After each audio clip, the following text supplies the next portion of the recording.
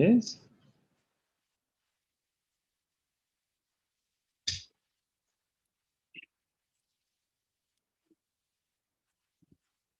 Hi, everybody. Welcome to a very welcome, Colleen. Thank you. Welcome to, and I apologize for wearing the same shirt, but just so busy again, even on a Sunday. And I probably could use a bit of a shave. Sorry about that. But so this is a really, really incredible. It's going to be an incredible show. And both Colleen and I really yesterday, and then I had a follow-up massive download and epiphany today. Just a remarkable. It literally brought me to tears. And so we just wanted to share everything that came to us because it really completes all of the pieces of the puzzle. And this is huge because one, this is how, and this will leave no stone unturned. This will tell you exactly how the Cabal enslaved us, what they did, exactly where, and therefore it also explains to us how we get ourselves out of this absolute horrific mess. Okay, so this is everything. This is an absolutely huge podcast. So what I created for the title was Everything is Energy, how the Cabal enslaved us and how we set ourselves free. And so what I just briefly wrote as an overview, which we'll go through today, is that everything, as I've always taught, is energy. And this is what Nikola Tesla taught. That's why I teach this, not because I possess any genius or I've created any of these ideas or concepts. I simply search for the truth and then I embrace the truth. So it is not my truth, it is the truth. So when you want to rail on Colleen and I by simply saying that, you know, we're such straight and narrowers and it has to be our way or the highway, it's not our way, it is the truth. If you want to spin this by simply saying that, well, you've got your truth and we've got our truth, then you're totally lost. And while to some that may sound self-serving, it isn't. Colleen and I started all of this by simply saying we didn't know any truth. We had at least the wisdom to see that we had been completely lied to and that virtually everything that we knew was a lie. We were literally just as full of shit as everybody else. That's correct. And so we had the courage to say we wanted to do something about this. Did you want to cover them up at the front, Angel Pie? And the birds are very active. They're very happy. So,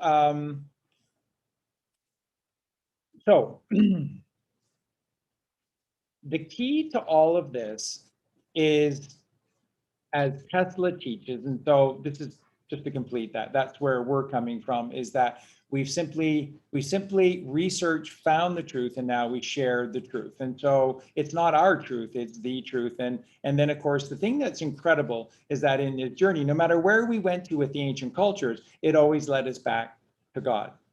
That's what's incredible, is that every single ancient culture always handed this greatness back to God.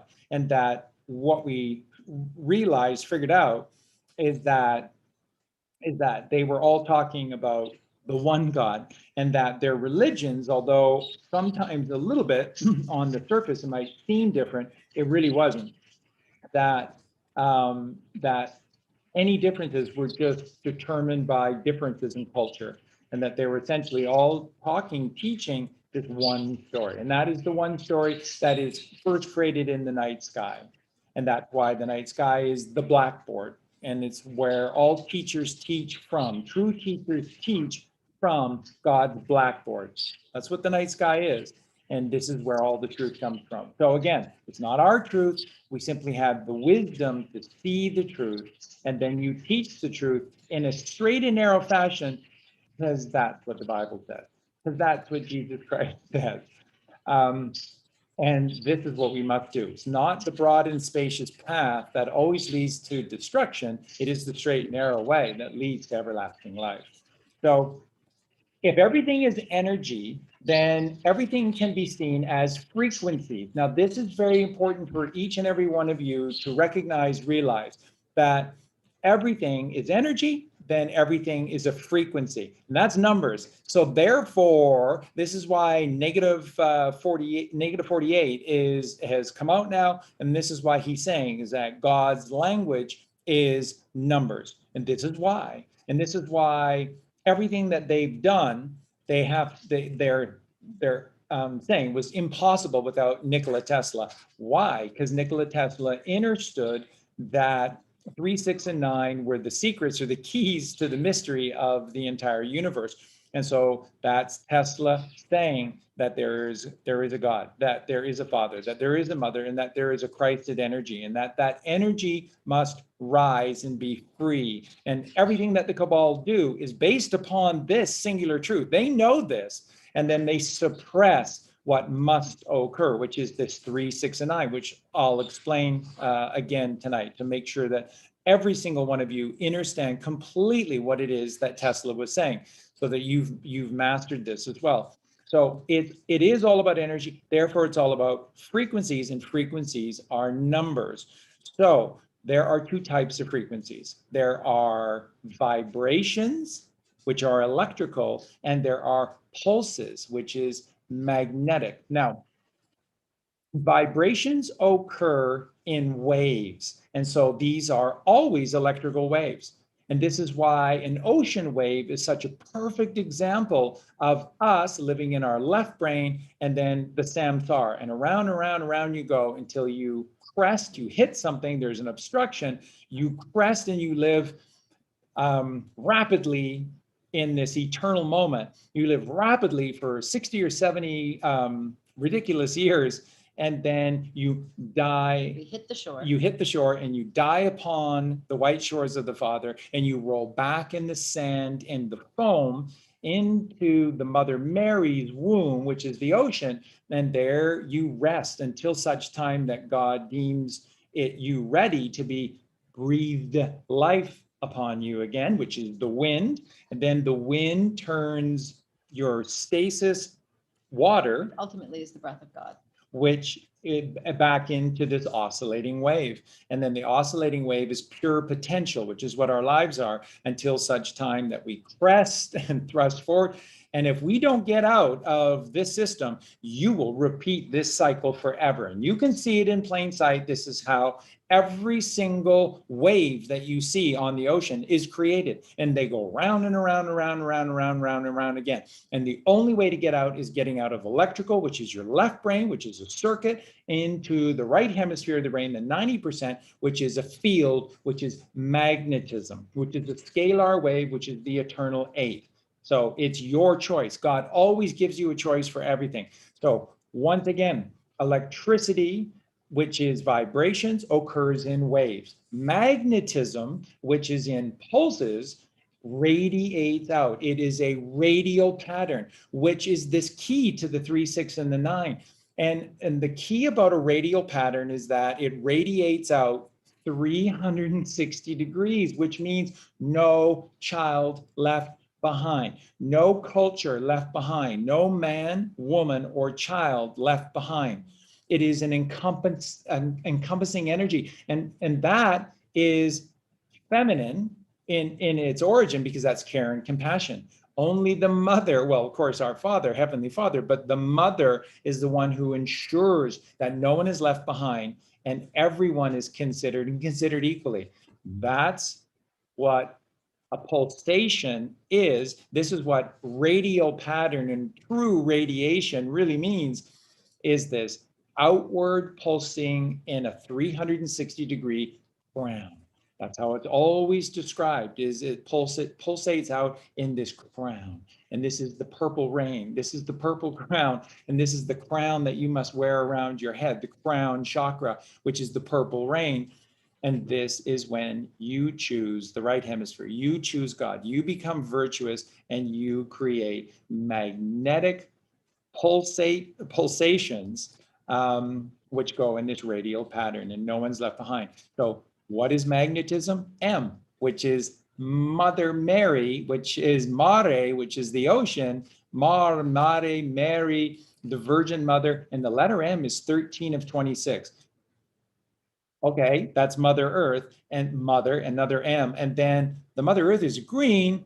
And in our body, we have the 7 chakras. The nadis go down and the chakras go up within our subtle body, which is this body that we deny, but it is our essence. Nobody has a problem with memory or, feelings or emotions, but you can't see them. Oh, but they're there. They're there. You all know that. But if a surgeon went in to find any of these things within you, they wouldn't be able to find them. But you fully accept that. But chakras and nadis, you got to be kidding me. You're crazy. Now, that's what every culture talked about, but they were just crazy. So you believe in all of these memories and feelings and emotions that you cannot see or pinpoint. You accept those, but you won't accept nadis and chakras. So the Well, we're heart, not talking about you guys. the heart chakras is the 4 of 7. That's the middle. 4 is in the middle of the 7. 4 of 7 is the middle. Mother Mary, magnetism, good, green, godly earth. 4 of 7. And in the alphabet, the letter M is 13 of 26, the middle. So then you see these consistencies. M, Mother, Mary, magnetism, movement. What is mag in Sanskrit? Constant motion, constant movement. And what is magic but mag I see? And the Magnetism that's I right. see. That's right. And that's what magic is. When you cross that hemisphere, you pay the ferryman the dime, which is, the true tithing of your left brain. You give up the carnal thinking out of your left thinking brain. That's the only brain that thinks. The right hemisphere doesn't think. It's just completely enamored with creating. It's a co-creator with God. So the right hemisphere is not a thinking brain. It's a doing brain in the most creative way. And you're tapped into God. This is why artists who create out of the right hemisphere often will say, you hear them say it all the time, and that is, I felt embarrassed to take credit for this painting or this song or this movie or this book or this idea, because it just flowed through me. And I felt almost embarrassed attempting to take a writer or an ownership credential of this because it flowed through me. That's precisely how it works in the right brain. This is the allegory of the counting sheep. And sheep, the purity of taking pure thoughts from God out of your right brain, which is the way Jesus Christ taught. Take no thought for your life. Thought comes from your left electrical carnal brain. Why did so many hate Joshua Jeheshua? Because he personified goodliness and heavenliness, because he existed exclusively out of the right hemisphere of his brain. And that antagonizes. Guys, that's quite enough. Thank you. Settle in, everyone. And that is existing magnetically out of the right hemisphere of the brain. And then that can trigger emotions, violent emotions, out of those that are trapped in their left brain, especially those who have created this false system of enslavement, and they've got everything riding on this. Can't have that one person come along. Can't have that one person come along. And this is why the necessity to create this program of John Galting, the phrase coming from Ayn Rand and the trilogy novel Atlas Shrugged. And Who is John Galt is the third book, and John Galt was the motor of the world. And for somebody who's credited with being an atheist, boy, she sure wrote about Christianity, pure Christianity, perfectly. And John Galt is a representation of Jesus Christ and becoming Christ Jesus. John Galt was the motor of the world. Jesus Christ was the motor of the world. And how do you do that? By becoming magnetic, which is constant motion, and that is eternal life. And that is why Jesus rose because that's what a scalar wave does. That's why Jesus rose to the right-hand side of the Father in heaven, because that's what magnetism does. It is the eternal eight. It rises up and to the right and comes back down, and then up and to the right, and it never fails, and it never will. And Christly energy will never fail us, just as our Heavenly Father will never fail us, and just as our Virgin Mother will never fail us. So this is what we're talking about. The Cabal knew all of this. They knew it all. They know that everything is energy. They're that wise, and they're that clever. Now, they have no interest in this other subtle stuff about going within thyself and meditation. Why? Because they have no interest in meeting God face to face, because they couldn't take that meeting. Their darkness, God is pure light, and they would be torn apart by this purity and the severity of the purity of the whiteness of the pure light. So they are not There's looking. too much distance between the vibrations. They couldn't ever reach the God frequency. Exactly. So what we're talking about here is that they were never interested in eternal life.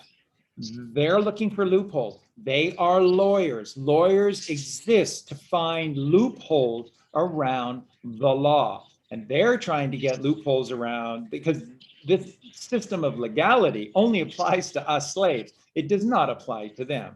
They're only worried about God's laws and trying to get around them, which is why they exist in Venice, which is a ship at sea. Look at images of Venice, and you'll see the prow facing west, facing their headquarters on land, which is Rome. And notice how with Rome, the financial district of London, and Washington, D.C., how small all three of those areas are. They're tiny. Why? Because they want as small a footprint as possible on God's land to absolve themselves from as much repercussions from God, because they learned from Babel. They learned from Nimrod and the Tower of Babel and trying to take heaven by force. So this is why they have tiny little footprints on the land. And by the way, that's why in all three of those areas, they went down. And guess what? They went down below the water level. So now in their eyes, they are in the water again, and they're manipulating the mother again, and they are away from the father again. This is another one of the reasons why they're under the ground. So this is what the show tonight is going to be about. This is how they did this, and then what that looked like, how it worked, and then how this is their undoing, and this is the solution. This is our salvation, is their own program, because they are trying to manipulate God's creation. You can't. It works for so long because we can be fooled. But once we awaken to it, they're done. And symbolism will be their downfall, because everything in God's creation and nature is perfect and beautiful and goodly and godly. And every time they show you something is evil, like 666, it will inspire someone like Colleen and I to come along and go, nope. 6 is the journey of man. 6 is the third eye chakra, is the pineal gland, is illumination. So it's not a bad number. 6 and 6, 66, which is 11, 22, 33, is the total of the three math star numbers, 11, 22, and 33. And again, 11 is the letter K. 22 is the V for the vagina of the mother. And then if you continue past the 26 and keep going to 33rd letter, where do you get to? G. And that's why the Freemasons use the G. And now we're going to shock you. Where do they put it? That's right. That's right. Right over there, groin, God, G. Yeah, that's why. And so the 33rd letter is the second time around the alphabet, is the letter G. So none of this so far is bad. And 6 and 6 equals 12, and 1 plus 2 is 3, which is the Holy Trinity, Father, Mother, Child. And then the 666, which in the Bible says is the mark of the beast. But you forgot to read, because in church, they never read that part, the fine print, which says, or that of a man. So 666 is the number of man. And we have a choice to make, casting your net to the left and getting it wrong, or casting thy net to the right and getting it all right. Which the road is straight and narrow. And although we're all called, not all will follow that path. That's And right. someone was asking, well, if the Cabal knows so much, why would they choose that side? Why would they choose the left side? You want to go with that? No, go ahead. Okay. Once again, because they can't face God, they're not looking for salvation. They know there's no salvation for them for what they've done. And it's not for the weak of heart. And they're weak in their heart. So their lawyers found the loophole with this energy because it's eternal, and that this energy constantly recycles itself. This is not Hinduism. This is not Buddhism. This is Christianity. This is what pure Christianity and Zoroaster teaches, which is this incarnation, because we are eternal beings. Why? Because everything is energy. And if everything is energy and it's frequencies, then you're an eternal frequency. And all you have to do is cast thy net to the right, because you need the higher vibration. You need 107.1 FM. You don't want 610 AM talk radio. You want to get high into the right on that FM dial.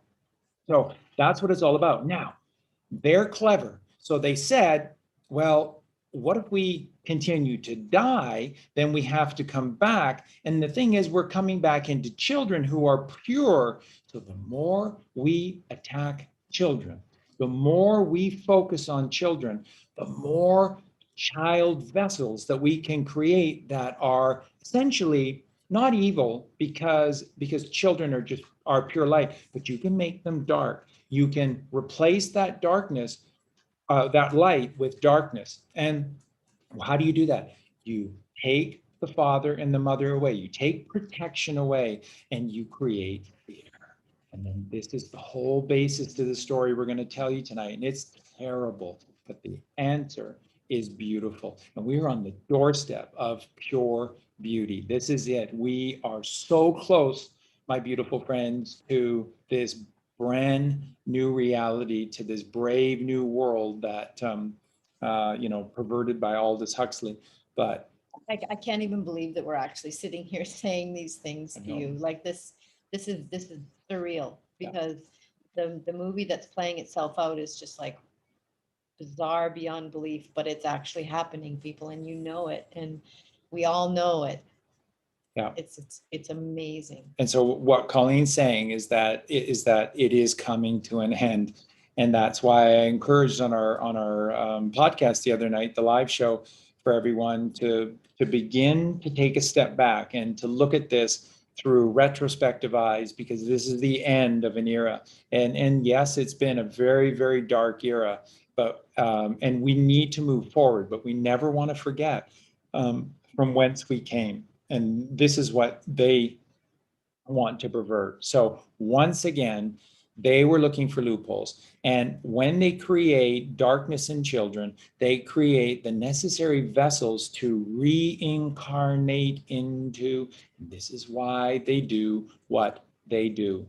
So they target children because they have the purest energy. They're energy vampires. Yes, they're vampires. And yes, they will drink the children's blood, but more than anything else, they sustain themselves eternally off of energy, because everything is energy. So far more important to them than the blood of children is the energy. And this is why I told you this is not going to be pleasant through some of this, but this is why they torture our children. They do it to create the worst form of fear possible. And that is creating massive darkness. And then that darkness is what they're able to reincarnate into. So there's no wisdom in that. There's no great intelligence in that, but there's cleverness in that. And the left brain and the ego, you have to, nod your head to one thing, and they are clever. because they do one thing and one thing only. So they become good at the one thing that they do. So this is the overview to the show tonight. And so now what we're going to do is we're going to walk you through what they did to us once. And this is where you're going to see how everything got turned upside down. Walk you through what they did to us once they realized from coming in contact with these ancient scriptures and these ancient truisms that everything is energy. Okay, so the beginning to all of this is the shape of what I call, and I coined something called organized society. And that's what we've lived in since the Babylonian captivity 6,000 years ago. Now, it is not anything like it is today. They like you to think that there were grand cities everywhere, and that's not true. Most people lived in very small communities or by themselves. And they only came into these large trade centers for obvious reasons, to trade their wares or to be able to get access to various goods and services. So they were more than anything else, cities were outposts that people went from within their little small communities within themselves, and they went out into these outposts. So it makes perfect sense. And once they got to these outposts, they were hoodwinked by the people who created the outposts, which are the Cabal. And these are the Canaanites. These are the ones who live in the left brain exclusively. And there's no mother, there's no father, there's no Jesus, there's no Mary Magdalene, there is no Santa Claus. The house is empty. It's only full over to the right, in the right hemisphere of the brain. Okay, so the first thing they did is they focused on religion. Write this down.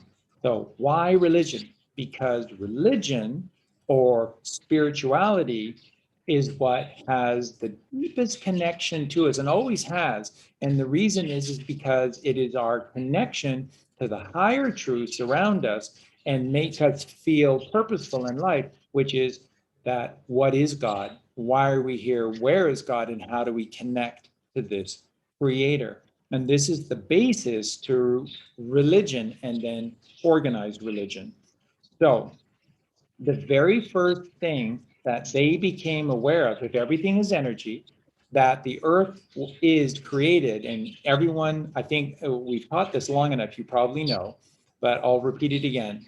The entire earth is a system of ley lines. It is a grid of energy, and the grid of energy works underneath and above, as above, so below, as within, so without, as with the universe, so with the soul. So the overriding principle to God's creation is the Hermetic principles, how everything works.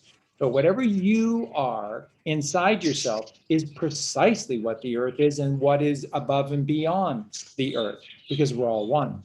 We're all created in God's image the same way. There's one system.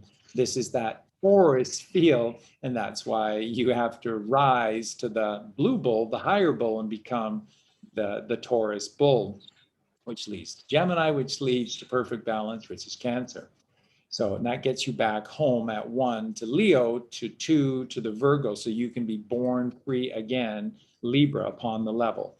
So the first thing that they recognize is that if the earth is a series of is a grid, and it's a series of ley lines, then it means that our personal vibrations, our personal pulses have a powerful effect, and they transmit and transmutate upon the ley lines. So first thing that they become aware of is that all of these pagans, what have you been taught about what a pagan means? Or what about these druids or witches, right? And the basis to witches are white witches, which were guardians of the forest, guardians of Mother Nature, as were the druids and white witches. And they've been turned evil, and it's all bad and dark and whatnot, but it isn't. All of God's creation is goodly and godly. They haven't created anything. All they've done is lied to you, and they have perverted the truth. So witch is now a bad thing, but in the beginning, a white witch is a guardian of the forest, guardian of Mother Nature. So white witches were so important. And this is where witches are associated with the beginnings of the Catholic Church. And they had to purge the witches, which, you know, you think now is totally cool because witches are evil. Yeah. And Interesting. Who were the ones doing the purging of the witches? They were the actual dark witches themselves. that's right. They were the ones They were supplanting killing white the white magic. witches. That's right. And witches is the mag-IC, magic. They were the mag-IC because they were magnetism, feminism in perfect alignment with the mother. So they were the mag-IC, which is magic. And then all the Cabal did is turn it into black magic, which is just pure evil. Okay. And it's just turning our God's natural creation upside down. So they realize that everything on the earth is a ley line, and that what these ley lines do is broadcast. How do you think they created television that is broadcasted to the world? Because this is their plan. This is what we're narrating to you right now. Imagine right now the waves that are going out there from our stream, our live stream. It's magic. Yeah. Right? It's magic. We are streaming right now live to the cell phone, everything. It's all a frequency. Everything. So you know that it's there because we're seeing each other right now and we're in different parts of the world. So in real time. And how does that happen? So okay, so they knew all of this, and it's all about magic. So it's either good magic, white magic, or it's dark magic, black magic. Okay, so they had to pervert everything. So they knew that the earth is this incredible system of amplification, sound system. The earth is a sound system. This is why sound has such a powerful effect upon everything, including water and the memory of water, which is stored inside of the water. So sound plays a massive, massive role in all of this because it is one of the key frequencies that is amplified by the ley lines. And so now you'll see the reasons why they create everything and where they create everything. Okay, so what they recognize is that these pagan symbols, which we've been taught to think pagans were anti-God, no, they were pure Christianity. They were teaching and living from the night sky, which is God's blackboard. So that is the truth. That is true Christianity, is the night sky.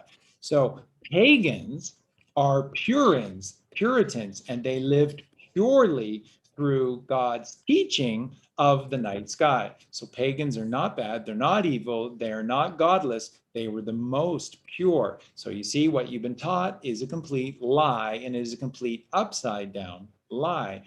And so all of these ancient pagan structures that existed all over every single continent, every single region within every single continent, there are massive amounts of these key pagan structures. Now, you know, lots of various examples. Clearly, the pyramids in Egypt being one of them. And there are infinite examples of various structures, you know, far beyond just pyramids. And they're all over the earth. They're all throughout Great Britain. They're all throughout Ireland. They're all throughout Europe. They're all throughout Asia, the steppes, in the mountains of the Himalayas, in the Far East. They're in Africa. They're in North America, South America, Central America. They're everywhere. What they realized with these ancient structures is that they were tuning forks, and that what they were doing is helping to get the right alignment or the right frequency, and then broadcast or amplified out 1,000-fold. And when you are goodly and godly, this is precisely what happens, because the ley lines are designed to broadcast goodly, righteous, virtuous, pure actions and energy. So when you align yourself to what is, so you want to call that God, that's incredible, it's wonderful, but it's just what is. What is God's creation. So creation is goodly because it's God's creation, and everybody knows this. The only ones that don't know this are the ones that are completely asleep on their feet, the zombies. Everybody else knows this as just a commonsensical fact. But when you align yourself to the right frequency, right, righteous, pure, goodly, godly, motherly, care and compassion energy, your energy, your thought is amplified 1,000-fold. So one righteous person will outdo 1,000 evil people. This is why we've always ever needed, it's not a question or a case of everybody waking up. There is this magic number. There is a certain amount of people that need to be awoken. And a lot of ancients, a lot of you agree with this as well, that it seems to be about 10% of the population. 10 times 1,000-fold pushes it back past 100%. And so this is this awakening that occurs when a minimum of 10% truly awaken and become righteous. So you see, this is why Colleen and I do what we do, which is tell you and teach you the whole truth, not part of the truth, because there are so many truthers that think that they're goodly, godly, righteous people and that they're part of the solution, and they're still murdering animals. They're still eating dead food and dying horrifically within themselves. They're forcing their children to go to these demonic schools. They're forcing their children to go to these demonic religions, and they think they're awoken. So Colleen and I may not be the most popular truthers in the world. That's because we took it upon ourselves. No matter what, we're not here to be loved or admired by anyone except for God. We're here to tell the truth, the whole truth, and nothing but the truth. And we have told you that from day one. And now today, or every day now, we're getting more and more emails where people are going, wow, it is so clear that you guys have been telling the truth about everything since day one. And I always respond to everybody with the same thing. I told you. We told you from the beginning. We will never lie to you. We'll only share with you the truth. And that truth, we know it's the truth because it has to resonate with us inside of us. If it doesn't pass the test of resonating, because it's a frequency inside of us as right and as righteous, we don't teach it. It has to resonate as true, which is a frequency of truth. So this is what we've always taught and what we've always said. So the ancient structures, these ancient pagan structures, were all goodly, godly amplifiers. So essentially what they are tuning forks, essentially what they are concert halls, and that every time that we do something that is virtuous, that is good, it gets amplified around the earth. And you don't have to tell anybody about it.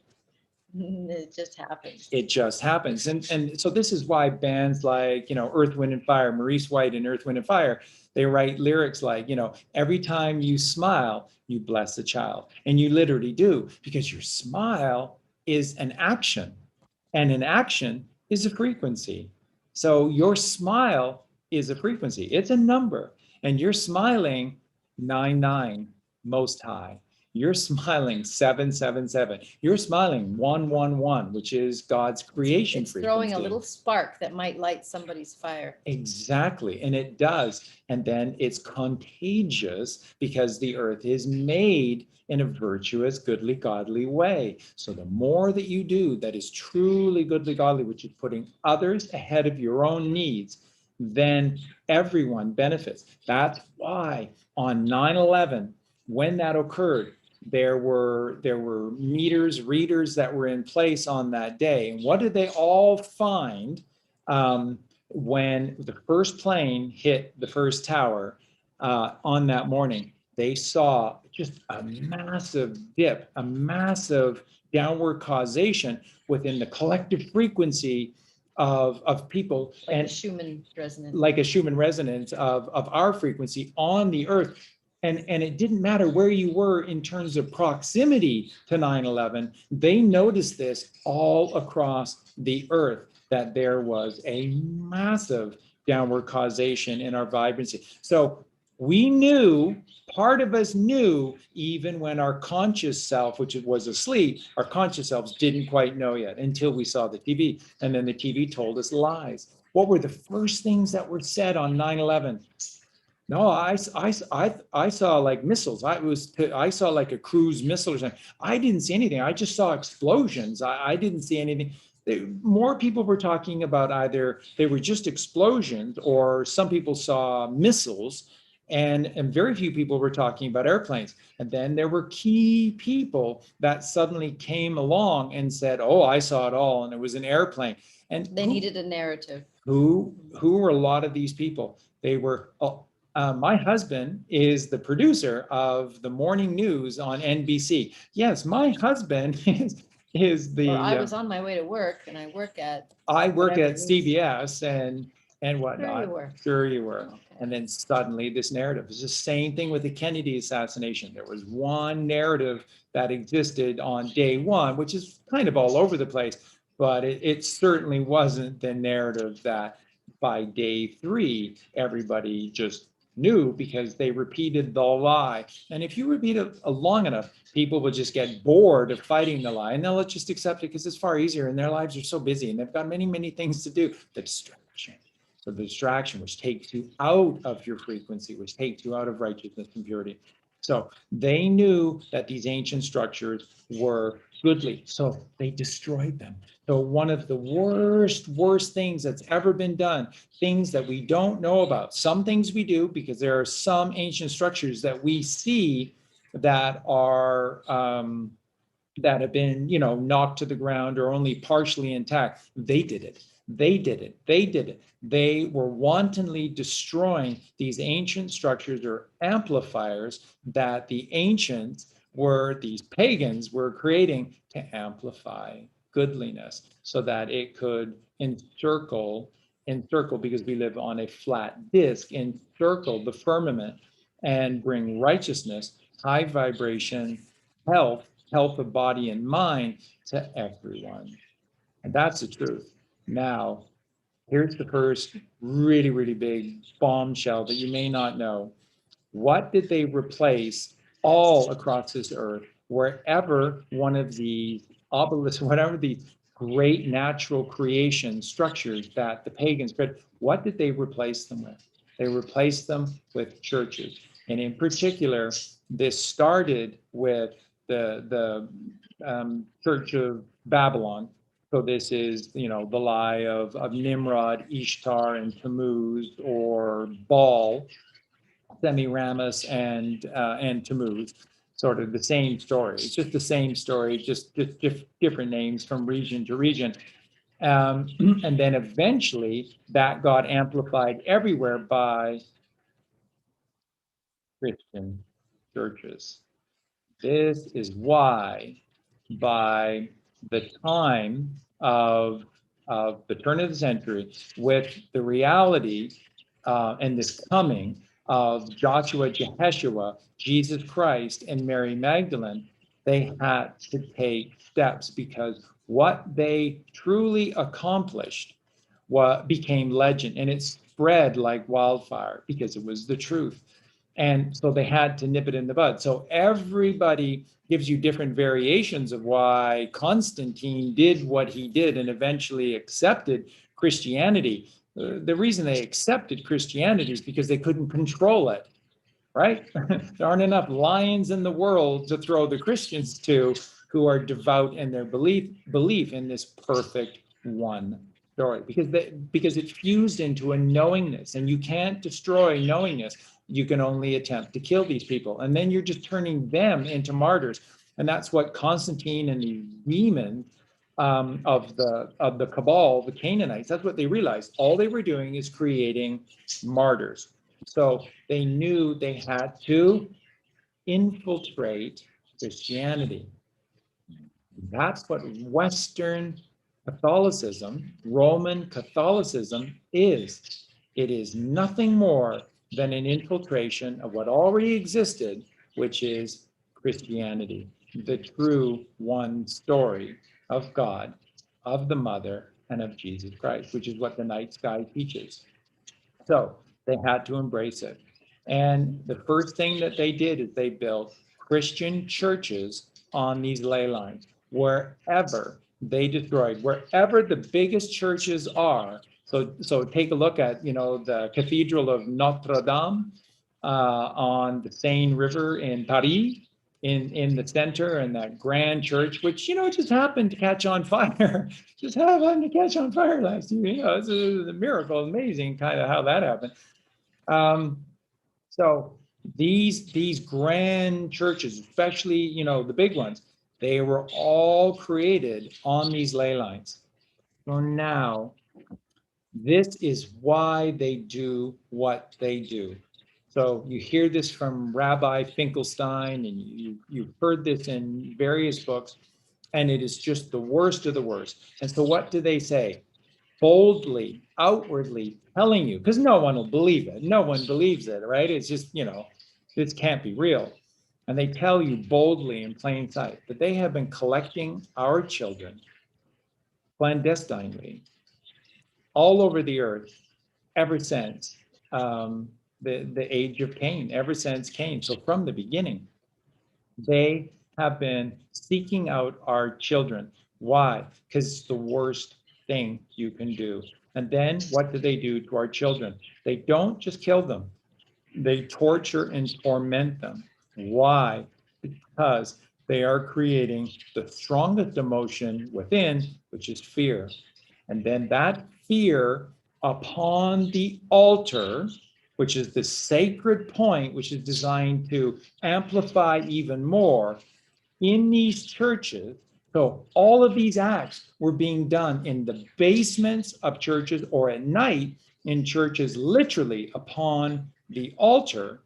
They were doing human sacrifice, and in particular, child sacrifice, and always torture, because fear. And this is that strong emotion. And this is what the ley lines for 6,000 years have been broadcasting. So have you ever felt you've just woken up one morning, and when you wake up that morning, you just sort of feel really low, or you feel attacked? You wake up in the morning and you just sort of feel that people are out to get you, and you feel down, or you literally feel sick. This is why. This is powerfully real. And Tesla, the further we fall, the worse mass, it gets. we fall. We keep falling, and we try to get back up, but it's even harder. Because they've been completely manipulating all of the frequencies and the energy lines everywhere.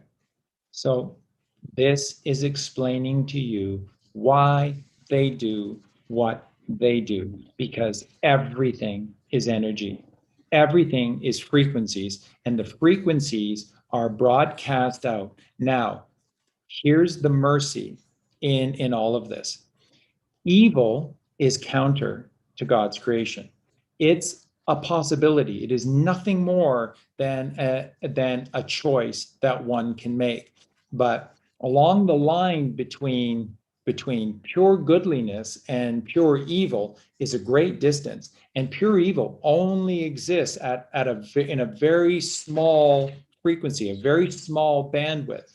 It's a very tiny area. The rest of the line is getting better, more and more light. It's just getting closer and closer to pure lightness. So most of what all of creation is righteous, is goodly, and is godly. So it's like in Harry Potter. What do they say when they realize that Hogwarts has the room of requirement? It's like Hogwarts wants us to win.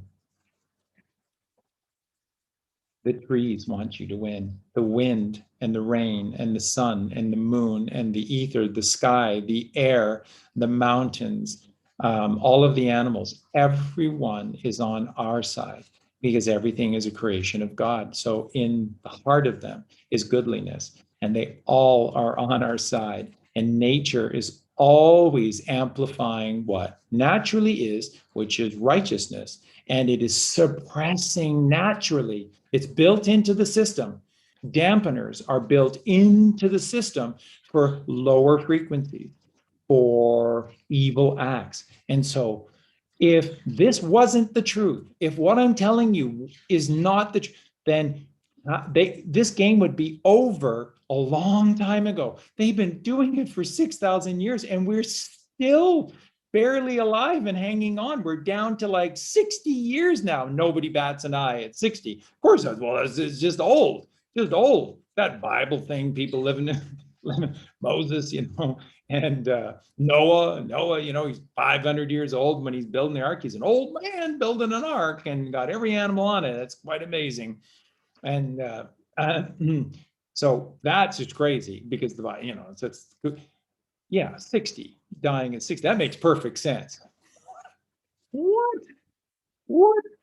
If that made any sense, by the time you hit 20, you would just have like crossed our minds. Well, they tell you it's like fear on your mind. They tell you the narrative though that they used to die at 27, 25, the ancients. These history books that tell you that, just go back a couple of hundred years ago, and especially if you go into these native cultures, the average life expectancy was, 27 or 34, 45 or whatever. They're just effing lying to you. The numbers were skyrocket high, and now they are plummeting down. And then we none of us bat an eye at the 60. Yeah. Tom Petty, 6 days before his 66th birthday, 666, and Tom Petty just suddenly died in his palatial mansion in Malibu. Yeah, that sounds right. There's no foul play, or he wasn't John Galton or anything. No. That just makes sense. Rock star with all that money and all that access to truth and wisdom and health. Yeah, he's dead at 65. Yeah, that makes total sense. Come on. So it's just a complete subterfuge. So it started with the churches, and this is why, my friends, churches, Catholic churches, Christian churches, and it followed through the Protestant religion as well. Christian churches have been filled with child sacrifices from day one, because the entire purpose of these evil people is to transmit this dark, lowest frequency as powerfully and as boldly as they can, as far as they can, are with these ley lines. So they've hijacked God's system, but you can't win because you can't take heaven by force, and they can't outsmart God. And everything that they do is being naturally suppressed by God's creation. And every time they do more and more of these dark deeds, they are falling lower and lower and lower. They are having less light in them. And remember, when there's no more light left in you, you don't reincarnate. You don't come back. You exercise life without of you. And you have to work so hard to do this because you're an eternal being. But you always have a choice, and you can suppress eternal life and this eternal creation. And how do you have to do it? You must take the creator out of you. What is God? God is photon. Photon is this pure, righteous light, and they have none. And when you get to none, you don't reincarnate. And most of these demons at this point are not coming back because they have no God left in them. There's no light left in them, and there is no spark of life, which is this recreation, and they will not be coming back. So it is their downfall. Now, we're going to progress through this, and we're going to go quicker here, but it's very, very important. So as you go through this, suddenly, what are all these structures that are being built in very specific areas? Think about prisons. Prisons are always sort of in these weird spots, way out of, this place or that place, or out of a city. And it's the same, interesting with sports stadiums too, isn't it? That they're always way out of town, way over here and way over there. Prisons, schools, sports stadiums, entertainment, production facilities, gambling facilities, hospitals,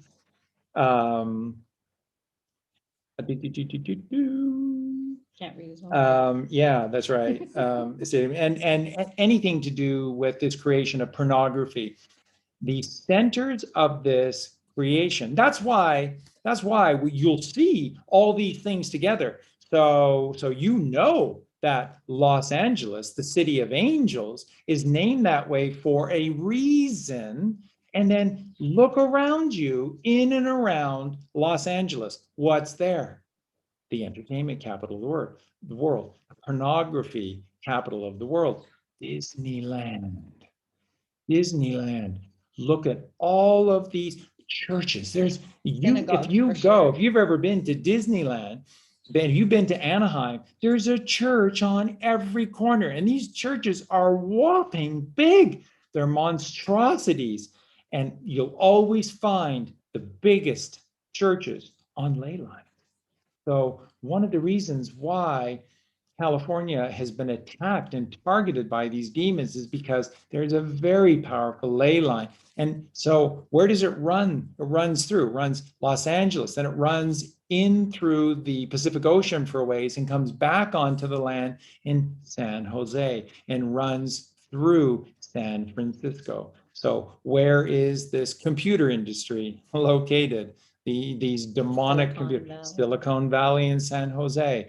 Where is just like the source of evil and the center of winemaking in the United States, in and around San Francisco, which, one of the reasons why you have the redwoods growing in Redwood City, north of California, or the beauty of Ukiah, just above San Francisco, is because it's all on these ley lines. That's why that country is staggeringly beautiful. San Luis Obispo, just north of Los Angeles. The ley line is running pure through there, and the olive trees and the olives that are on these trees and the dates are stunningly good because they're growing on ley lines.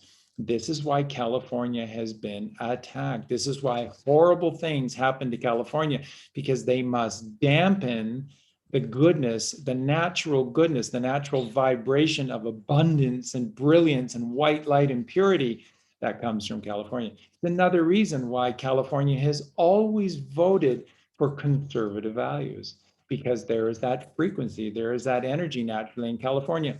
When's the first time in American electoral history that California first went to the Democrats? And now you just write it off. For sure, they're going to win California because it's a Democrat stronghold. Bill Clinton. Fucking cheaters, fucking liars. He didn't win any of those elections. That little creep didn't win anything. The elections were rigged. That's when they mastered the machinery and the faking of this computerized system started with Bill Clinton. And then suddenly, Washington, Oregon, and California, which are necessary for the Democrats to ever win an election, suddenly they are Democratic strongholds. Have to be. And they weren't. They never were. So another one of these groups is political bodies, political institutions. So governing bodies were largely built on ley lines. So what do you think has always occurred beneath these political structures? Pure evil, pure evil. So you go through it. Why are schools structured the way they are? Why has there been corporal punishment with regard to children in schools for the longest time? Why, if you try to write with your left hand, which is an extension of your right brain, why were you attacked? And the parents are just like batting it. Well, come on, everybody's right-handed. I don't want you to be a freak. So I guess I'm with them on this one.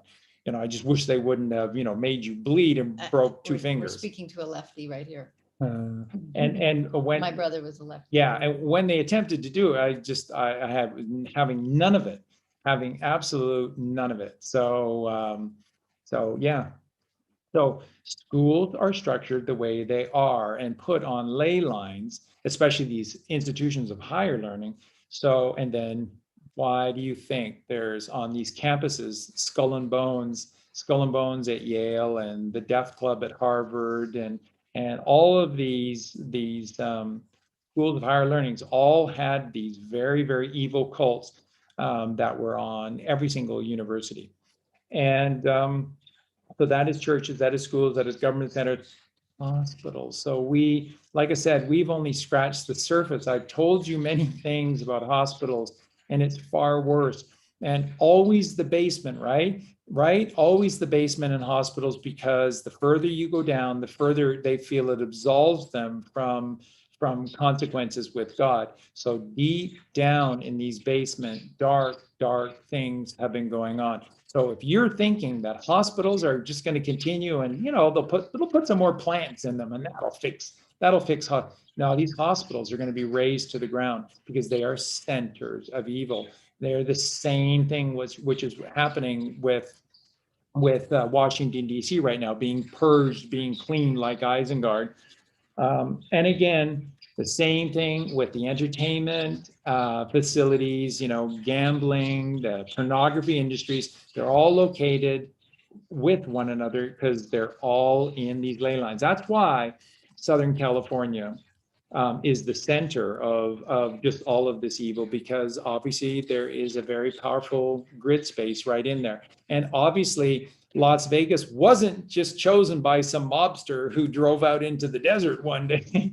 He just drove out into the desert one day and he said, yeah, this would be a great place, you know, in the middle of nowhere to build Las Vegas. No. This is exact science with them. Las Vegas was built precisely where it needed to be. And this is powerfully turning what is good and righteous into very evil. So imagine if someone's asking what a ley line is. So just explain a little bit about that. So a ley line is essentially just like the nadis and the chakras. The nadis, they're that's right. They're basically super highways of pure energy. And then they're very real, but they exist in a metaphysical structure. So because they're pure energy, there's no solidity to them. So they exist within, they are in essence, the essence to this physical realm. This is why in science, quantum physics, the more they go in, what do they find? Nothing. They find nothing, no space, because the building blocks of the material plane is God and metaphysicality, which is pure energy, and you can't see it. And so the more studies that they do with physicality and things like atoms and going within, they find vast empty spaces. And that's because the basis to everything, my friends, is energy. That's why Tesla said everything is energy. So the most solid rock of the most solid mountain is nothing but empty space. The further you go in, there's nothing there because it is a frequency. It is a frequency, and frequencies are numbers, not solid structures or objects. They're numbers. And so when the Bible teaches that you can move a mountain and never lift your hands, it's not joking. How did we build the pyramids? There is nothing in our physical teachings, our physical knowledge. We're supposed to be so smart. There's nothing that gets us remotely close to be able to take structures of that size and that weight and make them and that precision, perfect cuts, and then to stack them perfectly. And how any of this is possible, it's not possible within the physical realm. It is possible within the metaphysical realm. And this is why you have to have real kings and queens, Christed individuals that have done the work, that have gone within. You can do it within a pyramid. The pyramid is an amplifier. The pyramids are on ley lines. And then when you go inside the pyramid, and the king in the king's chamber and the queen in the queen's chamber, that's milk and honey like you can't believe. And when they manifest in those chambers, deep within themselves, in complete darkness, they manifest light. And the capstone shoots out that light like laser. And this is what, if you read for yourself, these ancient texts that still exist in and around Egypt or in and around any culture that had pyramids, this is what they talk about. that they would see that like forcible light or forcible energy coming out the top of these pyramids. And that's what the masters are doing in deep silence, which is what God is. God is stillness and silence. The mother is motion. What happens when you have no motion, no movement, and constant motion? God is stillness and silence. The mother is mag, which is constant motion. Constant motion against a fixed object creates friction. Once again, any encyclopedia, any technical manual will tell you the same thing about what electricity is: friction. We are the child. We are friction. We are the electrical static creation of the mother and the father. And that is the basis to the torus field. That's how the torus field works. And every time the mother and the father pass one another in the center of the eternal eight, that creates the X. And X always marks the spot, which is the treasure. That's what we are. We're supposed to be the golden treasure. And that's why in autumn, golden tomb, we go within December 22nd, 23rd, and 24th. The night sky's there to teach you this. No one can obfuscate that for you. You just don't believe it. You're supposed to go in for 3 days and 3 nights so that on March 22nd, you will spring to life. And that is called regeneration. So all of these structures, all of these agencies and organizations that are organized society, that define organized society, like a government building, like a hospital, and like a church, and like a school and prisons, are all structured on these ley lines, because everything is frequency. Everything is energy, which is frequency, which is numbers. And so there is why they attack numbers. And this is why they have to turn them upside down, because they have to get you as far away from the truth as possible. And if the truth is the North Pole, then they have to take you to the South Pole, which doesn't exist. There's no such thing as the South Pole. What I'm getting at here, they need to take you as far away from the truth as possible, which is why they turned Antarctica into a series of hidden bases, because Antarctica is the furthest away from what? The center of the earth. Mount Meru, magnetic north, magnetic So as center. above, so below, as within, so without. The Antarctic would be our Muladhara chakra. Exactly. And so Mount Meru would represent the crown chakra, the Arctic Circle, which what is the last ring of life that literally forms a ring all around the north of North America, all around the north of Europe, all around the north of Asia, all the way around this north or center is the boreal forest. What is the boreal forest made up of? Evergreen trees. So spruce trees, fir trees, and pine trees. And what are the last trees standing when it gets too cold and too dry? And what are the last trees?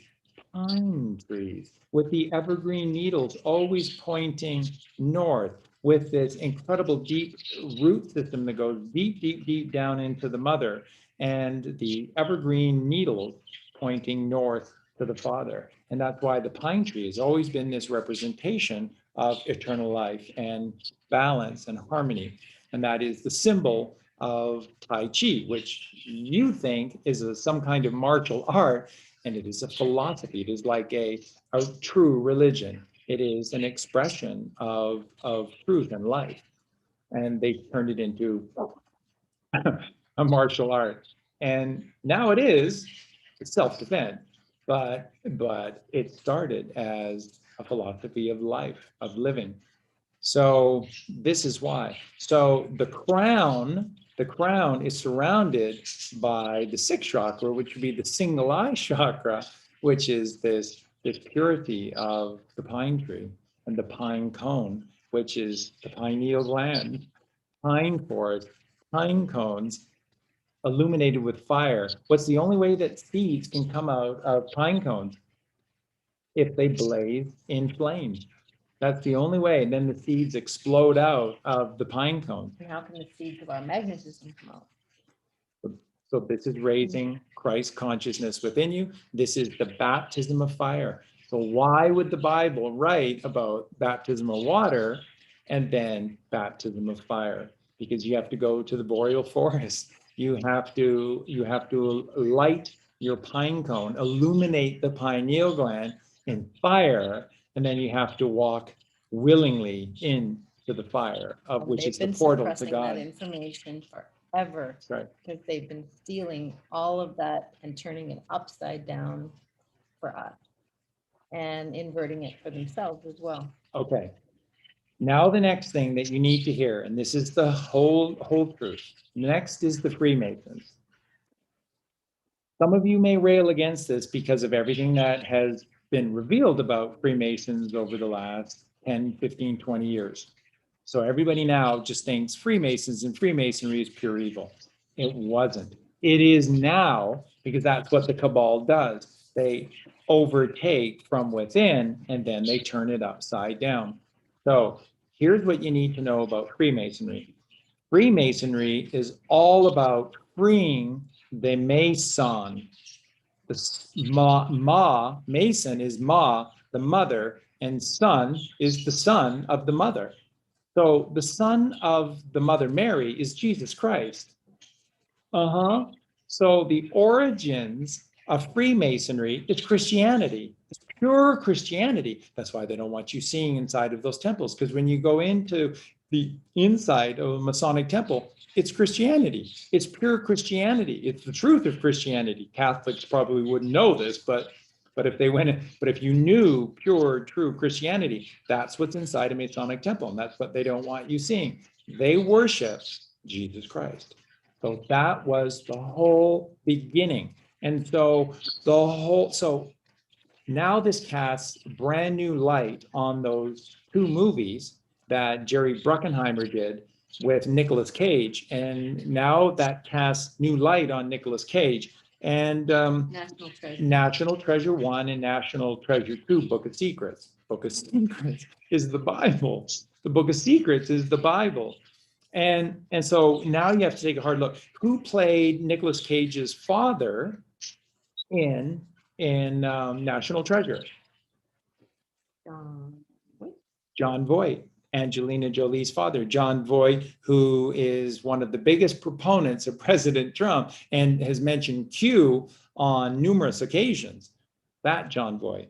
And now Nicolas Cage, since he did National Treasure, hasn't had a decent movie role. I mean, Nicolas Cage has been reduced to doing B movies. And also, he was married to Elvis Presley's daughter at some point. Can you say, John Galted, can you say White Hat? Is that a White Hat production? What did they show us in National Treasure 1 and 2? They showed us the real Freemasons, the real Freemasons. And what did Nicolas Cage's character do when he got his hands on all of that treasure? It has to go back. What did he say? It has to go back to the people. And he didn't ask for any reward. And it was his left brain counterpart that was bitching and moaning and complaining about 1% when they were offered 10%. And what did Nicolas Cage say? 10% is too much. Who says 10% of the wealth of wealth is too much? A righteous, humble, penitent man. They showed you the truth of what Freemasonry stood for. So there are good people, not many, but there are good people within these industries. And now that means we have to take a look at these Jerry Bruckheimer films and what they're trying to show. So why would he have a hand in, why would he participate in the Pirates of the Caribbean? Because he's exposing Disney, because he's exposing the Phoenicians. He's telling you who these demons are. He's exposing Johnny Depp. You have to have Johnny Depp. Why did they make sure that they got a cameo role for Keith Richards? He had to play a role. Keith Richards is a fucking vampire pirate, and he had to play a role in that. Johnny Depp needed to be the main pirate because he's a fucking monster, and you have to cast these monsters into these roles. And so this is illuminating light and giving you truth in plain sight. And then the Illuminati looks at it and goes, "Oh, that's great, yeah, we love that. These idiots will never figure anything out." So they're okay with it. And this is how you can get truth out of this. So Freemasonry started out as true believers in Joshua, Jeheshua, Jesus Christ, and Mary Magdalene, they did. And so in the beginning of Freemasonry, it was all about storing up all of the sacred energy. And this is why. And so now I get questions galore about the Knights Templar. Were the Knights Templar good? Of course. Of course.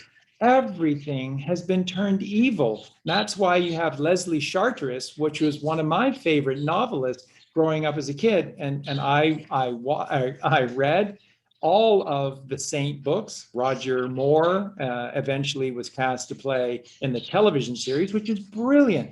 And that's showing you, what was his name? Simon Templar, because the saint is what the Knights Templar were. And Leslie Charteris is showing you, in a system of demonic evil, he's encoding for you what real Knights Templar are about. That's what Simon Templar, the character of Simon Templar, accentuated. What did he do?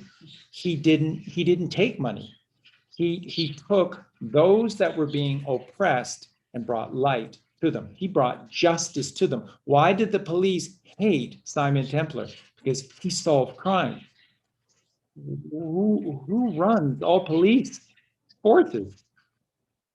Fallen Freemasons, the wrong Freemasons. And they hated Simon Templar because he got results. So therefore they cast him as a vigilante. Can't have that. And in the Batman movies, Batman, we got to take this guy out. He's making us look bad. He's getting rid of crime in this town. We got to take him out. So at what point were they infiltrated? So what point were they infiltrated? The Freemasons. Again, the Freemasons were infiltrated around the time of Adam Weishaupt. And he created 1776. Adam Weishaupt. There are some. Heard that year before. That's right. And they've made variations. Some have said 1774, but the official launching of these protocols was in 1776. And that was the Bavarian order of the Illuminati. And this was all asked, the money was all financed. They attribute it to the Rothschilds, but the Rothschilds are just the Khazarian mob. So the Khazarian mob are just muscle and money, sort of these grubby money lenders to the real power, which is the 13 bloodline families in Phoenicia, who are the pirates of the Caribbean, Jerry Bruckheimer. So, so don't give too much power to the Rothschilds and the Rockefellers. They're just doing what they're told. Those families just do what they're told to be able to play big roles in all of this. And the reason is because the 13 bloodline families can't be known. That's why when Santos released it and we followed it up, most people railed against these 13 families because no, it's the DuPonts and it's the Kennedys and it's the Kellogg's and no, it's not. You know those names. If you know those names, it's not them. They hide. They're the ultimate scurrying rats. They're the ones that built these bases everywhere because they keep out of the light, because they can't exist in the light, because they're pure evil. They're darkness. Get it? Light versus darkness. So it was then, and so you can look at our history and our history books being completely torn apart after that event. So all this subterfuge and the changing of history and all of this evil came about in the late 1700s. And that explains why you have events like the French Revolution and why a warmonger like Napoleon would come out of the French Revolution, because it's all being controlled. It's all about perpetuating war.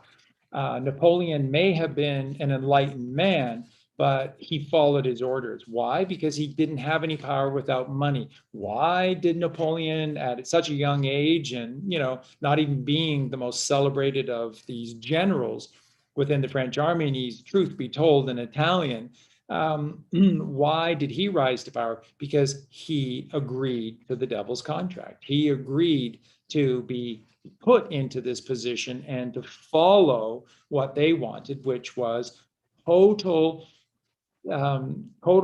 chaos of Europe, which was, by that time in the late 1700s, regardless of what any history book teaches you today, was filled with righteousness, was filled with families, was filled with goodness. And remember, they had the last vestige of the Tartarian Empire was still intact. Where do they constantly attack? The White Russians. The White Russians are the last remaining bloodline of the Tartarians. That's why when you first look to where they attempted time and time again to make this Holocaust lie stick, where did they constantly put it in these papers and say, oh my God, we just found out 6 million Jews were slaughtered and killed in Russia? Nobody bought it. Nobody bought it. Nobody believed. And they tried multiple times in their demonic, satanic newspapers to say, and it was all happening in Russia. What was the whole point of World War I? To isolate Russia, to destabilize Russia, and then to invade Russia. So, for example, who's Karl Marx? Karl Marx, this guy who sat down on the napkin and created this, communism. Yeah, he wrote the manifesto. No.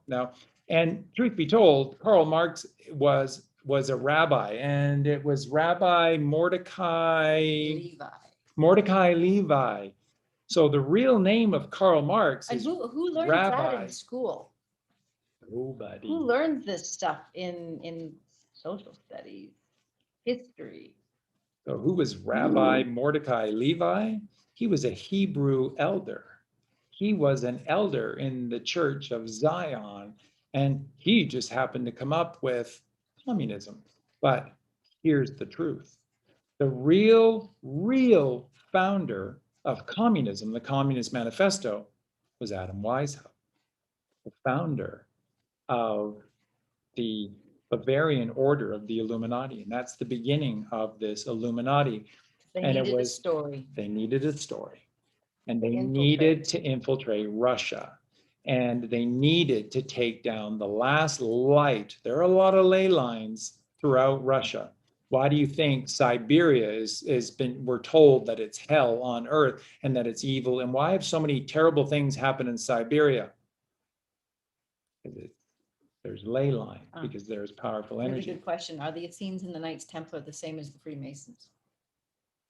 Yeah, they're the earlier versions. A better way of saying that are the Freemasons an extension of the Essenes, then Gnostics, then the Knights Templar? Yes, they are. And so now I'm going to get to this right now.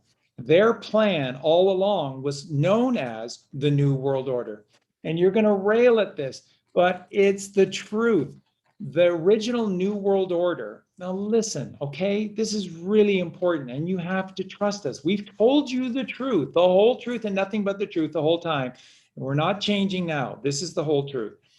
In the origins of the Essenes, of the Gnostics, of the Knights Templar, and of Freemasonry, was to create a new world order of enlightenment and around the teachings of Jesus Christ. Freemason. What are you? Born free, son of Ma. Where's Libra? Right after Virgo. So if you are Libra, which is woman or man, born free, you're born of the Virgin Mother Virgo, Mary, Freemason. Ma San. Do you see how righteous that is? Do you see how beautiful that is? Do you see how astrological that is? That is pure Christianity, which is the teaching of the night sky. So they've been using all of these as vehicles to infiltrate, to suppress, to dominate. If Freemasonry is now purely evil, it means, you know this, it means that it was the highest form of goodness. And so this original plan, all the way back to the Essenes, was New World Order, order out of chaos. That makes sense. And their order out of chaos doesn't make sense because we don't want to live like the movie The Matrix. Who made the movie The Matrix? Wrap your heads around this. You don't think it came out in 1999. You don't think John Kennedy Jr. had something to do with the Matrix movies? You don't think that the Wachowski brothers, and they just pathetic Sisters. they're pathetic examples of changing your, it's made to look so bad that you'll get the joke that they're just faking it, right? Look at the trilogy of movies the Wachowskis did. The Matrix, V for Vendetta, remember the 5th of November, we're almost there. Very important movie. And Jupiter Ascending, where there's a small group of elites that have turned the earth into, and they're aliens. Remember, the Cabal are the aliens. That's what the R post says, that they're the real grays. Okay, they're the real aliens. The Cabal are the aliens, and that this aliens have turned the earth into a farm, and they milk and honey the farm to death. And then what do? They bathe in the blood of the purest blood. So they're constantly checking in hospitals. What did that movie show you? Hospitals are purely evil. And what are they doing? Your parents take you to the hospital and take you to the emergency room because you bumped your knee. They're taking your blood because if they don't, they'll be fired. They're all ordered and mandated to take blood. Why? Because the Cabal are constantly databasing everyone, and they want to know the state of you. They want to know your blood, which means organs, because they love the organs, because they can keep those organs alive and pumping more blood. It's all about the purity of the blood. It's all about the purity of the energy, the pure darkness of this fearful energy, which is what they feed off of, which is what they live off of. Because they don't want eternal life. They need to die and resurrect back into these dark vessels. And then it's just a tiny group. The elites of them probably have an agenda to stay alive as long as they can. That's right. And because they know, and it has to be precise. It's right down to the second. It's right down to seconds. You've seen this in certain movies where it's certain amount of time. I was telling you about the Kolchak, the second of the Kolchak movies before the Kolchak Night Stalker TV series. The first one was the vampire story in Las Vegas. The second one was that evil doctor who was extracting the blood from the base of from the top of the skull, from the top of the spine, the base of the skull, and he was pulling this cerebral spinal fluid for 7 seconds. It had to be 7 seconds, So and then he had pulling this adrenochrome. Exactly. He's pulling this sacred fluid, and then there's this precise time, which they show at the end. And what year was this? That movie was, the TV series was 74. So that movie was 73. And the first vampire movie was 72. Adrenochrome. Yeah, 72, 73, Kolchak. 74. Yeah. The Night Stalker. While Nixon was president. So, Wow. yeah, showing you in plain sight this precise. So there is a precise way to do it. Now they don't show their minions. They don't show. So rest assured, they don't show Tom Hanks and they don't show Johnny Depp.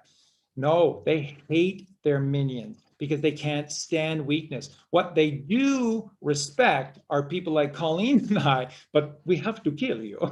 You must realize this. We can't let you live.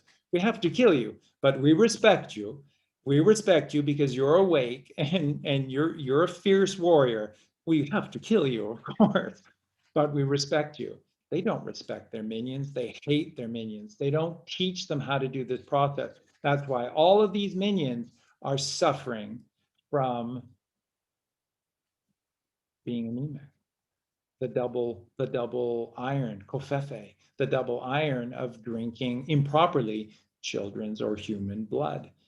And there's no laminin in them. There's no glue to hold them together. And they're leaking to death. And this is the truth. This is the whole truth. And this is the God's creation. So you want to go against God's creation. There are natural consequences built in to a perfectly sublime system of righteousness. And they'll never win. They'll never, ever win. We just let this go on for far too long this time. And we're never going to let it happen again. Never we're going to let this happen again. So they have infiltrated the Freemasons. And I want to make this clear. The original plan of the Freemasons, all the way back to the Essenes, Gnostics, Knights Templar, Freemasons, was the New World Order. This is the all-seeing eye. And that's why when we started 3 years ago, everyone, including, our good friend Mark Devlin, and Mark's been wonderful to us for a while. Maybe not so much lately because the movie looked too real, but we love you, Mark. And It gets to the best. But that's right. But when we were starting with that, Mark was like, "Are you going to really say this on air? Because it's all evil." And then he was like, "The music industry is completely evil." And now Mark's third book that he's doing on Musical Truth, Volume 3, is largely going to be how there are good guys, there are good Christian bands that have been encoding messages, and then Mark wants. Thank you for doing that, Mark. Yeah, and Mark wants myself to write, like maybe he said, 3 examples of the 3 most powerful songs, and he'll put that as part of Musical Truth Volume 3, and obviously a tip of the cap for us coming out and showing you, no, the good ones have just had to hide. They've just had to hide, and they encode their messages. So the original order of Freemasonry, free the mother's son, free ma son, is the Knights Templar, is the Gnostics, is the Essenes, and that was the New World Order. Why do you think the Cabal called their plan the New World Order, an order out of chaos? It all makes sense, but their version of it doesn't make sense. None of it makes sense because it's all dark and evil. But they just take over every single secret society, every single internet group. Yeah, every political group, and they infiltrate from within and they turn it upside down. That's exactly what they do. So Freemasonry. So now I can happily tell you, and this comes from, and I'll pass all the credit on to Negative 48. And it just confirmed for us our own research, and we researched hard into the founding fathers, and what we found, Thomas Jefferson had to be good. We found Benjamin Franklin had to be good, and we were really hoping, and it looked like George Washington was really good as well. And then through just confirmations from Negative 48 that virtually not all, but most of the founding fathers were, because America was supposed to become, and they all knew this.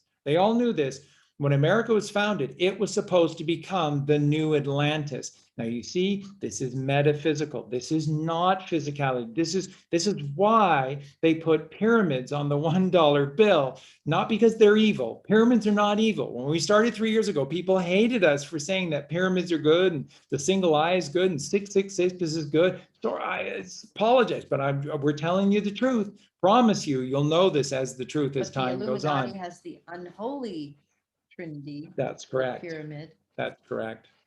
Yeah. They just usurp every symbol that was good. That's right. And so the founding fathers, and even the structure of Washington, D.C. as the all-seeing owl is not evil.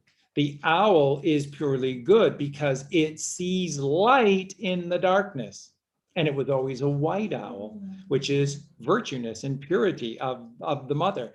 So everything about Washington, D.C. was not constructed as evil, except the Washington Monument.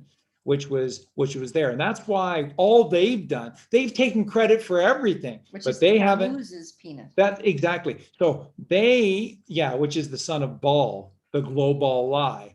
So, and that's the Catholic Church. T, by the way, is for Tammuz. So that's pure, ungodly. It's not Jesus Christ. Their T is Tammuz, and their Catholic Church hot cross buns, the T, that's Tammuz. It's just pure evil, and it's pure Satan. It's pure Lucifer. It's pure the devil.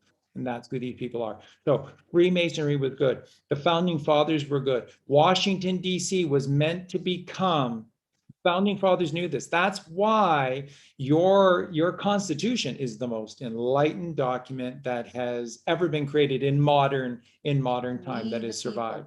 We the people. And it was to become the new Atlantis, order out of chaos by stilling the mind.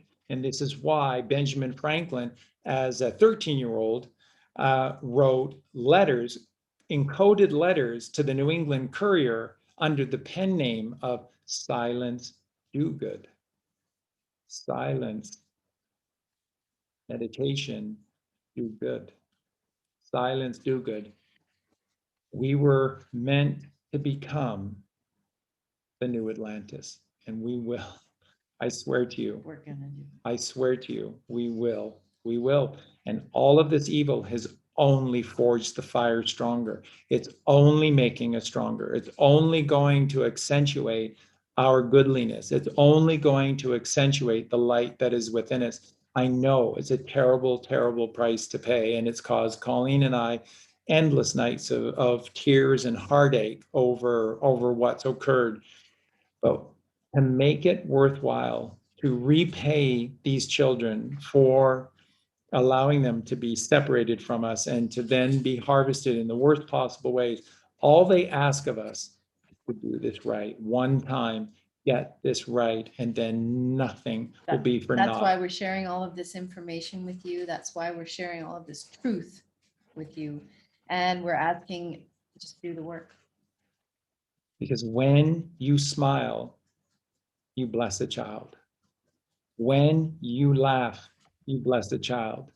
When you speak the truth, you bless a child. And damn you, all you people that say Charlie's got his truth, and his ego runs out of control because it's his way or the highway. No, there's a right way and a wrong way. And I don't have any truth. I'm not wise enough.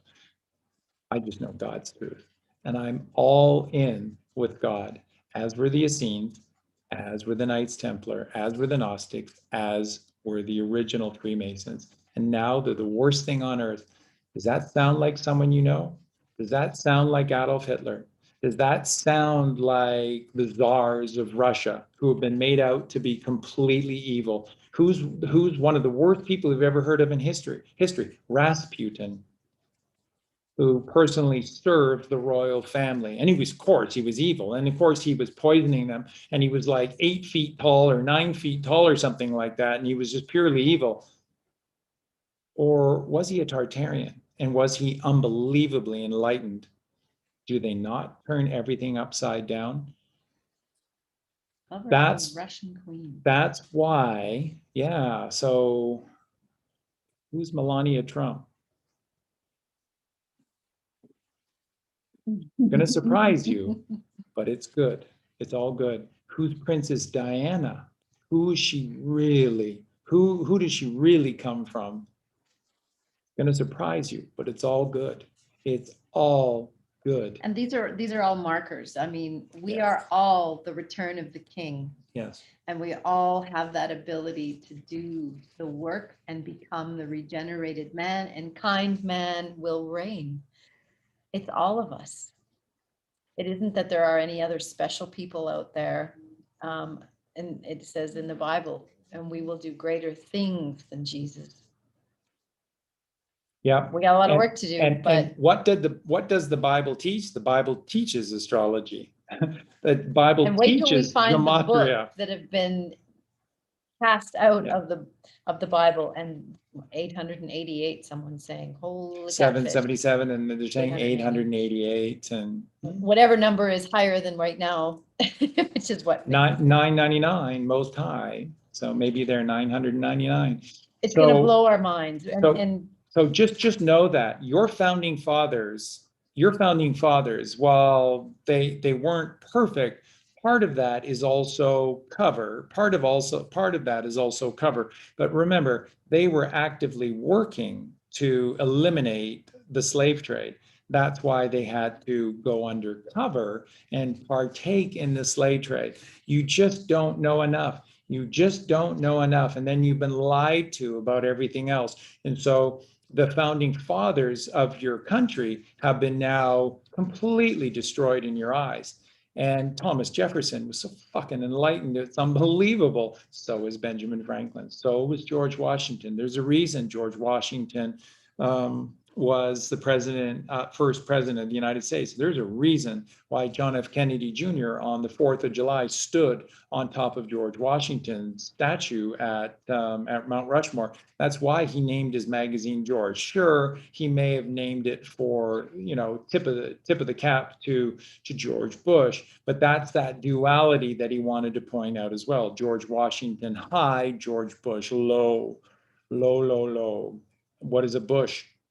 Low growing vegetation hugs the earth. George Washington was a redwood tree. Okay, so this new world order was the new Atlantis. And so I think very strongly that this is what Jerry Bruckheimer and National Treasure 1 and 2, we need to rewatch them. We need to rewatch them. We need to rewatch the Matrix series. We need to rewatch V for Vendetta, Jupiter Ascending. We need to rewatch Independence Day, because there are comms and all of these things. Which we're going to do right after. That's right. We need to rewatch Abraham Lincoln, Vampire Slayer. They are telling you the truth. And if one of the things that I'm proud of myself of, it is this burning passion to tell the true story about Adolf Hitler and about Germany, because what happened to them is just so wrong. But then the more you dig, you just find out they did it to Lincoln, and they did it to, in a way, to John Kennedy, and they did it to the Tartarians, the White Russians in Russia. They did it everywhere. They did it to everyone. A good man down. You can't. And the music industry has been filled with bands like America. 3 boys in a military family who were raised on a military base just outside of London, just happened to come together as a band, a trio, and just happened to write the most godly songs. While the Tavistock Institution was creating its evil, there was another group of people for a very long time with a beautiful plan to take back mankind's power from the evil. Okay. It's the age-old fight of left brain, right brain, 10%, 90%. Yeah. So I hope we've really opened your mind a lot and really helped to clarify a lot of things with this. What we're going to do now is we're going to ask Justin and Eugene if they want to hop into. We'd have to send a link to them. I already did. And if they want to hop into if they want to hop into the Zoom room and join the call. And then part of this as well is that we're going to start looking more at the questions as well. Justin just dropped in.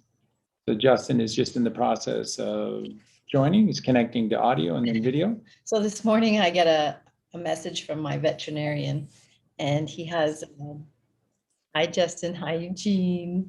Hi Eugene, hi Justin. So let Colleen finish the story, because this is. Oh, just quickly, I just wanted to share with you that, we got, I got a message from my vet this morning, and he asked, he says, I have 5 orphaned opossums, and they're just babies, and if you don't take them, they'll die. And I'm like, the Okay, I'll take them. So I mean, Colleen is overworked and So if it looks like I have a bulge, it's because I'm trying to keep my possums warm. We're just little tiny babies. yeah. And they have no heat of their own. Possums are kind of weird that way. And So- they can't pee or poo on their own. They have to be stroked. So Colleen does all of this. You should have seen her. There's 5 of them. You should have seen Colleen with a tube feeding them milk, mother's milk, into their mouths, and they're tiny. And this is who Colleen I is. wonder This if is I what can- she does. I'll just see if I can. So No. they exist inside of They're you know. so adorable. So With this little tiny baby. Oh, that's amazing. Yeah. They got this little tiny little tail. They're just so beautiful. So yeah, that's what's in my pouch. If you guys have been wondering what I'm. yeah, Colleen carries around life while the Cabal create nothing but death. And this is that duality that exists on this perfect plane. So what I want to say just before Justin and Eugene jump in is that, so what we've shown you is the truth that Tesla taught, which is that everything is energy, therefore frequencies. And if you understand 3, 6, and 9, then you understand the secrets to the universe. 3, 6, and 9 is the mother 3, because she's the matriarch of the family, Trinity, family 3. 6 is the journey of man to the pineal gland, to activate the pineal gland, to open the portal to God. So 6, that's us, the number of a man. And then 9 is divine, and the vine that rises to heaven. So that is God, 3, 6, and 9. So in everything is encoded 3, 6, and 9. That's what Tesla meant. If you understand 3, 6, and 9, because it is the inner code to everything. And this is the frequency. And so you see all of these frequencies that always add up to 9, which is to get to the Father. And, God's creation frequency, what's the first thing that God created? When he created the duality, he created the Mother Earth. Mother Earth, he created the mother, he created the feminine, sacred feminine. And that frequency is 111. 1 + 1 + 1 is 3. That's the mother. That's the mother. Yeah. And this is the 3, the 6, and the 9. And this is the point of everything. Colleen? I was just gonna see what these guys wanted to say. Okay, but I just want to tie up the loose ends here. So again, just speaking to this, that the answer is in this evil that these bastards have been doing, because remember, all of their evil has been suppressed because the earth suppresses it naturally, and that's the only reason we're still alive. That's why we're clinging to these miserable lives of 60 years, because the earth and everyone and everything in it and on it has been fighting for us to keep us alive, because it's important that we stay alive, because then there is no creation if we don't exist. So when ley lines are infused with righteousness, with pure virgin energy, it's almost limitless. It is 1,000-fold transmutated.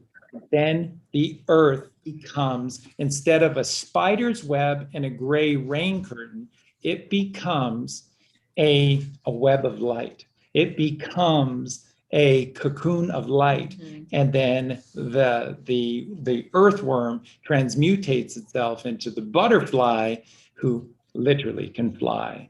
And that's what's coming for us. And America was always meant to be the new Atlantis. And trust me, Atlantis is all about flying. How can we get anywhere on the earth within an hour? The Q team is saying in this not too distant future. Well, we'll see. We'll see. So with all of that, I want you to know that everything that has happened is terrible. But now that we know the wholeness of this truth, we're going to turn it to light. This is all about dark to light. Then the children will forgive us. Then nothing was for naught. Nothing was wasted. We will make right through their courage and their sacrifice. We will make right again, and we will never forget what is right. So with that, let's introduce to the viewers left, Justin, and to the right, Eugene. And welcome to the show, my brothers. We love you both so much. Yeah, thank you guys for having us. And I know many of y'all we've talked about Eugene quite a bit, but we haven't seen Eugene very often. So for anyone tuning in or unaware who this handsome looking guy next to me is, this is Eugene. And yeah, we're glad to have him here. What's up? Yeah, but kind of what came up for me, fantastic going through all of that. That was wonderfully done and very well said. Very much needed to be said. And what really stuck out with me was this idea that all of these symbols and all of these organizations and everything are inherently evil just because the Cabal has used them and is using them. And that's what I really want to stress, that the Cabal, the left brain, it cannot create anything like that. By design, it has no creative ability whatsoever. So there is no way for it to actually create an evil organization from the ground up to make a symbol that has any power to it. It doesn't work. So all of these symbols, all of these organizations, everything started out as a divine creation. It started out as this beautiful right brain creation from Abel, from the children of Abel, which is us. And then it had to be distorted. So we need to get out of this idea that everything is inherently evil and get away from them. No, we need to reclaim them. We need to take them back and say, these are ours. This is what we created. This is our divine birthright to have these.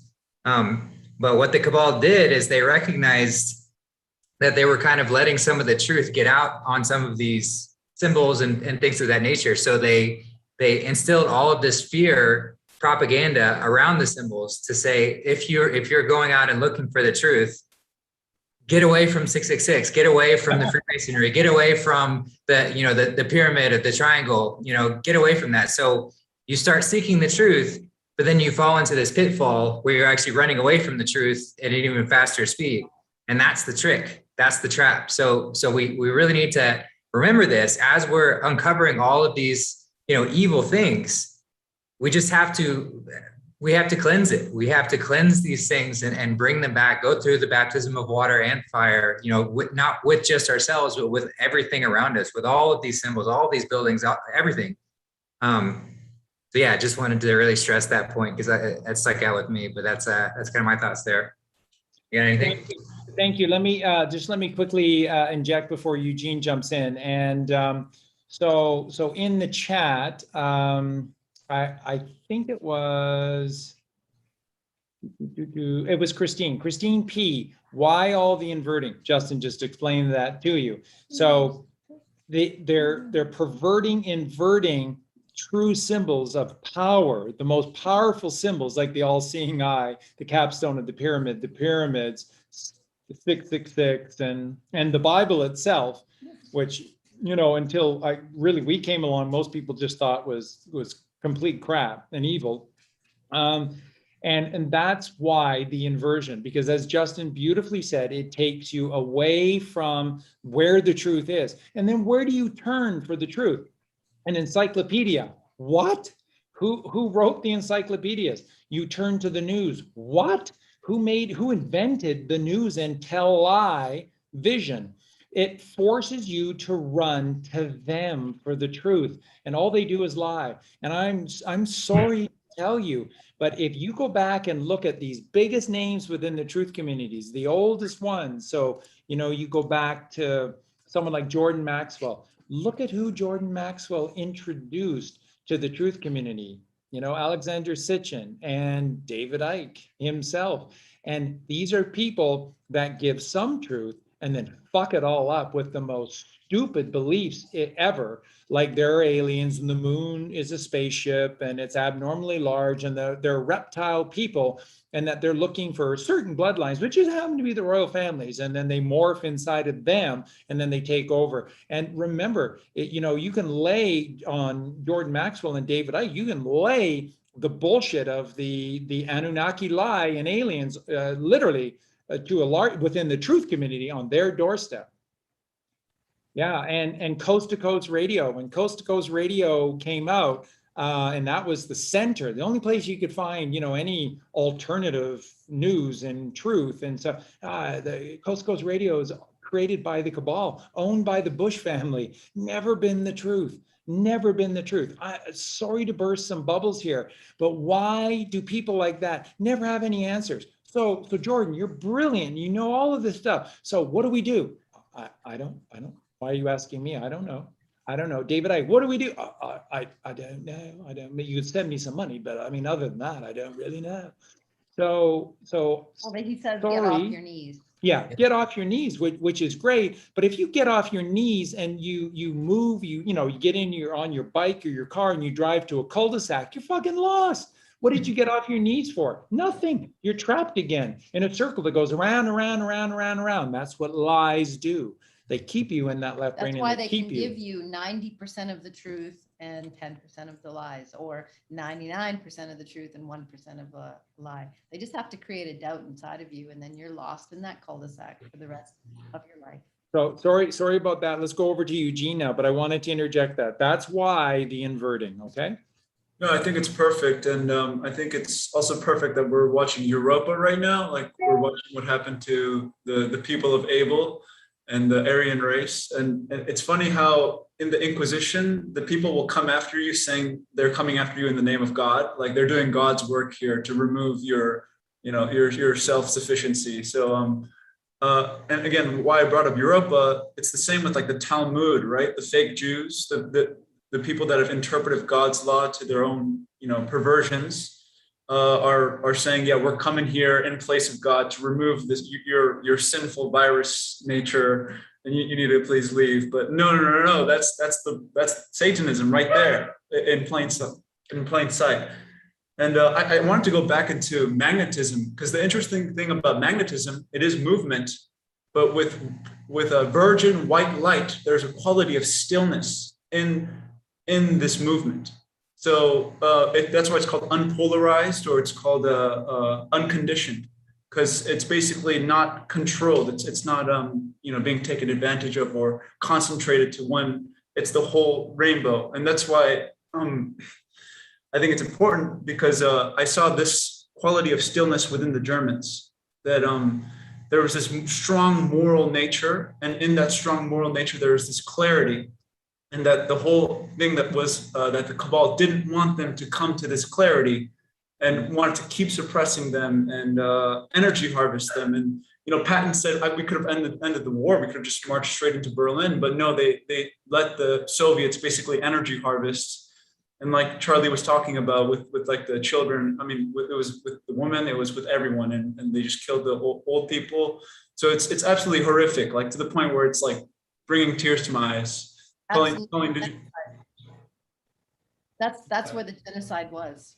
And what a lot of Americans don't know is that that's almost the same level of horror what's happening on the Western Front. And what General Eisenhower did with those open air camps, in particular, it was designed for the SS soldiers. Now, remember, when the war was over, the SS soldiers thought that they were going to be treated extremely well, because they fought like Knights Templar. They fought with a code and with honor. And everyone will tell you, General Patton told you, there's no better fighting force than the German army, and in particular the SS. There's no better fighting force ever, because they fought for God. Why were the Japanese dive bombers prepared to suicide themselves? Because they weren't doing it for the emperor. They weren't just doing it for their glory. They were doing it for God. They were doing it for you. Adolf Hitler invaded Russia on June 22nd of 1941 for you, for your children, for us. That's what they did it for. This is right versus wrong. This is good versus evil. And thank you so much, Eugene, for having the courage to say those things. Yeah, also, it's interesting you bring up the Soviets, because they were the exact opposite of the Germans. They played so dirty, and they literally just pillaged and just plundered all the people. They didn't care. And why? Because the whole system was fear. It was just complete hate, like even with the Talmud, same with the Soviets, they're all saying like, we hate the Germans, we must annihilate them because they're just a disgusting race. So all the things that they said the Germans did to the Jews, they did to the Germans first. And Hitler was just saying, no, this is not mankind. We're trying to act mankind. We're constantly letting you guys hurt us before like retaliating and showing you that, we actually care. It doesn't matter because they're coming from a place of violence. Yeah, So. That's why Q often says define projection. It's the same people. It's the same evil group of Canaanites who have just always been there. And it's us, it's our left brain, but it's what happens when we let our left brain go out of control. We turn into these psychopaths, and literally everything's on the table as far as achieving ends, whatever ends our ego's desire wants to take us. We will do anything. And that's where we go if we descend down that path. They're presenting what that choice is like to us, but it is up to us to make that choice otherwise. And what happened during that time period, and just to mention it again, if anyone hasn't watched Europa, The Last Battle, it is a fantastic documentary. It's on BitChute and probably a couple other places, but it is amazing. And it covers just the true history of what happened in the past 100 or so years, primarily focusing around World War II. But it is excellent. And I wanted to stress the point of what Charlie was saying, because it's not just the Soviets. On the Western Front, it was arguably, not quite as brutal, but as many people died. Upwards of 9 million German soldiers were killed after the war in this time of peace under Eisenhower. Mostly starved. Yeah, just starved. Just they changed the classification. Torture. These are open air camps, so they're open to the elements. And at that time of the year, there was an enormous amount of rain and cold at night. And so these strong men of God, these righteous men who did everything in honor, were given the greatest disgrace. And the Americans did this. And also what you need to know, there's a book, I can't remember the title, but it came out in, I think 2017, maybe 2018. And it was telling the truth of the Western Front, about the Americans on the Western Front. It was written by an American, and it is the most dark moment in American history. And so what a lot of these military commanders were being instructed to tell their troops as they got past Paris and into Eastern France on their march towards Berlin, was to inflict as much damage upon Europe and Europeans as they possibly could. So these are stories that are just not in history books and not broadcast on the news, but American soldiers were being told to rape and to pillage and loot French homes and French women. And then it continued, and they were partaking in the rape and in many cases the murder of German women and even German children on the Western Front as well. It's as bad as it can get. And it was Patton who basically said to anyone in his battalion and any commander that any of that nonsense that was gone on, Patton was going to shoot with his pearl-handled pistol. He was going to shoot in the head anyone that violated his command, which was righteousness, and you had better show respect. And that's what General Patton did. And remember, shortly after the war, Patton said the truth. He said, we attacked the wrong people in World War II. We should have been attacking the Russians, the Soviets all along, and we should have had the Germans on our side helping us. And shortly after he made that contact, he almost got killed in an accident. A cart got loose on a hillside and almost ran him down, almost got killed. And then within a week, he was dead. Or was he John Galted? I'll bet you my bottom dollar that he was John Galted out of that nightmare. So this plan has existed for a long time. There are good people that have been aware. And who are these good people? Who are the ones who are aware? Clearly, they're the Freemasons. Clearly, Freemasonry was the first thing to be hijacked and taken over. And then they're the ones that went underground. And they're the ones that created these groups. They're the ones that approached people within the military and brought them into the light with the whole truth and showing that Jesus is real, that Mary Magdalene is real, that God is real, that the Bible is real, and that this is Cain, and we are of the seed of Abel, and we must defeat evil. And this is all about Sun Tzu and the art of war. And you must win. Good must defeat evil. So I know for a lot of you, this is really, really hard to hear because best people in history have been portrayed as the worst. And I know this Freemason thing might have been hard for you to hear tonight, but it's the truth. And the original plan of the New World Order was the New Atlantis, and the United States was meant to be. And as someone said in the chat, how close is Armenia? And I'm talking about the literal letters. How close is Armenia and America? Armenia and America. Very close. Very, very close. Yeah, I'd like to comment on something you said earlier, that that our vibrations have a powerful effect on our reality. I would go so far as to say that it actually determines the very fabric of our existence, is like where we're vibrating at. And I think, I think Hitler showed this perfectly. It's like he just put uncorruption at the forefront. And what does uncorruption mean? It just means what's natural. So by putting the family first, and putting every individual first. And it's interesting how it's not capitalism, but it's not, what was the other thing? Like a total, not a total taking away of private rights. So it was a happy medium, national socialism, or what they called it. So I thought that was great how they were bringing out the individual. And then also, this is kind of off topic, but the ley lines, they're converging energy points, right? And so in Sanskrit, chakra is disc. It means disc. So it's literally like tectonic plates. And so, again, it's just the 12, the story of the 12, because the disc is the disciples. Exactly. So, it's interesting that the globalists would refer to the continents and the land masses as tectonic plates, when the Earth is a thin round plate. And this is this planet that we exist on. And they just happen to call in plain sight that the Earth was a plate, a tectonic plate. So more truth in plain sight that the average person just chooses not to see. But thank you for saying all those things, and it's true. By the way, what I didn't say it in the presentation, but again, ultimately, what are the ley lines all about?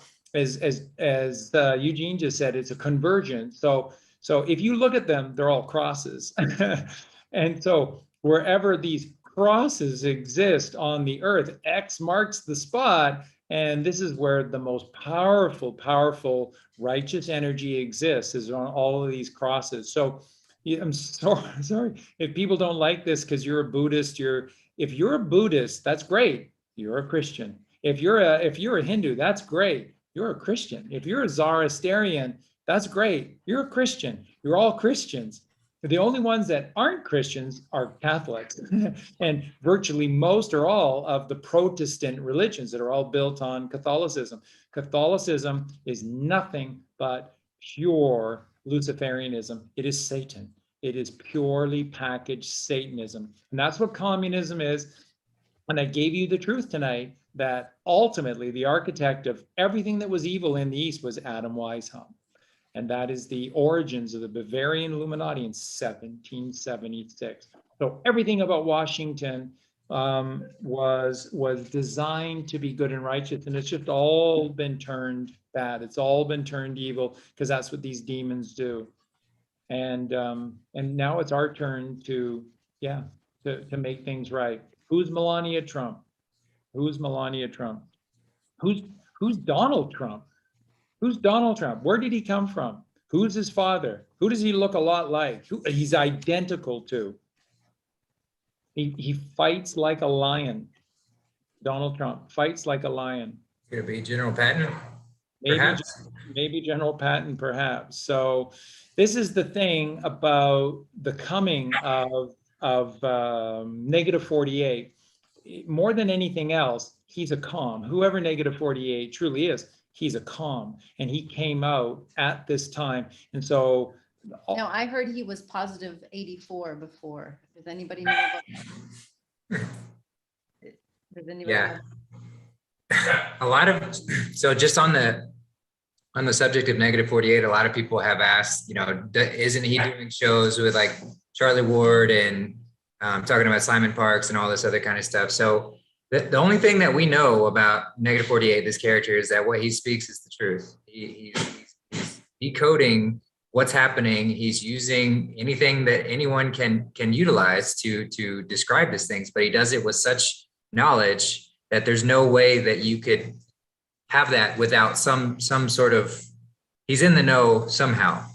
And so, but as far as what is being done with these other characters that are known to be deceitful, we don't know the nuances of this movie. We don't know how this is playing out. We don't know what's being organized and why things are being set up in any particular way.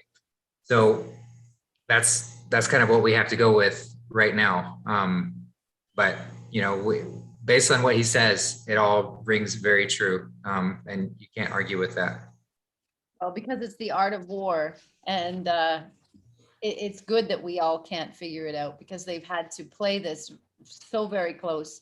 And like they've said, like Q said, there's a handful of people that know what's really going on. 2 hands full. And that's really good. And we can be patient and do our work behind the scenes and 2 hands full. So I think that's a wonderful thing. And I know I trust the plan. I feel it. What negative 48 is simply showing you through God's language, which is the numbers and symbols, and he focuses on the numbers. What he's showing you is how everything about Donald Trump and all of the nicknames associated with Trump and all of the actions associated when he was president, Donald Trump, are all righteous. So that's not a lie. That is the absolute truth. And all of this relates back to the Q post. And this is what Colleen and I taught you from the beginning, from the very, very beginning. What do we say to you? We said that we have looked at the Q post. There's not a single mistake made. Everything about the Q post has got numerology and symbology down pat. These are goodly and godly, and they are righteous. These are righteous posts. And if you want to know if Q is real, all you ever had to do was read it for yourself, and you would have been blown away.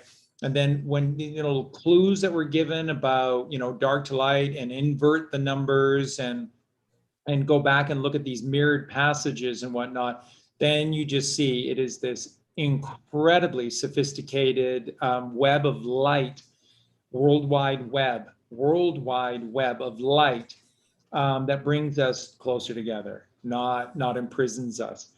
And this is the true New World Order. This is the new Atlantis, and this is where the World Wide Web was originally created to do.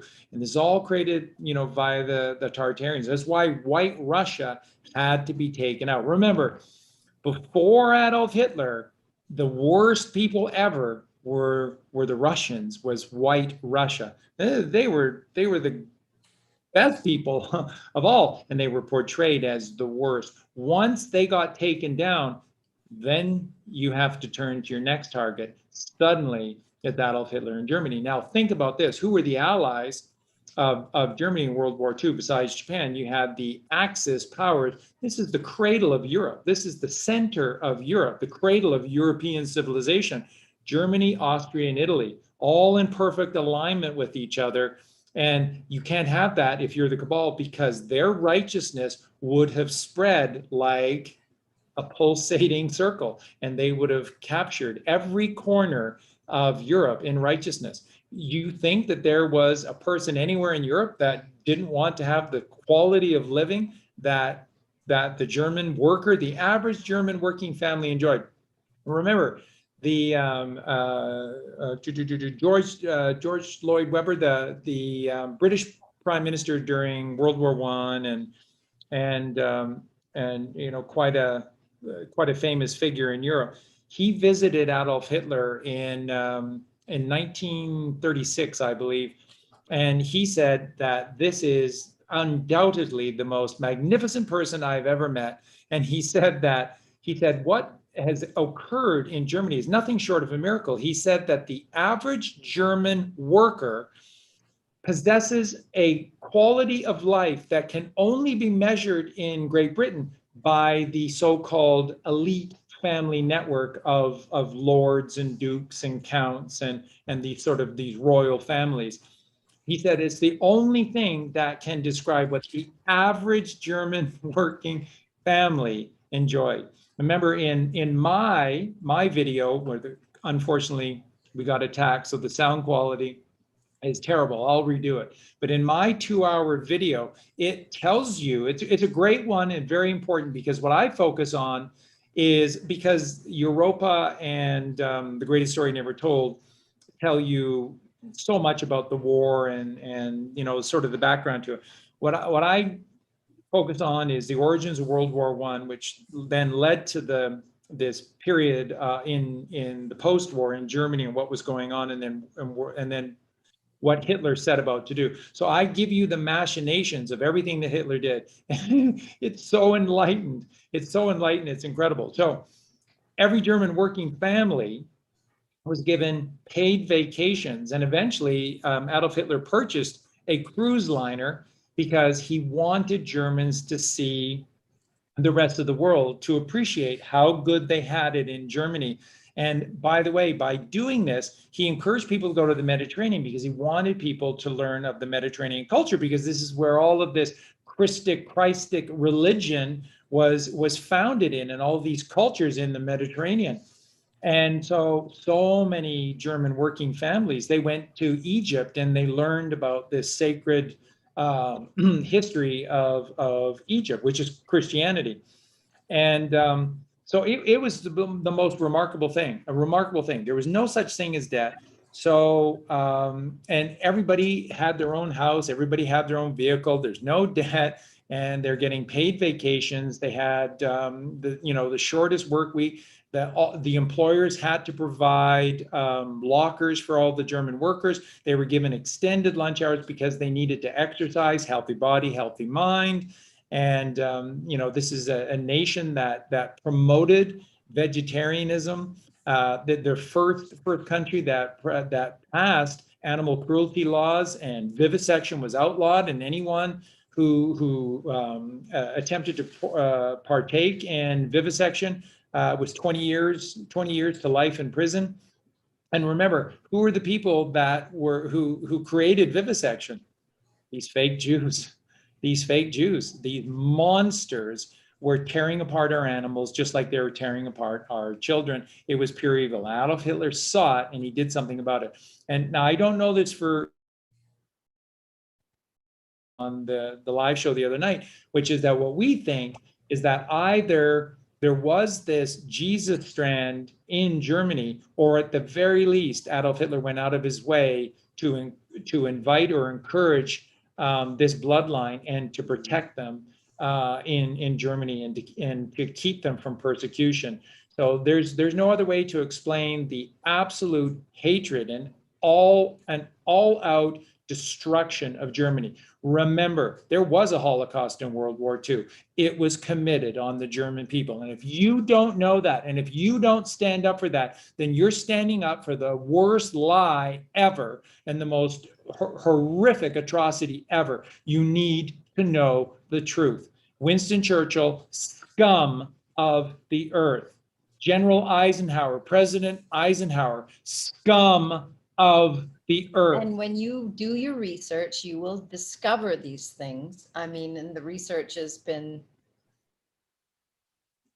wiped out in some ways, but in other ways, you can still get to it. You can find it. You can still find it. So it's important that you do your own research. And when you do, and you start to connect the dots and you clean up your diet and you clean up your receiver, you can get this, Stephen, you can understand, and the doubts go away because you have a knowing. When you have a knowing, you can build on that. Doubts are fear, and that's just left brain. and left brain goes into fear mode, and then you've lost hope. When you lose hope, you fall further. We're not about falling at all. We're about rising. She's about trying to get comfortable. So we understand how fearful it can be out there and how all this information, if you haven't done your own research, if you haven't done the work, we get how scary that can be. We get what you're saying, but we've done the work, we're doing the work, we're not stopping, we're going forward, and this is where it's taking us, and we're sharing all of that information, and everybody here knows that.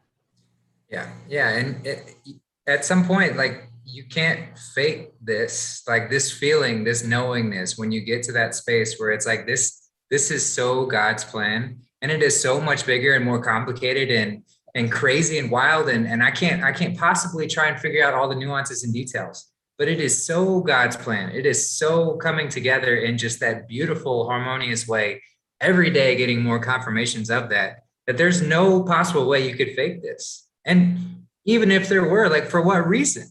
What reason would you take it to this extent? There's no possible way that this is not God's plan. It is 100%. And so that, yeah, again, just to echo what Colleen said, if you're not there, then it means you're not doing the work. And to be blunt about it, you need to go within. You need to be cleaning up your diet. You need to be meditating. Receive the word of God. Receive that wisdom from God, and he will answer. He will show you what you need to see. But if you give into those fears, if you give into those doubts, Satan, our left brain, will just drag you down immediately. And it's a choice in each and every moment. So as soon as you start slipping into that state, you will be dragged down as far as you want to go. And then when you decide, hey, I'm sick of being dragged down this far, you can come back. But it's all a choice. Which direction do you want to go? Do you want to go up, or do you want to go down? Like, boil every action, every decision, every thought, every whatever, boil it down to two choices: up or down. Which way do you want to go? Left or right? Where do you want to go in each and every moment? So yeah, that's what I take from that one. I'll actually chain off of that.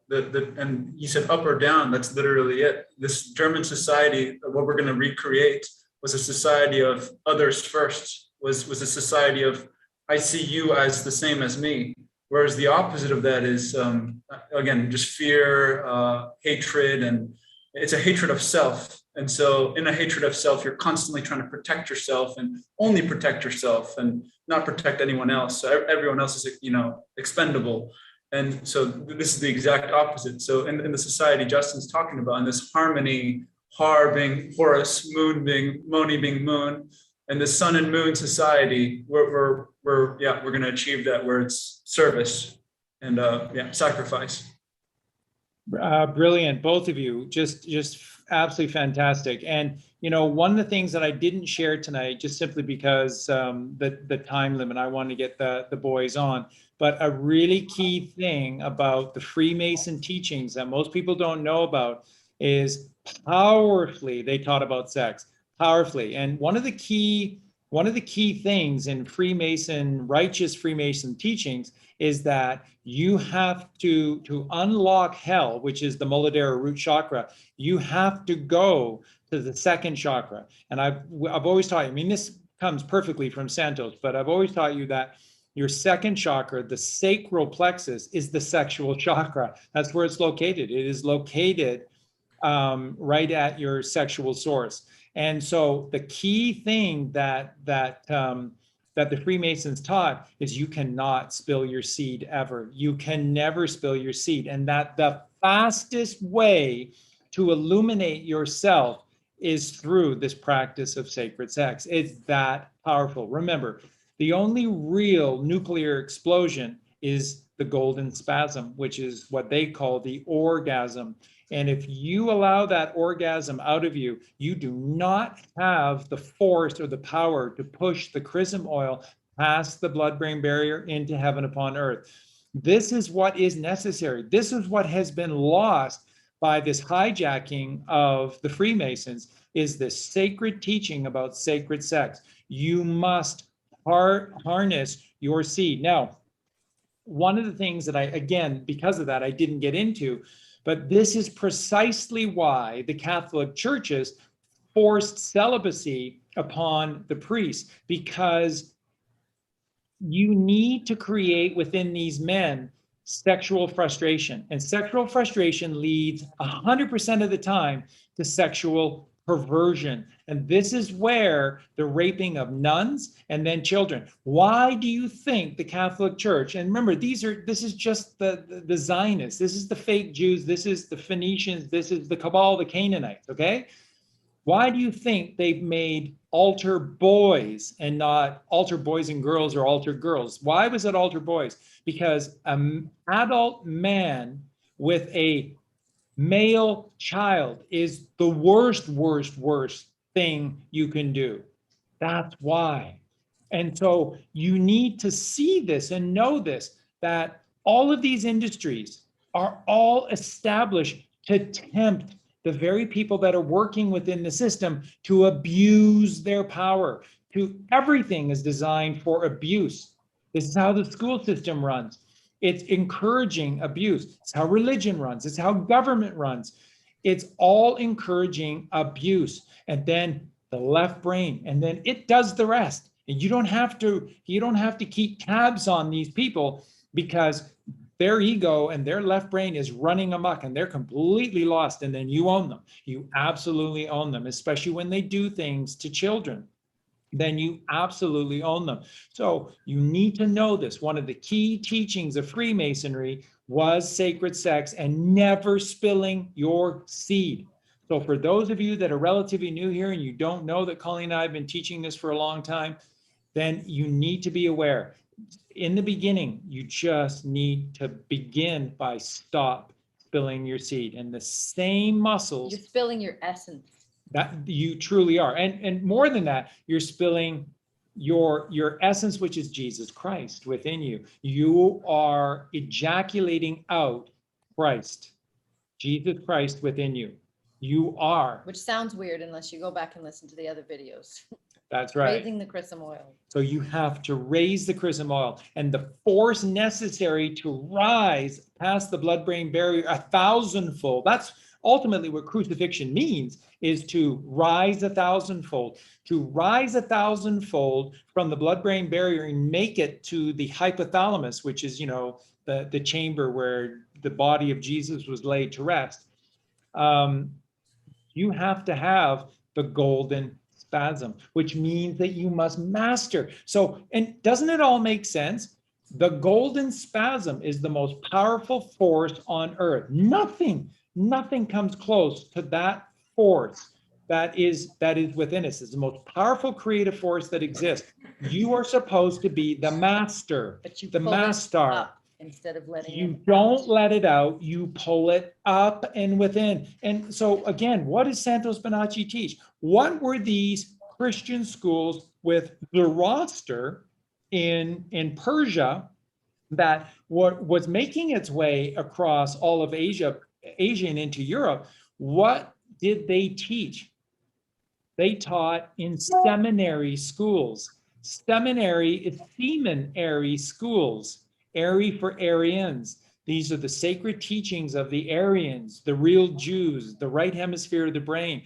And so you went to school to learn exactly. So how to raise the chrism oil. Exactly. So now one of the great teachings from -48 that's come out is that he has been telling everyone, this is why we just love him, and Miki and everyone else associated, Sabrina, everyone associated with teaching the truth. We love them so much because it's so important. So he is the one that has been teaching that there was always a Lord and Lady Christ. Don't roll your eyes at this. Don't roll your eyes. It makes perfect sense. Of course there is. Of course there is. Look at these other gospels that we know of that aren't allowed in the Bible. What do they all talk about? Jesus and Mary Magdalene were companions. Go back and look at the etymology of the word companions. Married. And Philip and Thomas, the two British apostles, Philip and Thomas, they both noted that Mary was Jesus's favorite apostle, and he kissed her often upon the lips. There's two lips of a woman, right? Right? So we talked about the sacred portal of the vagina, the physical. So this whole cunnilingus story that's been perverted with pornography, there is a powerful truth to this. It's all about raising. Here's Charlie taking it to the edge again, as he always does, but he's very, very right. Thank you, Angel. And this is all about releasing the Kundalini within you. So when Moses in the desert got out of the desert, how did Moses get out of the desert? He cast his staff, he cast his spine upon the ground, and he said, I give up my physicality. I'm all in with Jesus, with God, with the coming Savior. I'm all in with the coming Christ. I'm all in with God. I'm all in with the Mother. I'm all in with magic. And he cast down his rod upon the desert floor. And what did it do?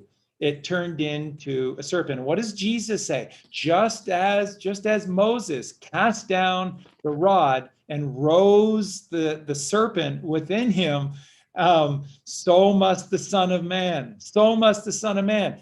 Jesus Christ is the chrism oil within you, and you must raise your chrism oil. You cannot ejaculate it out, because if you do, you're literally ejaculating Jesus Christ without. And that's why, as a man, when I started, on my sexual path, I felt horrific after an orgasm, just terrible on an outward orgasm. And I felt terrible on every level. And I stopped having sex for quite a while because I didn't know what to do. There was nobody there, because there were no more seminaries. There were no more monasteries. What's a monastery? Monastery, sun asteries, moon asteries, seminaries. Sun teaching you about God, monasteries teaching you about the Mother, seminaries teaching you about Jesus Christ. My God, they have perverted our education into just utter bullshit and took you away from this real truth.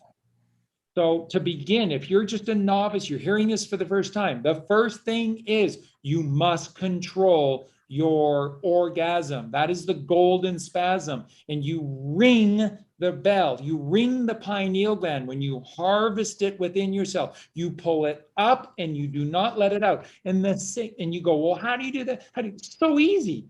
The same muscles, the peritoneum, the same muscles that you use to not pee your pants in public, because you really have to go and there's not a washroom in sight, and you just got to hold it somehow, and you hold it. That same muscle, that same process of you clenching down below is exactly how. And it's so easy if you're taught this from the youngest of age. And so I brought this up, and I'll pass it back over so the boys can speak about this. But this, I thank Negative 48 so much for bringing this up.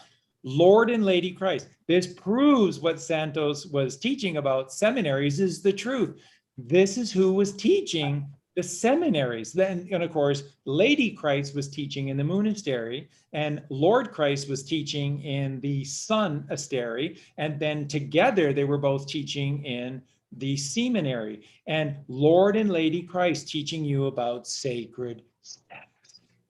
And this is vital information that has been taken away from you. And why do you think the pornography industry exists? And why do you think it glorifies the outward ejaculation? Because that's you killing you.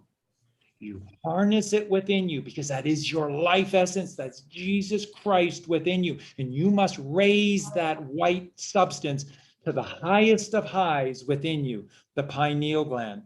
That's what you must do. So sorry if that's intense for some of you listening, but it's the truth. And this is what the Freemasons, Free the Mother Son, this is what they were teaching. This importance of freeing the chakras.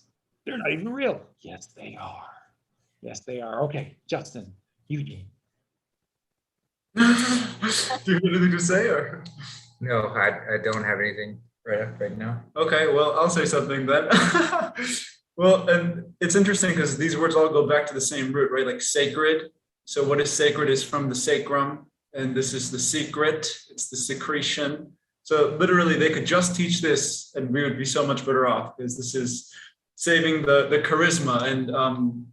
And right before I talk about Hitler again, this is essentially the essence you need to ascend as a scene. So it's all there. It's the same thing. So it's just one story. Anyway, so what I see as charisma is Hitler, when he cornered the Allies at Dunkirk, and he doesn't even need to advance. He's saying, I never wanted war in the first place. Like we are about mankind, we are about peace. And that he actually said that the English are such high class, it pains me that we would have to fight against such people I respect. And I mean, that just says it all. Yeah.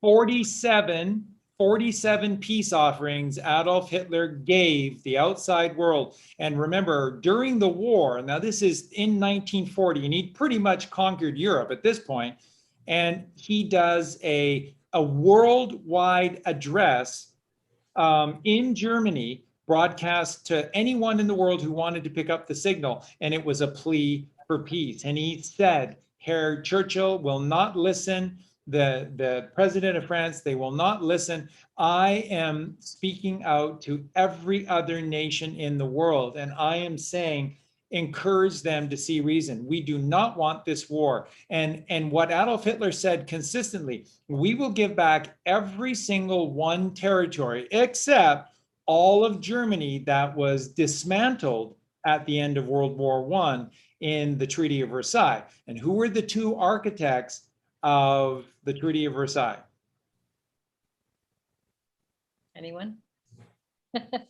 Who was the first head of the CIA? Were they brothers? Alan Dulles. Alan Dulles and John Foster Dulles. And who ran Eisenhower's presidency for 8 years as his Secretary of State? John Foster Dulles. Who ran the CIA? Alan Dulles. Who are these two lawyers from this most powerful Wall Street banking cartel? And they just happened to draw up the Treaty of Versailles. It's a small club, and you ain't in it. You and I aren't in this small club. And by the way, it's the same small club that they keep pushing you and hitting you over the head with every day when they tell you what to eat and what to dress like, what to think, and what to watch. The game is rigged. The table is tilted.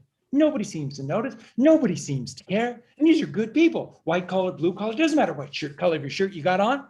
These are good people. Everybody just looks the other way for these fucking vampires. And that's what they are. And enough of this shit. And it's time to take back. So in the beginning, don't ejaculate out your semen. Practice, practice, practice makes perfect. For men, just practice now. Okay? Even if it's masturbation, doesn't matter. Practice now. You do not let the spasm control you. You control it. It is the biggest thing in which you must master. It is the highest mastery that you must master. When you master sacred sex, you become a white wizard, Gandalf. And Saruman, who was into dirty pornographic sex, became the wizard of many colors because white can be broken. Fuck you, Saruman. And Gandalf. What he said. Yeah. And Gandalf rose to become the white wizard with the white horse Shadowfax. Who is Pegasus? Part of the one story. It's all part of the one story. Beautiful. So they've just lied to us about everything. And I still see comments in the chat where, you know, they've lied to us about most things. No, they've lied to you about everything. My God, the earth is flat. There are no such thing as aliens the way that they've taught them. Maybe there are other pods like ours, but we aren't getting out of this firmament until our house is in order. The firmament, the Sky Dome in Toronto, Canada, the Sky Dome. Why do you think they called it the Sky Dome? They're showing you, and maybe they're saying it can be opened, but it is not opening until we're righteous, because no one's coming to help us. If there are others, they're looking to us to save them. You have to be kind man. That's why kind man knows heaven. And those who are not kind men, you only know the circle.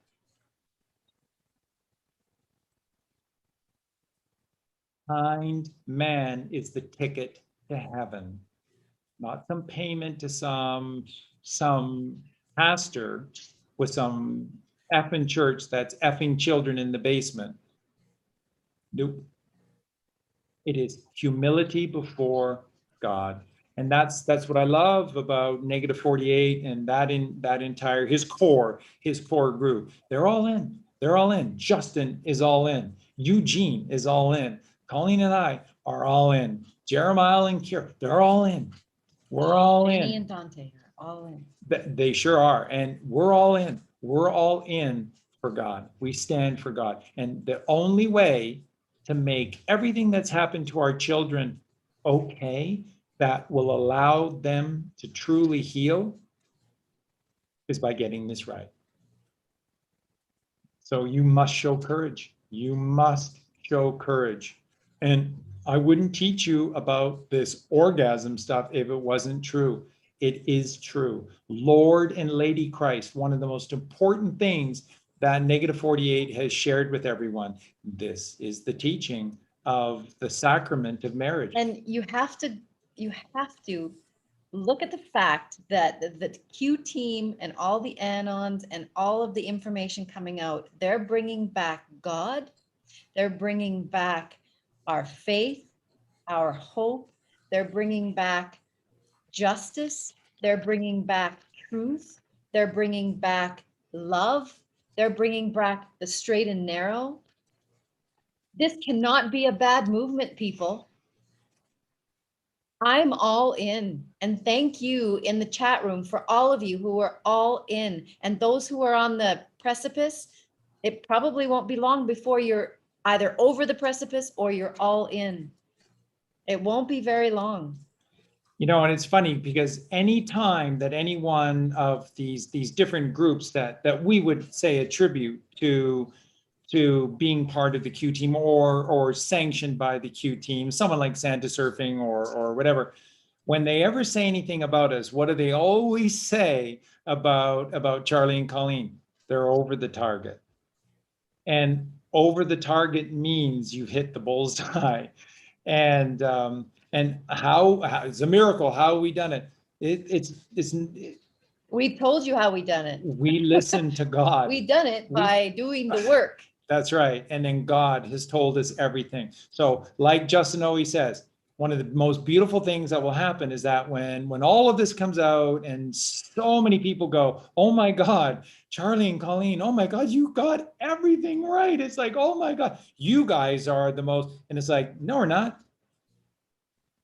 Look up, look up. We just listened. We just listened. That's all. If we have any wisdom, it's that we said we know nothing. So that's humility. That's anti-ego. So the virtues are, you got to do the work.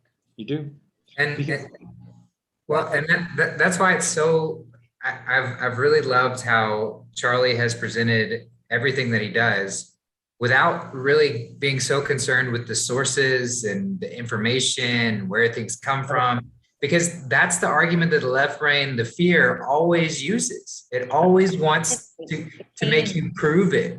Yeah, the Canaanites, they want you to prove it. They'll prove that what you're saying is real, prove that the plan is happening, prove that this is God's plan. Our left-brained people, if it didn't, then it can't be true. Yeah, and it's not made to be proven. It has to be this leap of faith, and that's where we have to take that. So I know that this plan is happening. And I also know that when people come to me with these fears and doubts, even if they claim they're not fears and doubts, it is your ego pulling you into that fearful, doubtful world. And you can say, oh, but there's this and there's that and there's all this. There's no way that you could fake this. There's no way that this is not God's plan. And I know that. I know that with everything in my being. So yes, to echo what Colleen said, I am all in. To echo what Charlie said, I am all in. And it's beautiful to be all in. Yeah, let's keep going all in. It's the best way to be. Yeah, I'll piggyback off that. And was it? I'd like to introduce a bit of Krishnamurti's words that all this that he was just talking about. The fear it's just a distraction, right? And what is it distracting you from? That's the question. Because the quality of listening comes only when you're silent. because only when they're silent, there can be sound that comes through. And it's funny enough that sound comes from silence as well. So there's that to it too. And that, what do we call truth? When truth rings to us, it sounds right because it's sound. It's the sound of truth. So It's clarity. It's the clarion call. It's the clarion call. It's funny how, Simon and Garfunkel wrote songs all about the clarion call and about the sound of silence, the sound that emerges out of silence. That's the black sun. The black sun is your optic thalamus inside your third ventricle of your brain, which is black. It is dark because you've fallen and you must rise. And the place that you rise is in the lowest part of the year, December 22nd, 23rd, and 24th. So how have they structured Christmas? Sin, sin, sin, sin, sin, sin, sin, sin, sin. I didn't get what I wanted. I want presents. No, you need presents. You need presence, not presents. You need presence because that's awareness. You need awareness and you only get it through presence. So everything, what do? We have huge meals, worst thing you can possibly do. What do? We eat animals, worst thing you can do. What do? Throw parties and drink alcohol, worst thing you can do. What do? Noisy, noisy, noisy. And we sing, la, la, la, la, la. You need silence. The Christmas Christ Mass. Christmas is Christ Mass. He went into a tomb for 3 days and 3 nights. That's freaking silence.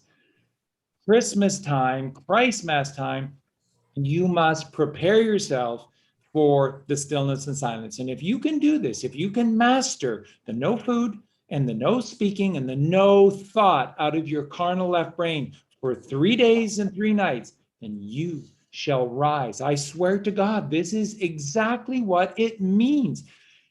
When March 22nd comes, the first light of March 22nd, you will not be crucified.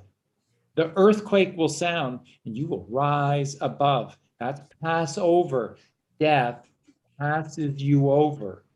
You don't get another notch on your belt. You don't get another ring around the tree. That's how you live forever. But it's a year-to-year deal.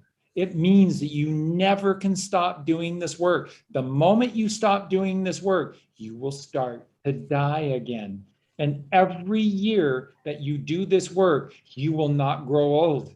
You will be, how so many people say that I'm still 45. They'll make jokes about that I've been 45 for 19 years. That's real.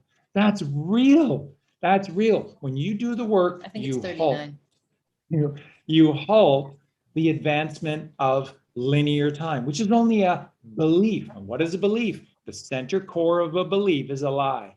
And that's what most people have. They don't know the truth. They have beliefs.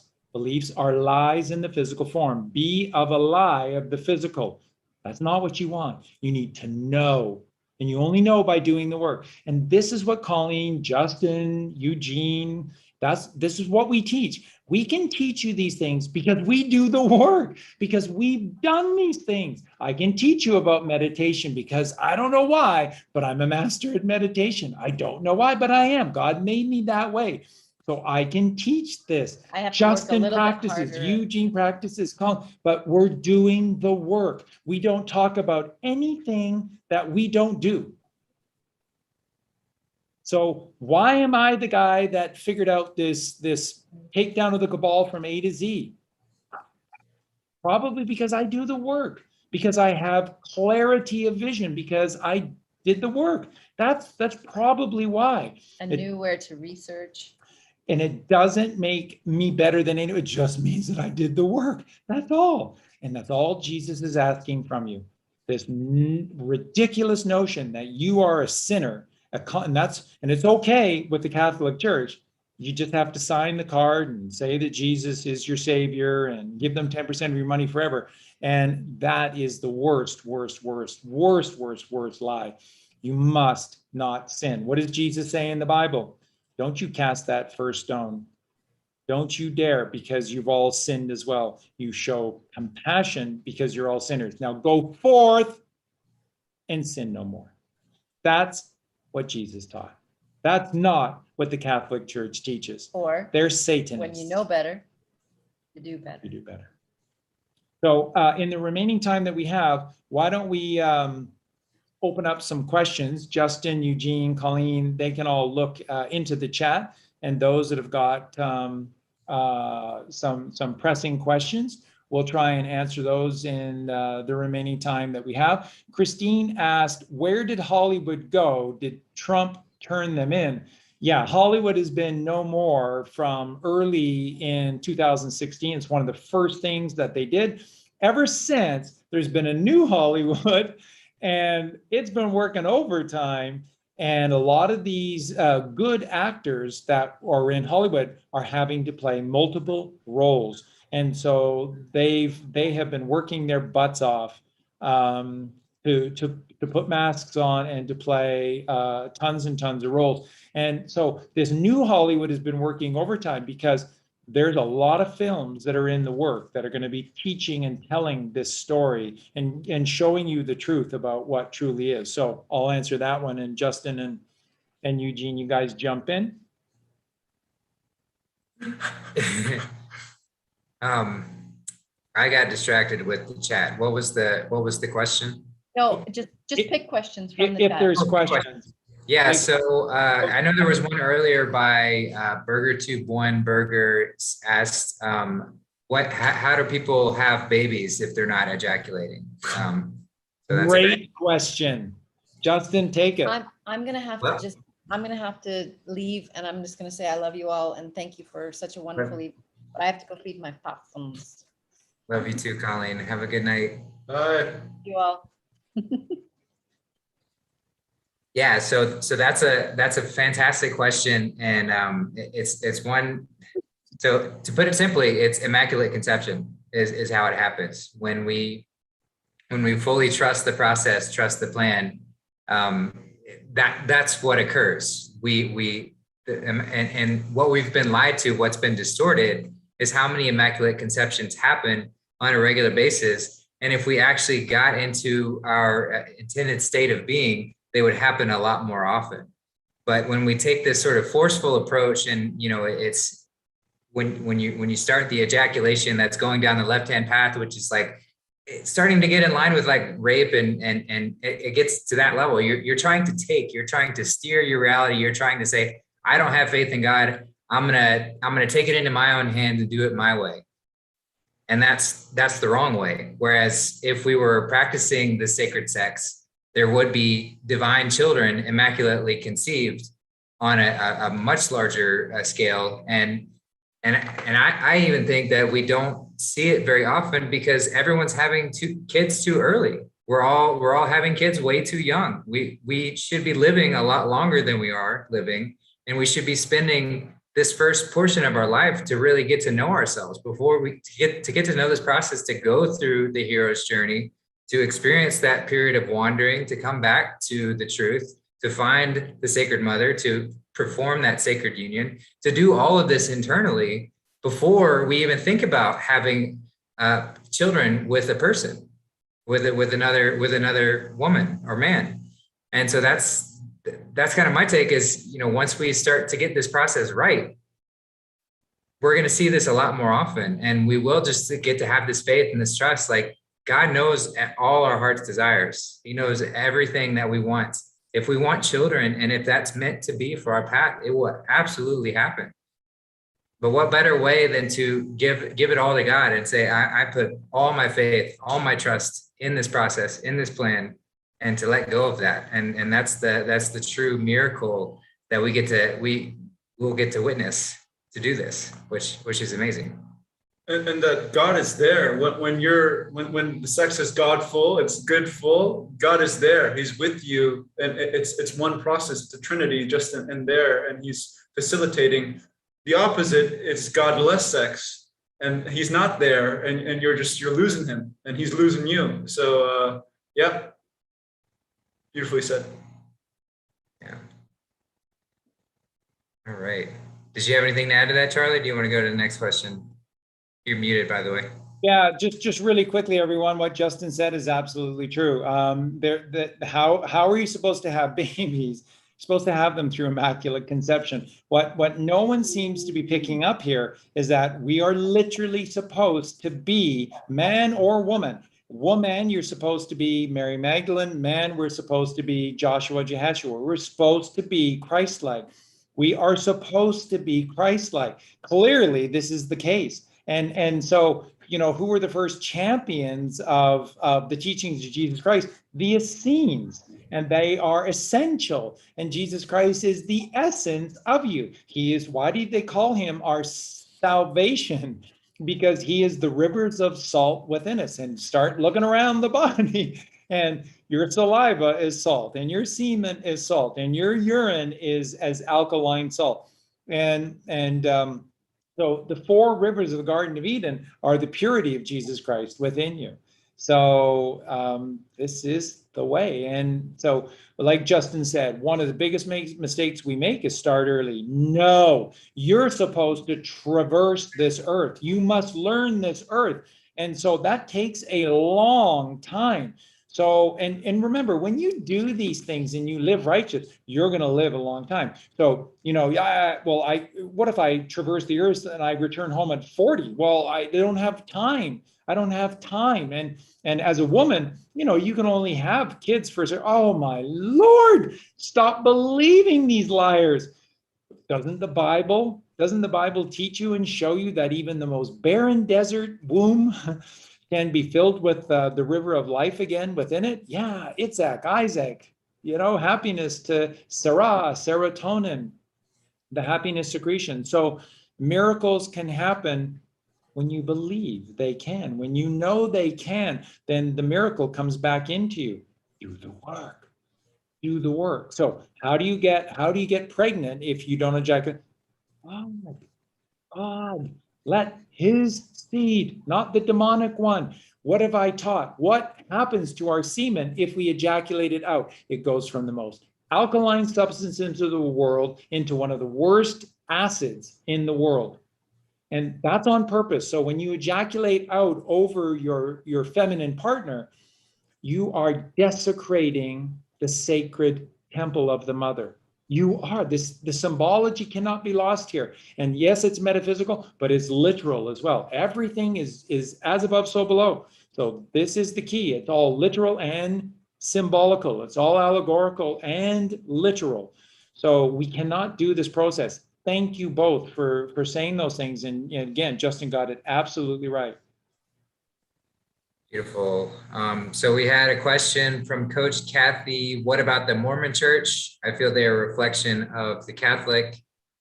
So it's my understanding that the Mormon Church tried to kind of break away from the normal story for the right reasons. But again, they were distorted quite quickly and turned towards pretty nefarious child harvesting and all of that good stuff. So, but I don't have a ton of knowledge on that matter. Well, the Mormon Church is tied to a certain person, and look who that certain person was best friends with. So the founder of the Mormon Church was best friends with Wild Bill Rockefeller. Wow. And the two of them were running amok in Pennsylvania and New York State. They were always on the run because they had so many palimony suits against them. Hence to Mr. Smith, Mr. Joseph Smith, hence with the Mormons, you can have more than one wife. Why? Because he was chased all the way to Utah to get away from the authorities because he had so many women filing palimony suits against him because he got women pregnant and then abandoned families. So they had no money, lots of kids, but no money. And so this is the basis to this Mormonism. So it's been evil from day one. Mormonism is nothing but a Rockefeller, Rothschild, left brain, carnal, Canaanite monsters. Always has been. And they didn't build jack shit. The Mormon tabernacle and temple was all Tartarian structures that were already there, and they just took credit for it because that's what liars do. That's what liars do. And liars are divided. That's why they have to go to denominations. That's why they have to be in these labels that are specifically designed to separate us. And someone said, did Jesus really, come to earth? Are you here? Are you alive? Are you experiencing the miracle that is now? Because Jesus is within you. And yes, there are these Christed ones that come and lead the way, but the story, the most important story is you, is just this experience of now. That's it. Yeah, I mean, there may have been a historical figure, Jeheshua, that the modern Jesus Christ is based off of, but it's an allegory. It's a representation of you, as Eugene just beautifully put. It's not to be taken literally. We're not supposed to choose some other figure out there and have them be our savior, the link between us and God. No, it's showing us the way. That's why Jesus is the truth, the light, and the way, because he's showing us the way to follow to connect with God. And if you personify Jesus as this physical figure and say that that's God and I'm going to worship that, but there's also another God, but I'm going to put this Jesus figure in between me and that God, you're practicing idolatry. To be very blunt, you are practicing idolatry when you start to play this game. And that's what they've tricked the entire organized Christian religion, if you can even call it Christianity. They've tricked them into this false idolatry, and they have no idea what they do. But it's not good. It's not good, and it's definitely not effective at getting in touch with God. And that's why so many people leave churches. They feel discouraged being in churches. They never gain anything with churches, because they're all teaching the same bullshit. They're all pushing the same literal interpretation of the Bible, of the story of Jesus, and pushing this worship savior mentality of idolatry, which is all it is.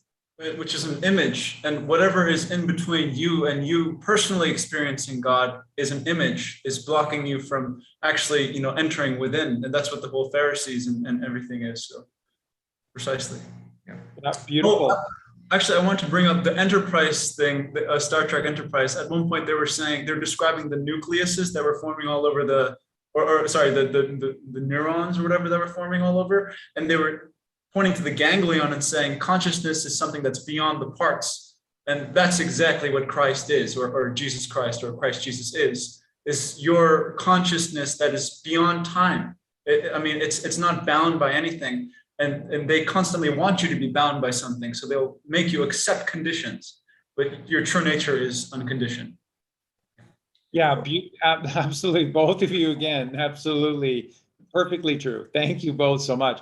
There's a comment from Smalls in the chat, and it says, are we to believe that God kept his simple English gematria coded language hidden, but now is revealing with -48, who has no history until March 13th?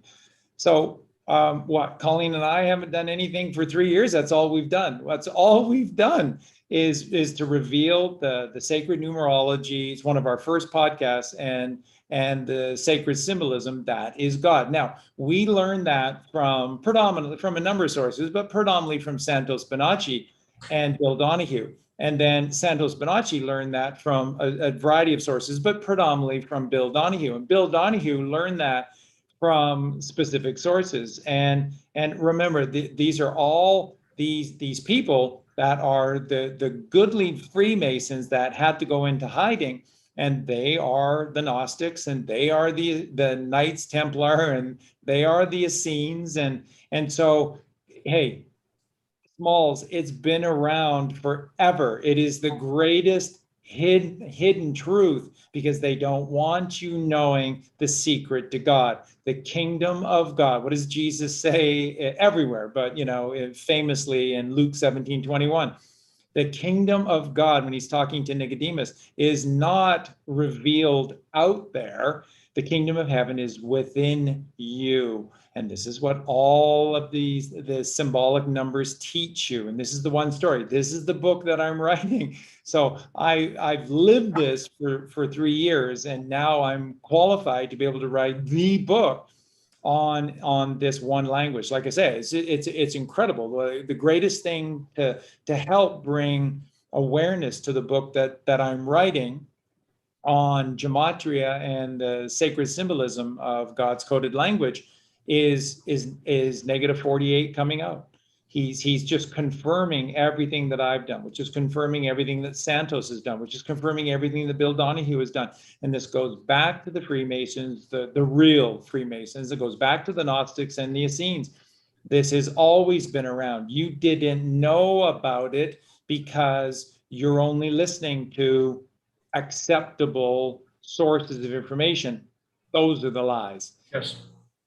And I want to say letter too. I mean, that's an interesting word because it's a letter. So God's giving you a letter, but it's also our alphabet. So, I mean, it's always been here. I mean, I think Pythagoras said the secret of the universe is in numbers. And then I think Zohar said it's in letters. That's precisely it. So it's a message. It's Hermes. He's Yeah, and truth be told, it truly is the alphabet, because that's the one story from A to Z. The numbers come out of the alphabet. A is 1. This is what negative 48 teaches you every night. Simple gematria is A is 1, B is 2, Z is 26.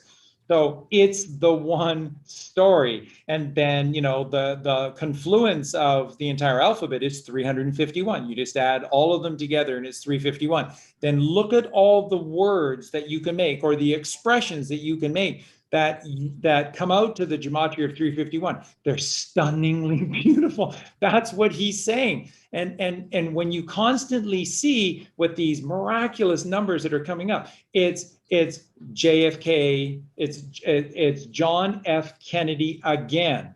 And boom, that's this one. And that occurred on the day that Trump did this, which ties into Q post this. And if you go to the opposite of Q post 1440 and you go to then it said this, and that ties back. And so the gematria of that is this, and that ties directly to the Bible. So what you're seeing everywhere with God's gematria, that it's tying in these specific figures that are here. They're all meant to be here. And so when you look at this, and this, all this does is just melt Colleen and I, and it should for Justin and Eugene as well, because they're a huge part of this as well. But all this does constantly to Colleen and I, it shows both of us. And I've shared with you, you know, my entire life and what it's been like, and only reading specific things and only listening to specific.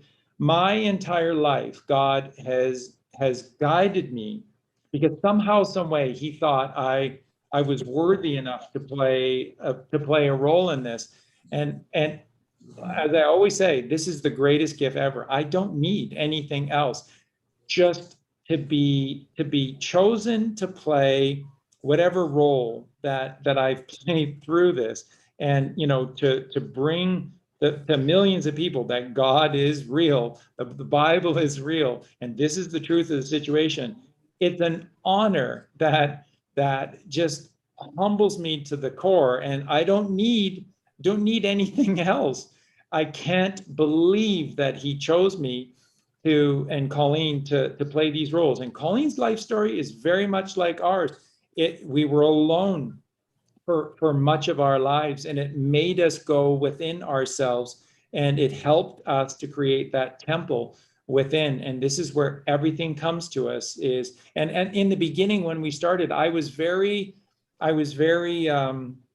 reticent to share this information in terms of where we were getting all this stuff, because I thought people thought we were nuts enough as to begin with, let alone saying that everything is coming from God. It's only over time that I've slowly allowed this wholeness and the whole truth about where this stuff comes from, and that it just comes from God. It does, and that's why you'll never see me ever lauding myself as some kind of champion or better than anyone else. Nope. I just was wise enough to say that I know nothing, and God, please show me the way. And then he powerfully said, then you must know who Jesus Christ really is. You must find who the real Jesus Christ is. And I believe very strongly that that's another gift that Colleen and I have shared. And it's a gift that a lot of Christians don't like, and they don't like us for it, because what we've taught is different from what literalist Christians have been told and taught about Jesus. And so what have Justin and I done? We've gone directly to the Bible to go, see, This is the truth. And this is in Jesus's own words. So it's all a miracle. Truly is. Yeah, we had one question asking when we're going to do a show with Negative 48. So I've reached out to him and I haven't heard anything back. If anyone has a contact or way to get in touch with them, you can let them know that I've reached out. But yeah, we're just waiting to hear back. Hopefully soon. Yeah, and honestly, because everything is moving forward at such an incredible pace, if Negative 48 and their crew, if they don't have the time to do this, then don't worry. It's not necessary for Colleen and I to do this. Thanks to the graces of Justin, I was able to just have a short little chat discussion with, and that's more than enough. By coming to our group, it's not awakening anyone. You already know. If you're here, you already know these things. So it's going to a Charlie Ward group that has more value because they don't know. They don't know these things. It's more value going to Simon Park's crew because they don't know these things. So right now, it's about showing people and overwhelming people with this beautiful Christic truth and this purely righteous truth that he's simply showing you through simple gematria. And so that's far more important.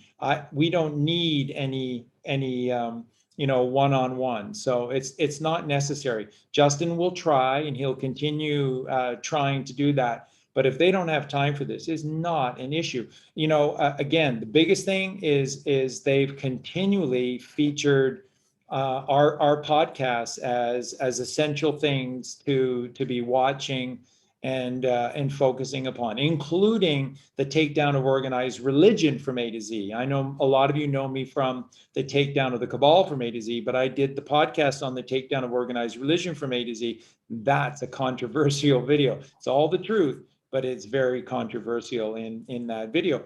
And it just tells 26 passages in the Bible of Jesus Christ telling you the truth of what God is and where the kingdom of heaven is. And again, Charlie and Justin know about the story because they're both rooted. They know their roots. And it's interesting how roots can also be looked at as radicals. The root of words are so radical. And that this is exactly the knowledge they don't want us to know. They don't want us to know the language of us, which again is the alphabet.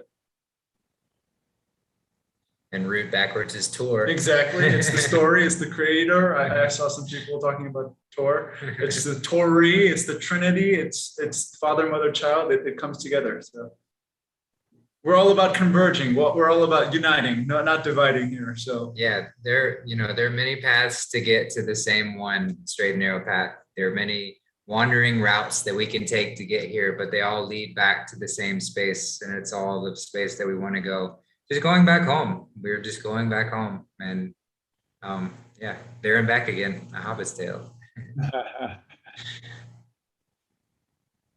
Yeah, so somebody made, I think, probably a sarcastic comment about, so, you teach about meditation, but not raising children. Well, we've done shows about raising children and about creating children. But if you meditate, you'll know.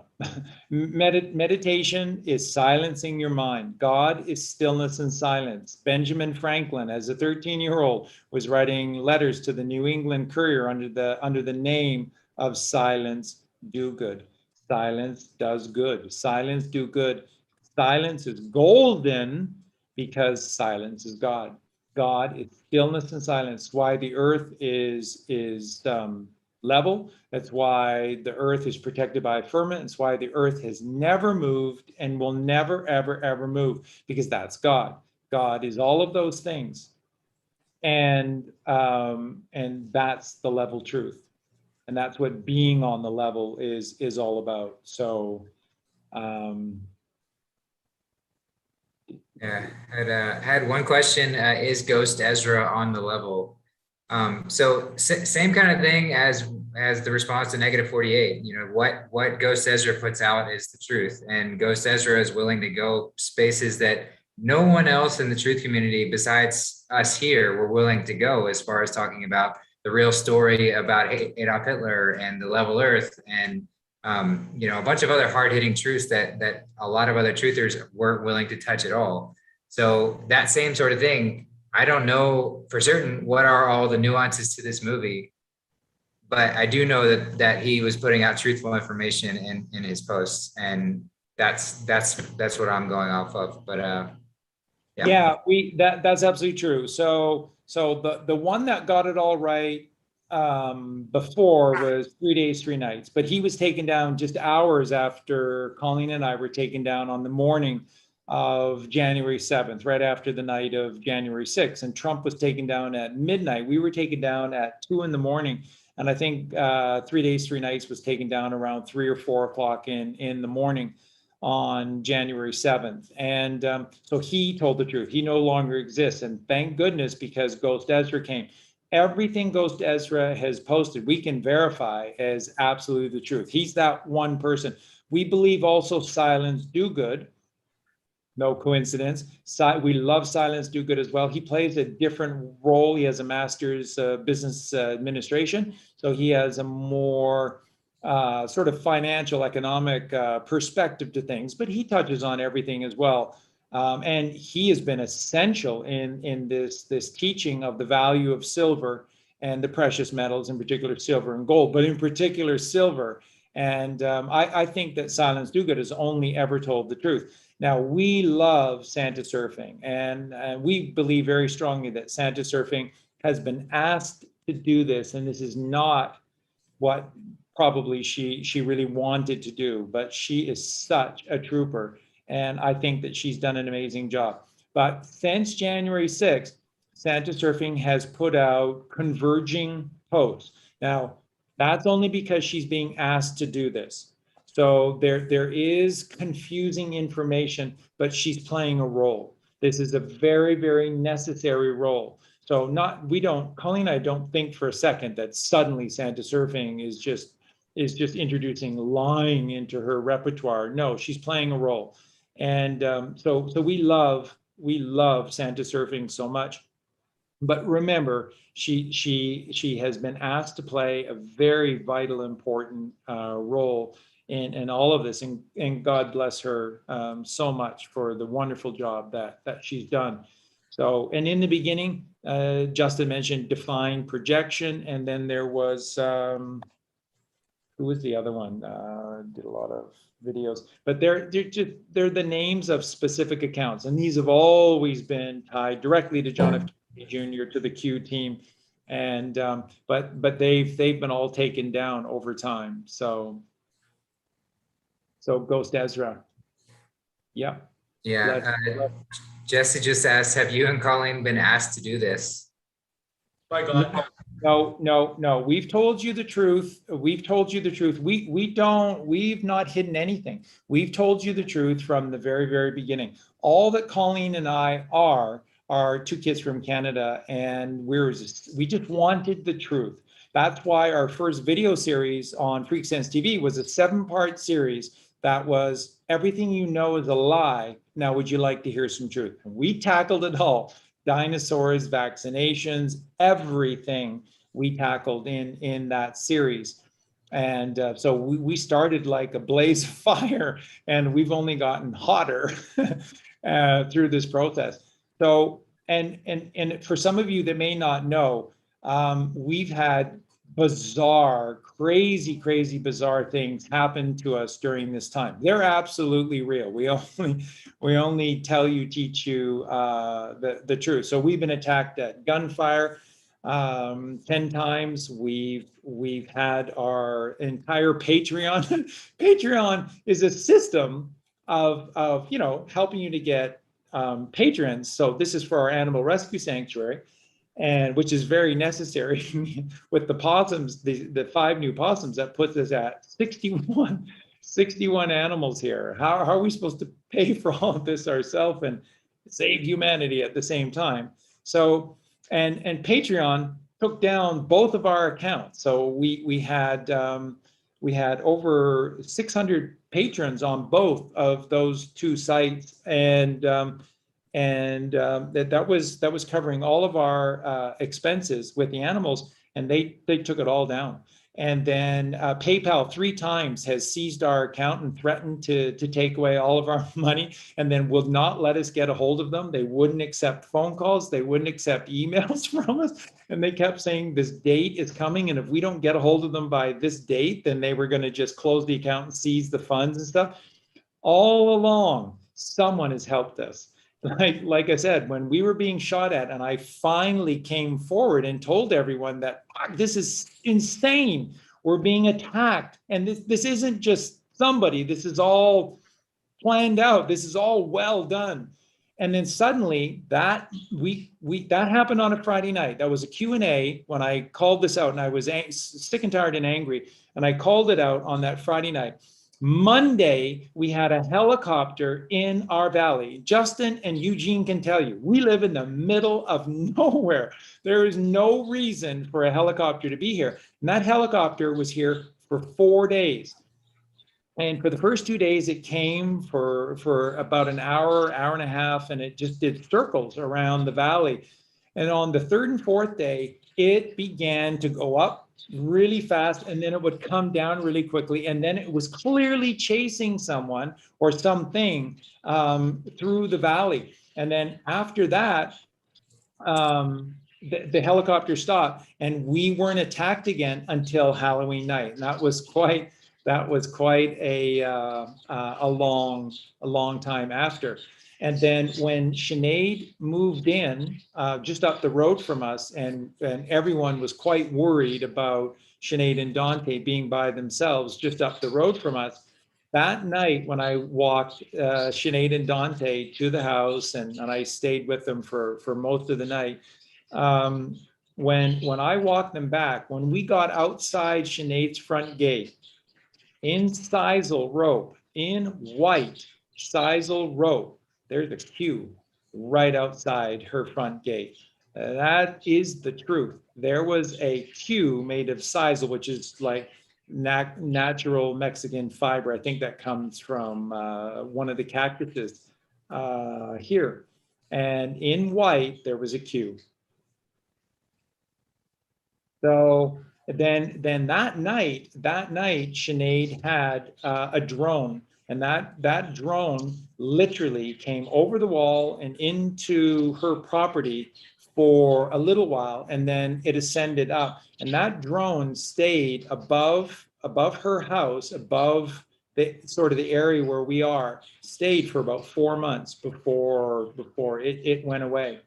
And Colleen can attest to this as well. We've had many drones over our house. I point them out to Colleen all the time. So we're just 2 kids from Canada. We've hit a sore spot because we tell the truth, and then we've attacked certain names, certain people and stuff, because we're sick and tired of liars and lying.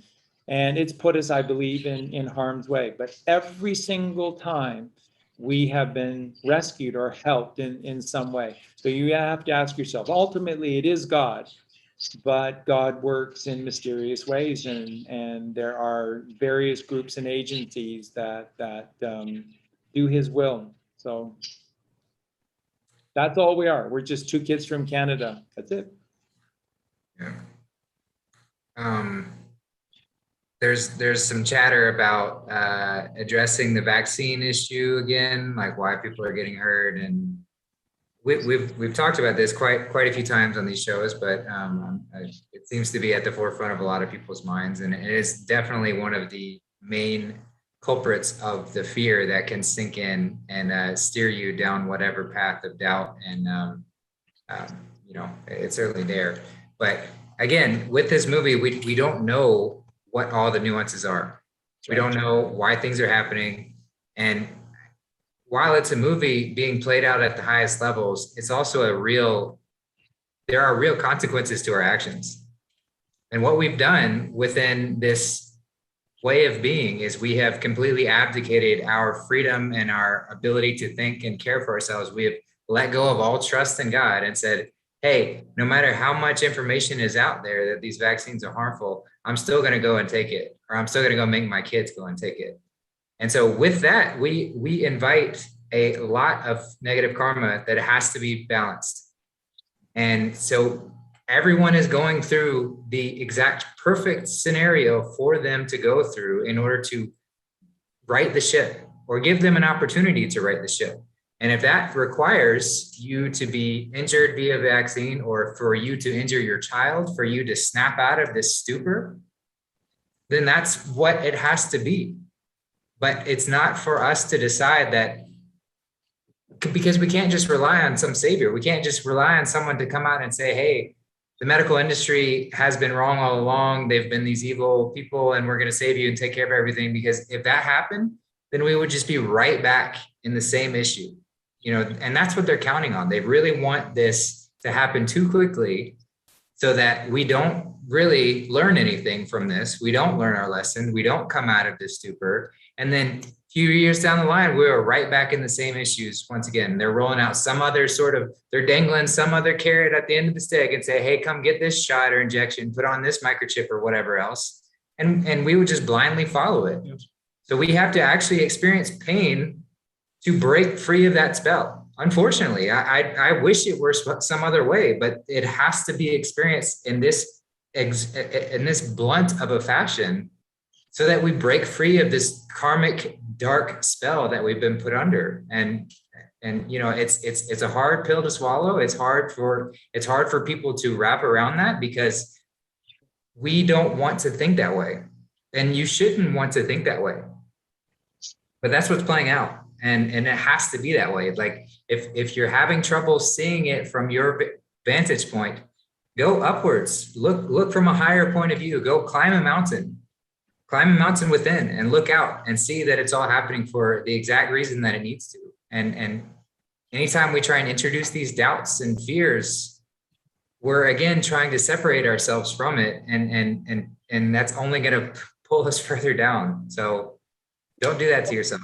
So let me just address this again. So first off, President Trump basically said that, you know, as president, I'm the father of the country, and I'll never let you down. And it's promises made, promises kept. And so during those 4 golden years, that was gold. He was the man with the golden hair, and so that was a golden era of taking back from hell on earth to heaven on earth during those 4 years. And then he had to go for this evil to roll out, because this is the movie in full force, and this is the movie showing you how bad things are, and you have to see it to believe it, because you simply won't listen if you're told. And why are things bad, so bad in Australia and New Zealand? Because for whatever reason, those 2 countries have chosen to just overlook the worst possible thing happening right underneath their noses. So I'm just saying, you know, we were all asleep, but I'm just saying that's why. And Canada got picked on hard, rightly so. Canadians are asleep, and those countries that are the most asleep have been hit the hardest, because you've allowed your left brain ego to just tell you, not my business, not my business. Kids on milk cartons, it's probably not true. It's probably not true. You know, drink Coca-Cola, watch Simon. Simon says it's all good. Everyone's got their own truth. And this is the kind of shit that happens. So when President Trump was president, what did he say to you? I didn't get the jab. None of my kids have the jab. I don't believe in the jab. I'm rolling out the vaccine as fast as I can, because remember, he's the president of the entire country, and you have hundreds of millions of Americans screaming at him to have a vaccine. So what did he say all along about the vaccine? We're going as fast as we can, and we're making this as safe as possible. We're testing this. We're making sure that it will work and that it will be safe. So nobody wants to listen to Trump when he was president. What did he say? He went through the charade, both he, Melania, actually, and who's their wonderful boy again? Love him so much. Barron. And Barron even had the COVID as well. So they didn't. There's no such thing as COVID, but they went through that. And Trump and Melania were locked away in a tomb for 3 days and 3 nights. And when they came out of it, they were cured. And Trump said, "I've never felt better in my life." And I attribute it to hydroxychloroquine and something called Regeneron. Regeneron, resurrection, regeneration, Regeneron. And it's so good, and I believe in it so much, I'm going to make it free for any single American that wants it while I'm president. I don't want to listen to President Trump. I don't want to listen to President Trump. I don't want to listen to President Trump. Okay. Then I told you on that podcast, the night we got shut down, the night of January 6th, during the daytime, Justin and Siobhan, they were at the big rally for President Trump in DC. It was amazing. And then all those evil ones, all those wonderful QAnons suddenly turned on the congressional building. Right. Like that was the QAnons that did that. And then after, what did I say that night? The stroke of noon was the end of the golden era of Trump and truth. And now this is the movie, full force, and it's hell on earth, and you can't trust. And that's what I said on that podcast. There were over 10,000 people watching live that night on that podcast. And that's what I said. From this moment on, you can't trust a single word that anyone says, and that includes Trump. And what are we now hearing from Negative 48? Trump has not been anywhere, neither have the kids, since January 6th. You haven't seen them. But now, suddenly, everyone wants to listen to what they think is former President Trump as a private citizen. And he's going, get the jab or whatever. Is that Trump? Guarantee it's not. So there's another lesson that's at play here. You don't want to listen to Trump when he was president saying, I don't have the jab. None of my kids have the jab. I got the COVID. I didn't take the jab. I used hydroxychloroquine. Here's the recipe. And I used Regeneron, which, by the way, is code for Jesus Christ. And I feel better than I have. And I'm going to make it free for anyone who wants it during my presidency. Don't want to listen to President Trump. Don't want to listen. Private person, Donald Trump, says, get the jab. And what an asshole. I don't believe in any of this. He hasn't been public. They're not risking anything. He hasn't been public since January 6th. And that's what we warned you that night on. You're entering into hell on earth. And I also said to you that Colleen and I will not do another podcast on the Q team and the Q plan and any of that stuff. We're just going to go right back to doing the work, right? And then Justin came to the rescue because we were deplatformed everywhere. Justin created Wandering Toward Truth, and Justin was there to bring us in and selflessly allowed much of his channel to be dominated by our stuff. And we've held true to our word the entire time. We've not done shows because if I did, I would just be trying to line my pockets with donations or with fake followers because hey, and Charlie Ward, don't forget that it's not the 3 amigos, it's the 4 amigos. Charlie Freak is part of Simon Parks and David Richard Steele or whatever that person is. And then Charlie Ward, it's the 4 of us. And yeah, I've got hot news off Trump was just talking to me today and there are no fucking comms. There's no fucking leaks. Charlie Ward is not fucking connected to Donald Trump. He's not Donald Trump's chief of staff. He will never be Donald Trump's chief of staff. The Q team has never, ever dropped anything. Who is Negative 48? I have my idea, but I'll tell you something for sure. He's very, very close to the top. He's very, very close to center over target. It's a small group, and they haven't divulged anything to anyone, including Colleen and I. Everything we shared with you, we've had to work out on our own. And the only way, Smalls, that I've been able to work out anything is by decoding the numerology and the symbology of the Q post. And that's what I said from day one. You want to know if this is all true, if Trump is a good guy and the Q team is is goodly, godly, and that this is real, read the Q post, but you don't want to do that. And you don't want to do that because it takes time. And that is called sloth. And that is the biggest of the 7 deadly sins, because if you don't get off your ass to learn the truth on your own, you're never going to find it. You're never going to find it.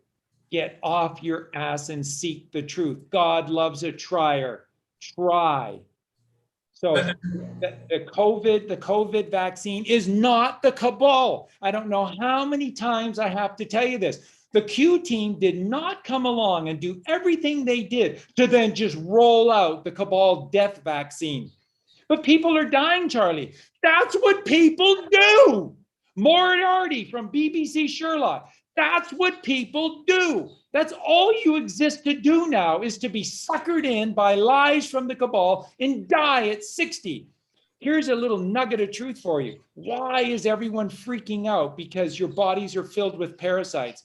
Ever wonder the reason why? Because you eat fucking death. Because you eat dead animals. That's why. And guess what? The parasites that are within you are keeping you alive from eating dead, rotting flesh. If there weren't parasites, you as a baby would be dead within the first 7 years of your life if it wasn't for parasites. What did all the ancients do when they got a nasty, horrible cut or a big contusion to their skin, a break in their skin, huge, and that there was massive trauma and it wasn't going to heal for a long period of time? It would get infected, they'd get gangrene, and they would die from this infection. What do? Fly bacteria on the cut, and then worms. And then the worms eat the death and keep it clean. That's what the parasites are doing within you. And they can only exist in an acidic environment. If you are alkaline, they can't exist within you. What is alkalinity? Fruit, fresh fruit. That's it. You're a frugivore. 100% of you is a frugivore. Not 92 or 97 or 9. 100% of you, inside and out, is a frugivore. But you don't want to listen. You don't want to change. It's all good. It's all good. We're going to move forward. We're going to just keep raping and murdering and torturing those animals. It's all good. Delicious pigsicles. Yeah, and like Justin was saying, it's the fact that you don't want to take responsibility. I mean, the whole picture of accepting an outside agency as your truth, that's all wrong. Like you shouldn't be looking outside of yourself for truth. Like, and that's what we're teaching here, is it's the inward path. No one outside of you can do the work you need to do. And again, so that taking an outside agency as your God, that's irresponsibility. So if you're going to be irresponsible, you have to suffer the repercussions. And exactly, Charlie, it's acidity. It's not the vaccines. It's acidic people dying to acidity. It's what people do. People are dropping dead. Remember, everything is the Hermetic principle. As above, so below, as within, so without, as the universe, so is the soul. What would happen to all of us on this earth if some alien jabbed a gigantic needle through the firmament and put anything, a foreign substance, anything inside of the firmament? We'd all feel sick. We'd feel sick metaphysically and physically, because you're not supposed to get the jab. And Tyler, who's in the chat room, Tyler could have his own channel. Tyler is a very, very enlightened individual. Where's Ty? He's done so many posts here, and now I'm not seeing one of them. But so Tyler was just basically saying, Tyler Newcomb, and Tyler was just basically saying in here is that you're not supposed to jab yourself with anything. And when you accept the jab, this is the truth of truths. You need to listen to this. And Justin and I have been, since Justin came aboard, he's been teaching this with us from day one. It's the highest form of Satanism, because when you get the jab, you're absolutely saying you don't believe and you don't trust in God. And Christians by the boatloads have got the jab. And Christian pastors have gone out of their way to threaten their congregation to get the jab. Why? Because they're demonic. Because organized religion is demonic. All of it is demonic. Because Jesus Christ taught you this in the Bible. Never once did Jesus ever say that there's a good priest out there, or that there's a good temple out there. Never once. He said they're all evil. And he went to painstaking depths to teach you about the lawyers, the Pharisees, and the scribes of the church. And when the apostles looked at this new church, and my God, it's new and it's beautiful, Jesus said, why would you look in that direction? Why would you even cast your glance in that direction? For surely not a single stone will be left standing when all is said and done. The kingdom of heaven is within you. God is within you. No preacher can help you. I can't help you. I can point you in the right direction, but I can't go inside with you. Only you can go inside of you. Only you can do this work. And the work is stillness and silence. Now, I'm not saying that because I have an angle. That's the truth. Whatever the truth was, that's what I would be saying. By the way, it's what all ancient cultures told you as well, that God is stillness and silence, and that the answer is meditation, stilling of the mind, silence, do good. Benjamin Franklin, it's all about meditation. And they lie to you about meditation. What is meditation? Silence, stillness, nothing else. Oh, but you have to learn a complex mantra, and you have to repeat it 108 times before you can enter. No, that's thinking. Because you're going, okay, Hare Krishna, Hare Rama, Hare Krishna, Hare Rama. That's 2. Hare Krishna. Oh shit! I lost it at 7. Okay, I'm going to start all over again. Hare Krishna. You're thinking. That's not meditation. Meditation is silence. That's why they built the pyramids, because it's difficult to still your mind when it's a chaos out there. Go within, still in silence. And when you take no thought, he comes, and you will know that it's him. And then it just comes like this. It just comes like this. And you have to process it the best you can. And that's what we're teaching you. It's all that's ever come. How do I know that the Q team is telling the truth? Not because I blindly believe them. Oh, I'm just looking for a savior, so I hope that I'm just blindly hoping. I know they're telling the truth because I've done the work. I've gone within. I take everything back in with me, and it has to pass the resonation test. It has to sit perfectly in balance inside of me. And if there's the slightest doubt, it's not the truth. It's always been that way. But you must create the temple within you, and that is stillness and silence. Silence, do good. Yep, and just to sort of emphasize the point that Eugene made on responsibility, if you try and get away from this idea that we have to take responsibility for our actions, if you try and get away from this idea that karmic law, natural law exists, and we have to operate within those bounds, then you are essentially, and that goes with this wanting a savior, wanting the Q team or Trump or whoever, Jesus, whoever your idol is, to come take all the pain away and make it all better, and me have to take no responsibility for it whatsoever.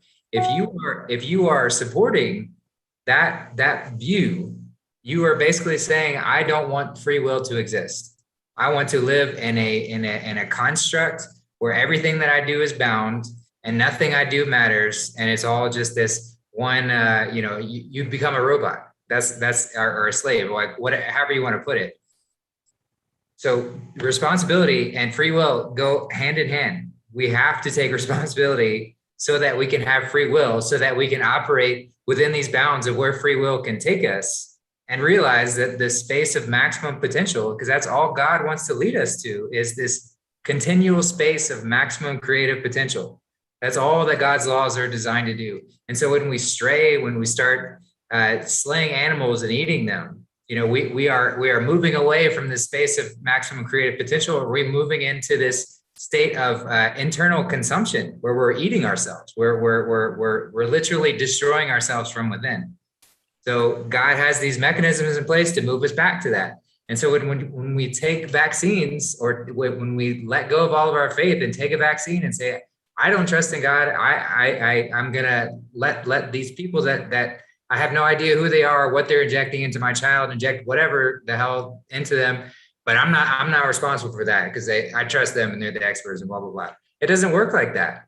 We still have to go through the repercussions. We still have to go through the consequences. And if you don't want to learn about what those consequences are, if you don't want to learn about how this creation was set up, and that's all the Bible is just this handbook to demonstrate how this creation was set up, how to operate within the confines of maximum potential or not, and suffer, be in pain. But we have to experience both so that we know what the right path is and go for it. But it can't be artificially taken away from us. That responsibility has to be a key pivotal factor if this is all to work. So I hope that made sense, but that's kind of like that's what came up for me with responsibility. Oh, definitely. I'll put the cherry on top because it's the response on Abel. It's the blue shifting, right? Because I mean, what is Cain? Not taking any responsibility. Oh, I don't know where my brother is.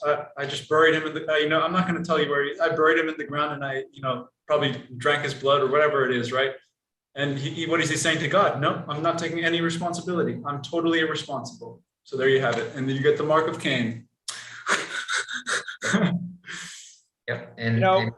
To echo what Justin was saying, folks, we did a show on this not too long ago, but have you ever even heard of Pierre Beauchamp?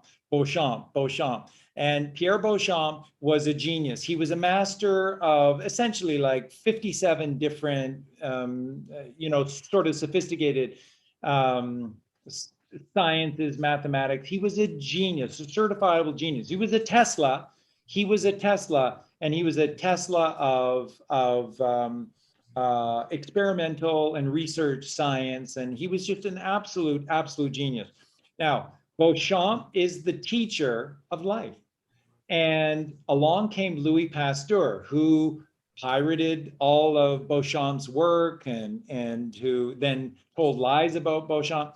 And everybody's heard of Louis Pasteur and this necessary process of pasteurization. What is pasteurization? It's killing the life in everything you eat because bacteria will kill you. Now, Pierre Beauchamp, who is a genius, a master, and everyone believed him until, like I said, Einstein, the theory of relativity, 110 years of absolute lying. Right around that time period, this is when all the subterfuge started. Okay? And so along comes Louis Pasteur. So what Beauchamp taught us, and this is what the ancients all knew, is that you eat life to have life. And so you would never pasteurize, because if you cook your food, you kill it, and then you kill all of the life that's within it. So here's what Beauchamp taught. There is no bacteria ever created, ever, that can harm you. You are the pinnacle of God's creation. Sort of sounds similar to what Charlie and Colleen teach. You are the pinnacle of God's creation, and you are untouchable by any disease because you are alkaline man. And as long as you remain what you are, which is a frugivore, and you eat life to have life, there's no disease that can ever harm you. You can't be diseased. That is what Pierre Beauchamp taught. Okay? He is considered a genius, and he is the forerunner of all of this truth within science. Modern science hasn't done a thing.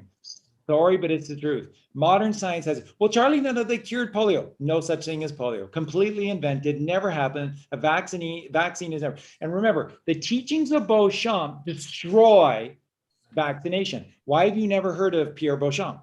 Because you can't. Because if you knew about Beauchamp and the simplicity of eating life to never, ever, ever, ever have disease, then they're dead in the water. So you can't have Beauchamp. And along comes Louis Pasteur. And what is Pasteur saying? To live, you have to kill your food. You have to kill it by boiling it past the boiling point. What is the logic in that? That is insanity. That is insanity. And Pierre Beauchamp taught you the truth. And everybody knew Beauchamp. He was a living, breathing genius that everybody lauded. Nobody knows him now. Everybody knows Louis Pasteur. They lied to you. They lied to you.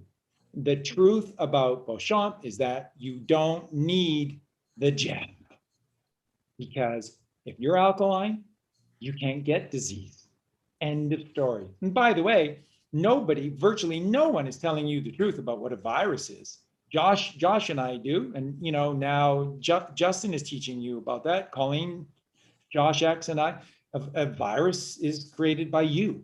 It is within you, and it is not cellular based, so it can't be airborne. Nobody else can catch it. And you're a man or a woman. You can't catch it from a bat in China. That's a bat. You're a man or a woman. Sorry, you can't get it from a bat. And it's not airborne because it's not cellular based. It has no life to it. And a virus is the ultimate allegory and punchline to all of this, because what does a virus do? It attacks foreign invaders. What is Trump and the Q team doing? They are attacking foreign invaders. The real virus, coronavirus, is the Cabal. The real aliens are the Cabal. They're alien of God. They're alien of Abel. They are Cain. They are the left brain. These are the Canaanites who were cast east of Eden. What is east of east? West. What is west of the Holy Land? The rolling hills of the Eastern Mediterranean, Phoenicia. And the Phoenicians were the seafaring race of merchants. Guess what? They're the pirates of the seas. They're the ones that made pieces of 8, the first money system. And they're so effing cheap. This pieces of 8, these little coins, were made with this aluminum oxide, so that, and then each of these little coins were scored in 8 different angles, because they wanted change back. And so this pieces of 8 is so that these little coins could be broken into 8 slivers. That's how cheap they are.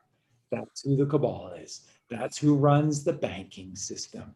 That's who the communists are. That's who the capitalists are. That's your enemy. These are the Canaanites. There's no mother in them. There's no God in them. There's no Jesus Christ in them. There's no Santa Claus in them. They're alone, and they hate you, and they want to separate you from your mother and father, and they want you to be alone. And then they'll have you in a forest, the Black Forest.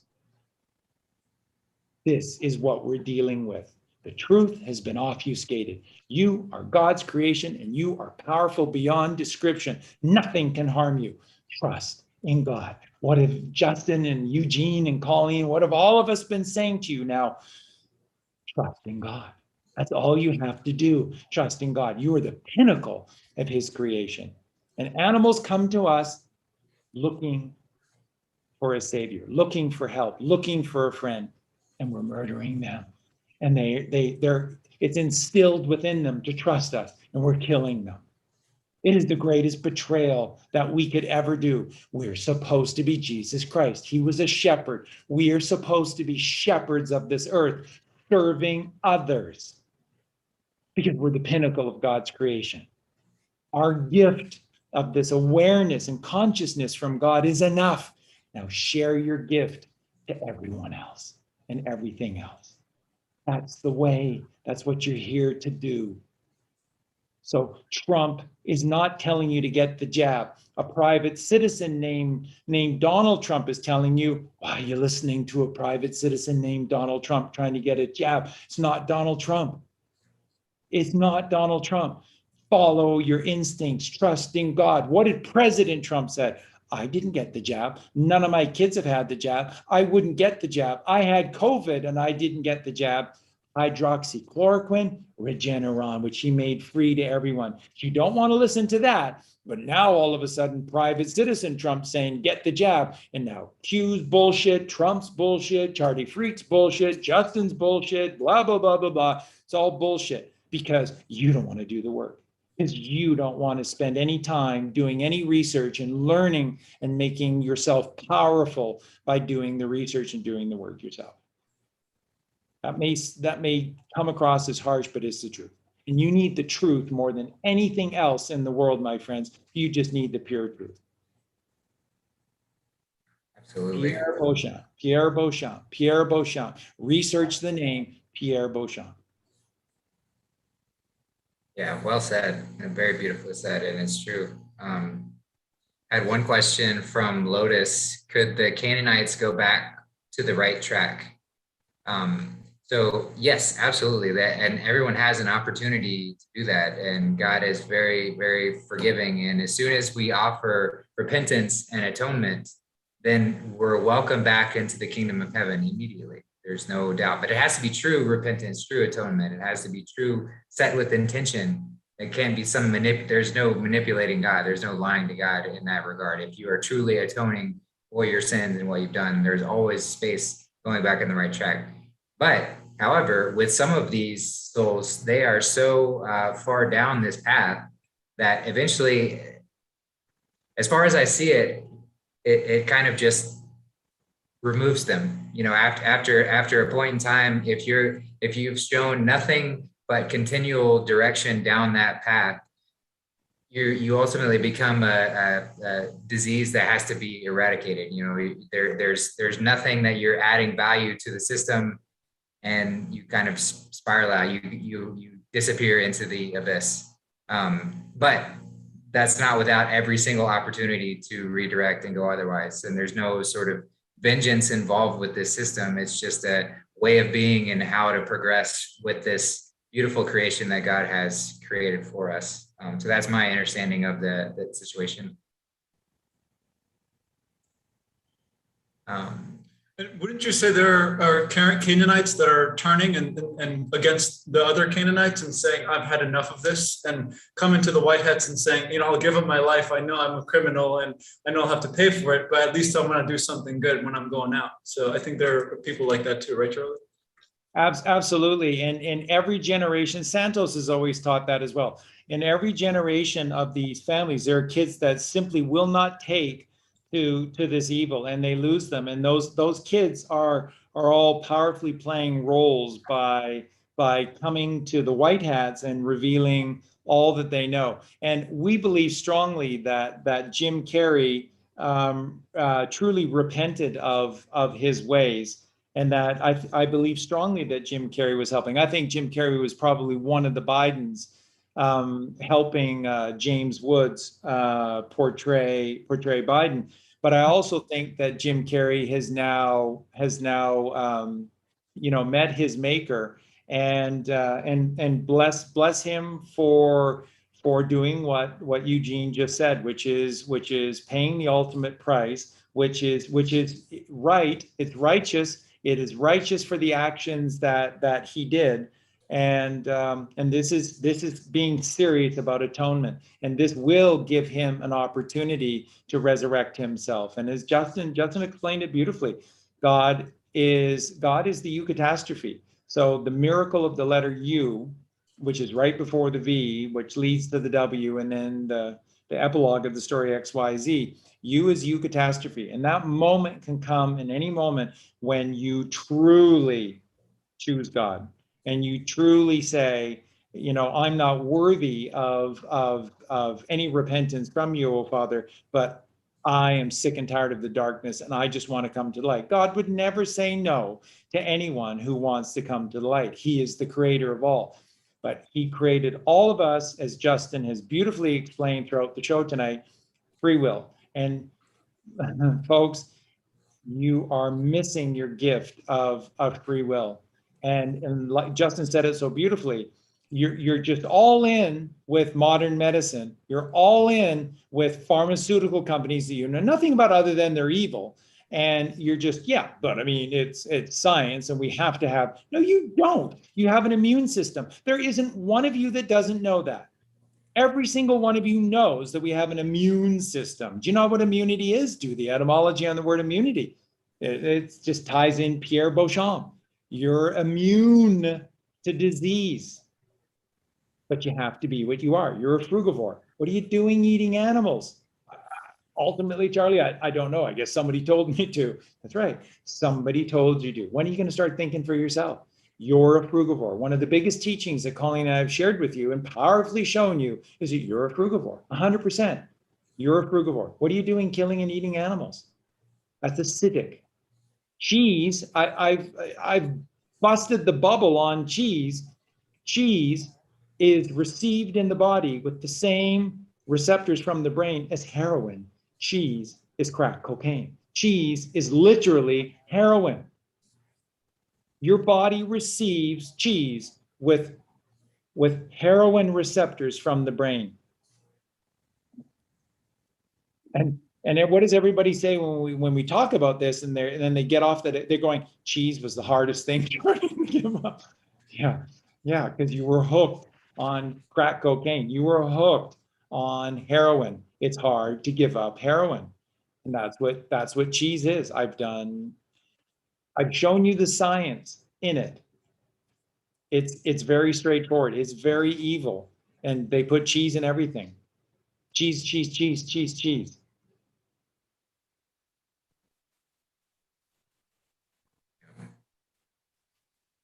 Yeah, we had a couple comments about how apparently you hated Charlie Ward and were spreading a lot of hatred about him, and just wanted to address that there was no hatred involved with that whatsoever. And if you actually listen to any of those shows where we covered it, we said we would welcome Charlie Ward with open arms at any time if he offered the truth, if he started telling the truth and said, hey, you know what? I was telling some lies. I was spreading some bullshit. But no, he just doubled down on his lies, which shows the atonement is not there. The repentance is not there. And therefore he is still being deceitful. And you cannot serve two masters. There's the truth, and then there's the lie. If you are not serving the truth, if you're not serving God, you are serving the lie. And we cannot support that. So we need to be calling out anyone who is spreading deceitful lies at any point in time. And there's no hatred involved in it. We get that I can't judge someone. I don't know where they came from. I don't know what caused them to make the decisions they're making, but I can judge their action because I am authorized. I have the authority to judge someone's action because I truly understand what God's law portrays. And a lie is very clear. There's not really a lot of nuance there. If you're telling a lie, you are breaking God's law. You are going against the righteous path, and that is wrong. And I get to say that. And if someone continues to operate within that wrong space, I'm going to continue calling them out. And that's how it needs to be. We need to be addressing this level of deceit, regardless of where it shows up, regardless of whose feelings it might hurt, because it's not about feelings. It's about doing the right thing because it's the right thing to do. So just wanted to address that. There was no hatred behind it. We have to be righteous. Yeah, listen, everyone, remember, and of course, we have this recorded message. So the day that, like, we just got attacked so much from Charlie and everybody else when we blew the lid off of Gregory Hallett and the fake king of England. And then they did a hit video the next day on Charlie Freak, and don't listen to Charlie Freak because he doesn't have one of these, which is a British passport, and he doesn't know how sacred the king is to our country. And what I'm saying is, you don't need a fucking king. You are a king. Start acting like the king that you are. And Gregory Hallett is no king of anyone. Sorry, but he isn't.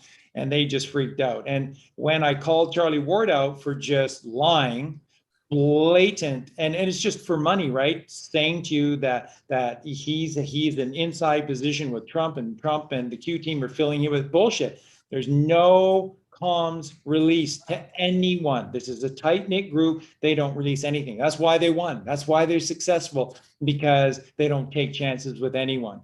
And so when we did that, Charlie phoned us, everybody seems to know Colleen's private cell number when it comes time to, get angry with us. And so Charlie Ward phones us, leaves a message, and what does he say? He goes, I'm very disappointed in you, Charlie. I like you very much. I've always thought you, very smart individual and blah, blah, blah, blah. He said, I think the thing that's causing all of the problems is that you think I'm talking about the Q and the Q and Trump. No. I'm talking about the Q from the Q, the Q quantum physical or the quantum financial system. So that's the Q I'm talking about. So I've been working with them for about 7 years behind the scenes, which you've never divulged, ever before when you're first starting, trying to pump Gregory Hallett, but now it's all Q. And but he said he's been working behind the scenes with the Q financial team. That is something completely separate. So he said to us, it's on Colleen's phone. She saved the message, and he's saying to us, no, I don't have any contact with President Trump or the Q team. No. I'm high level with the Q quantum financial process, and I've been guiding them, helping them along the way. Receiving what instructions from a cleaning lady, or what was it? That's right.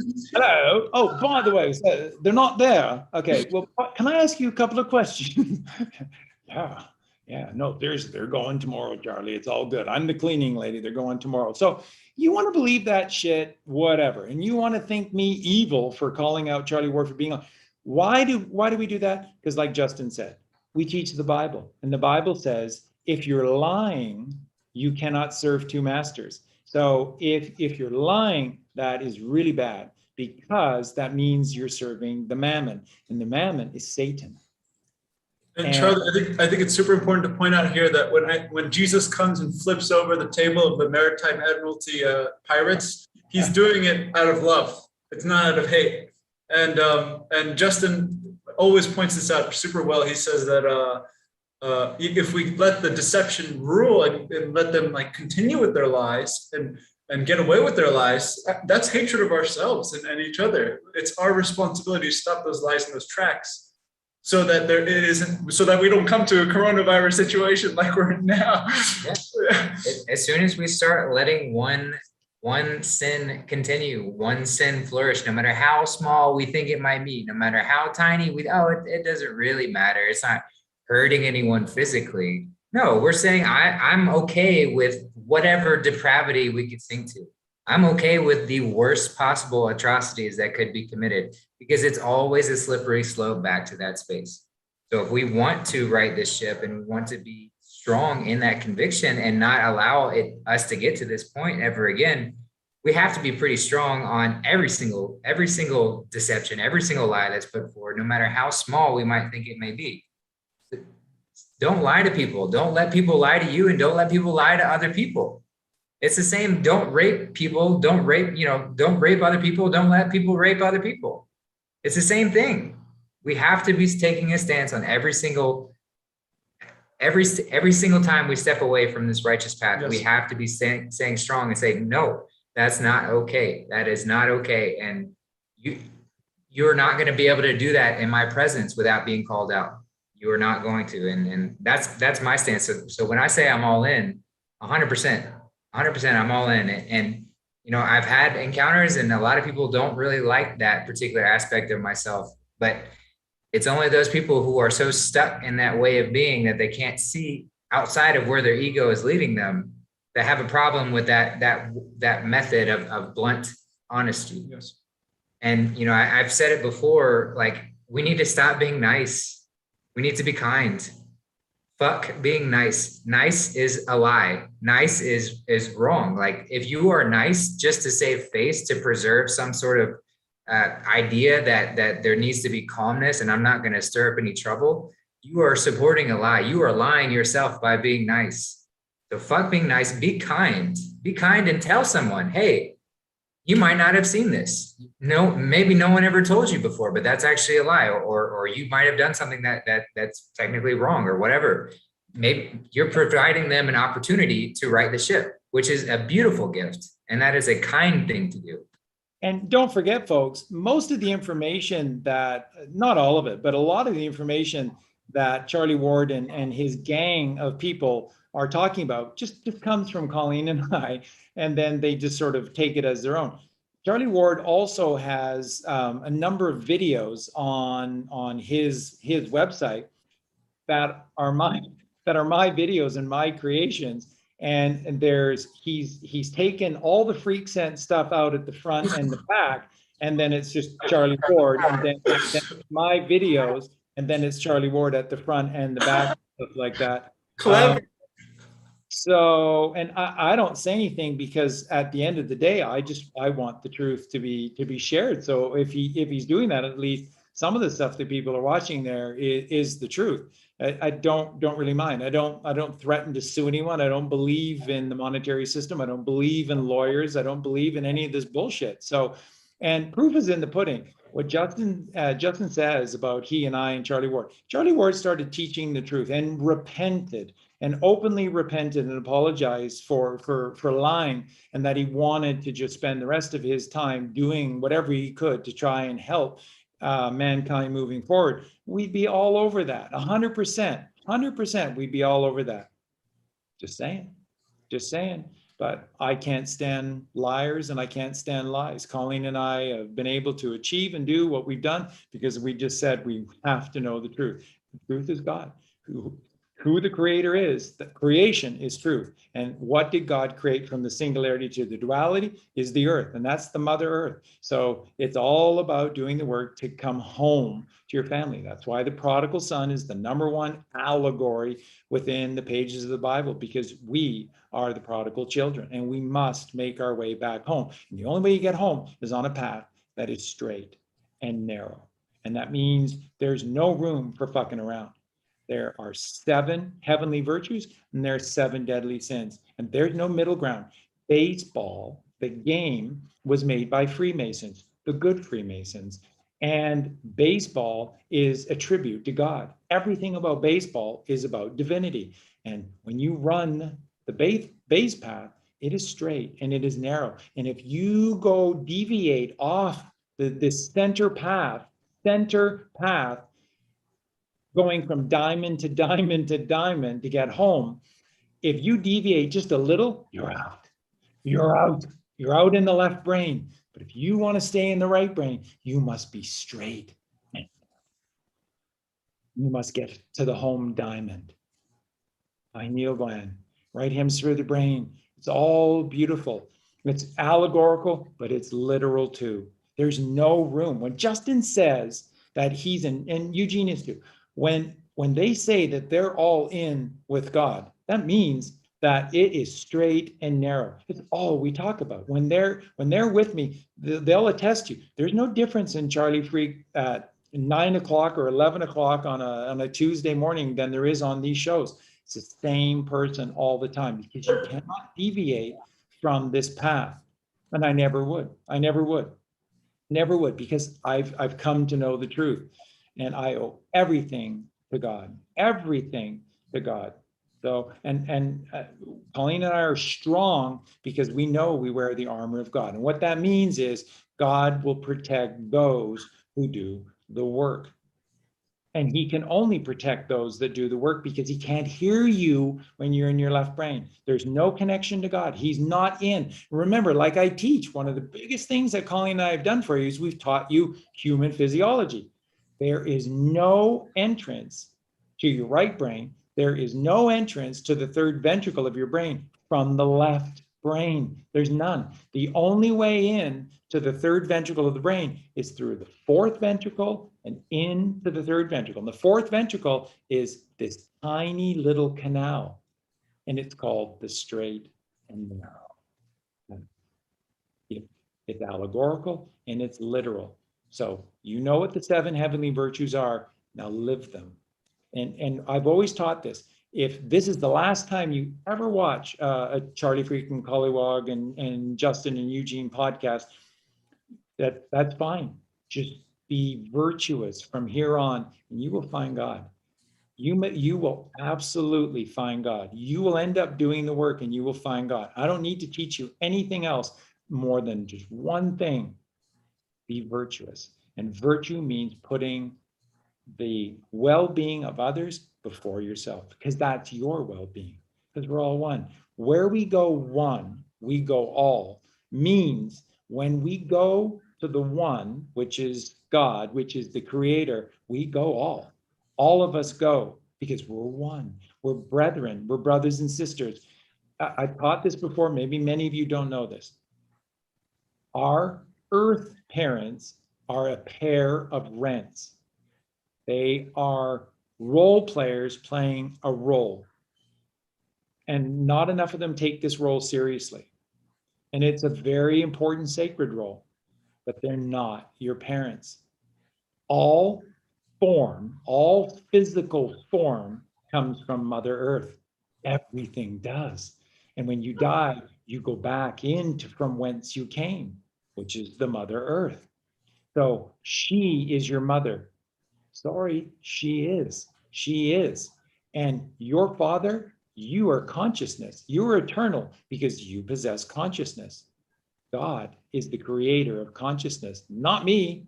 Not me. I can't create a life. I don't bestow consciousness. I can't do those things. If you think you can, that's up to you. I'm telling you, you are not the real parents of your children. That is God and Mother Earth. They are the real parents. And the best thing that you can do to your children is teach them that. And the best thing you can do to your children is start them on the path that is straight and narrow by living a virtuous life in your home. And that means telling the truth. That means being honest in every single moment. That means being virtuous. That means being kind. Christmas time is all about helping others. What are you doing giving presents to your kid? How many of you are going to participate in Halloween this year? Halloween is a celebration of Satan. What are you doing? Don't you dare celebrate Halloween ever again. This Christmas, you're gonna celebrate God. This Halloween, you're gonna celebrate God. I've taught you what the Maypole Day and then 6 months later, November 1st, the All Saints Day is all about. It's them owning your body and it's them owning your soul. Halloween is a witches and warlock festival, and they harness a lot of kids. A lot of kids go missing every single year. Thank you, UNICEF. Can you put some money in for UNICEF while I steal your kids? Because UNICEF is largely behind. The United Nations is purely evil. The United Nations peacekeeping forces were created to steal children in war-torn zones. That may sound fantastical. It's the truth. It's the absolute truth. The UN peacekeeping forces with those blue helmets have been stealing children in war-torn. So they create the wars, which creates the product, which is orphan children, and then the UN peacekeeping forces steal children for the cabal. That's what they do. This world is sick. It is diseased. And it's diseased because you don't believe in God, because I didn't believe in God enough. And when we're all in, we win, because God always wins. So all you have to do is pass that net to the right. Change that frequency. Bill Donahue teaches this the best ever. You want to sit on your ass and drink a beer and have the TV on channel 2, and you're throwing your beer can at the TV because there's no God on channel 2. You don't want to get up and change the dial to channel 9. God's on channel 9. But you want to throw things at the TV because it's on channel 2. Change your frequency. Change your frequency. A channel is a frequency. Change your channel means change your frequency to God. And you do that by being righteous. So if you want God in your life, start listening to 107.1 FM. All God, all day. Justin and I are going to start to do some shows about 107.1 FM. We're going to play music and stuff. It's going to be great. It's going to be so much fun. It's going to be a lot of humor in it. And it's all God, all day. It's God FM. It's God radio. All God, all day. So it's going to be great. Yeah, looking forward to that. I had a quick question. Which Bible does Charlie use? So we prefer the 1611 version of the King James Version. That's going to be the most accurate English translation that you can find. Yeah. So and for these other editions, Justin, are just freaking evil. They have neutered the truth out of the Bible. So all of these different religions in the United States who have created their own Bibles, all these other different Bibles are just pure evil. These are evil. Once you know the truth and you see how they've changed the wording and all, what they've done is they've taken the subtle teachings and the subtle body and chakras and meditation and the truth about what Jesus did. They've taken it all away and they've just made it a literal bullshit story. And they've turned Jesus into this passive, neutral character with neutral language. And that's not Jesus. Jesus was right in your face with the truth, 24/7, 365, nothing but the truth. Yep. So the King James Bible. Now they made a change to the King James Bible in the late 1700s, I believe. In the late 1700s, and they changed some language in it. But even that one is light years ahead of everything else. So the King James Bible 1611 edition is divine. 1 + 6 + 1 + 1 is 9. 3 ones and a 6. 3, 6, and 9. 3, 6, and 9. It's right there. And 16 being P, so there's light, and then 11 being the temples. Light in the temples.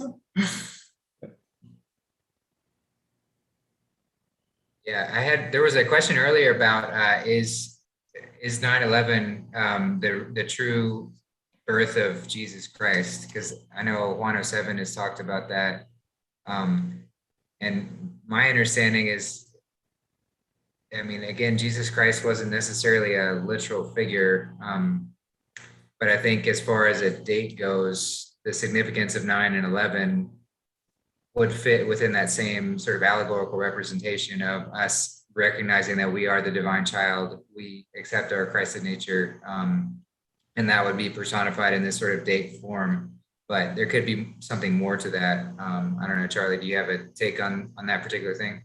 Well, remember, there are Christed figures, and there clearly was a Christed figure, because the Cabal, like Justin said, they don't have the creative ability of the right brain to make this stuff up. So if there's this story of this Christed figure, roughly 2,000 years ago in the Holy Land, there was a Christed figure in the Holy Land, and just the stuff about Mary Magdalene and how they've turned her into a whore and everything, that just confirms that there absolutely was. So now, even negative 48 and his team, they're still referring to this person as Yeshua. And what I would just suggest humbly is that they shouldn't do that. Yeshua is Hebrew, and that's not true. And the gematria of Yeshua is 79. Now, what the Greek transcripts, which is where the Bible was first translated into English from, are the Greek transcripts. In the Greek transcripts, it talks about a Jeheshua. Don't know where this Yeshua thing comes in, except that it's kind of the Hebrew version of the Greek Jeheshua becomes Yeshua. So now, what is the gematria of Jeheshua? 77. What is the gematria of Christ? 77. What is the name of Jeheshua in the Holy Land 2,000 years ago? Joshua, Jeheshua. What is the gematria of Joshua? 74. What is the gematria of Jesus? 74. So Jesus Christ is 74, 77. Joshua, Jeheshua is 74, 77. There's a reason why Bill Donahue teaches Joshua, Jeheshua, and that's because he examined the Greek manuscripts and this translation to English. Now, again, in the Bible, in the Greek manuscripts that became the English Bible, the only name that is used other than Jeheshua is Christ, and Christ is the title. That's why we teach and say that the real name of Jesus Christ would be Christ Jesus, because Christ is the title, Christ Jesus. And it's a beautiful, beautiful name, regardless of who put it together, whatever.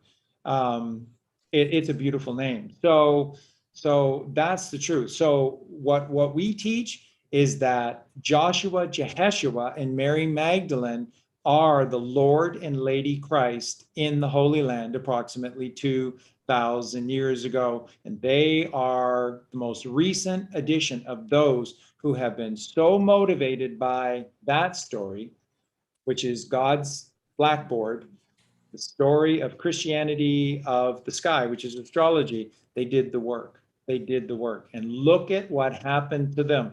And what negative 48 teaches, which is the truth, is that after Jehoshua was crucified and put to death and then rose up to heaven, because that is your right if you do the work, that the male apostles would not show loyalty to Jesus by accepting Mary Magdalene as the head of this sacred Essene order. And so without support, Mary Magdalene fled the Holy Land for southern France. And this has been the headquarters of this order known as the Order of the Blue Rose. And who is tied to the Order of the Blue Rose? Jacqueline Bouvier. Who did John Kennedy marry? Jacqueline Bouvier. I don't know tons about Caroline Bessette, but I do know that her ancestry is French.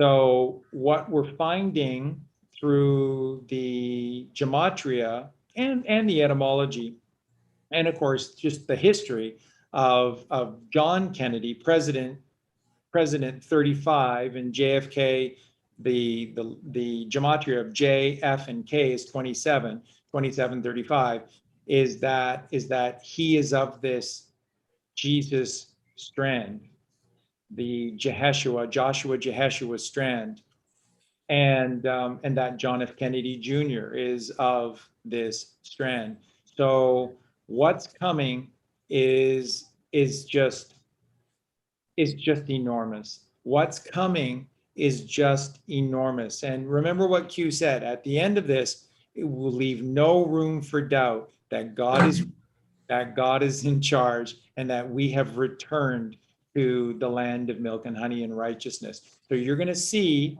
Professor Tolkien's story come to life, the Fellowship of the Ring, the Two Towers, and the Return of the King. There is a Return of the King. And you'll see the role that Donald Trump played brilliantly, and you will see this transition that's about to occur. And it is just amazing, and you will not be left with any doubt. You will know 100%.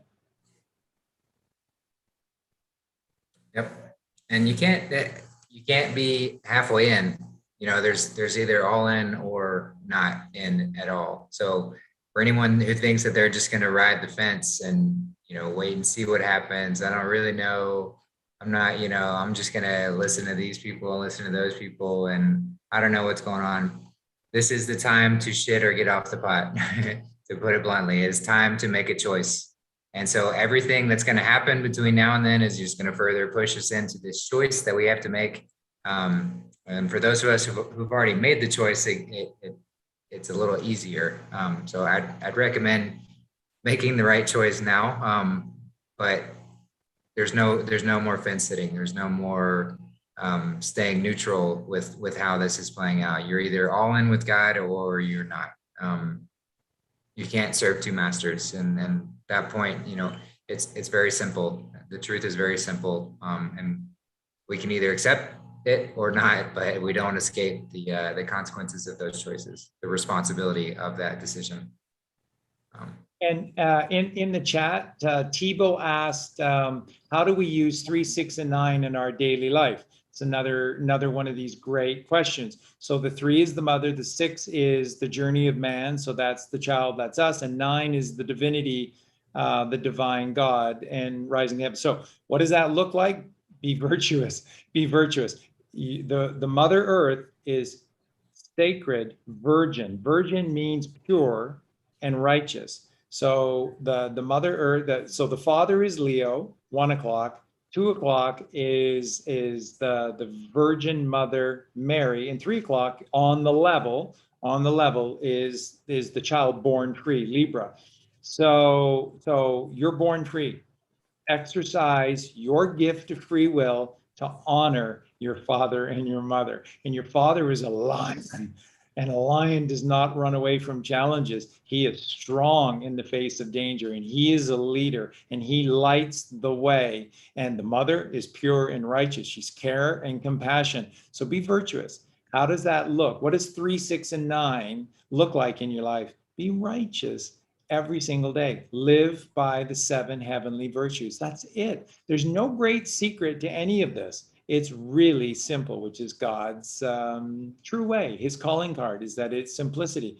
So just put others before yourself and watch yourself rise. Because as we have always taught you, the rewards are built into the work that you do. I'm not telling you to do it for that reason, but I'm telling you the way. And the way is that when you do good, you receive good. It's that simple. That's how it works. It's the Ouroboros. What you put in is what you get out. So if you put righteousness in, your life is filled with righteousness. You put shit in, you can figure out the rest. 3, 6, and 9.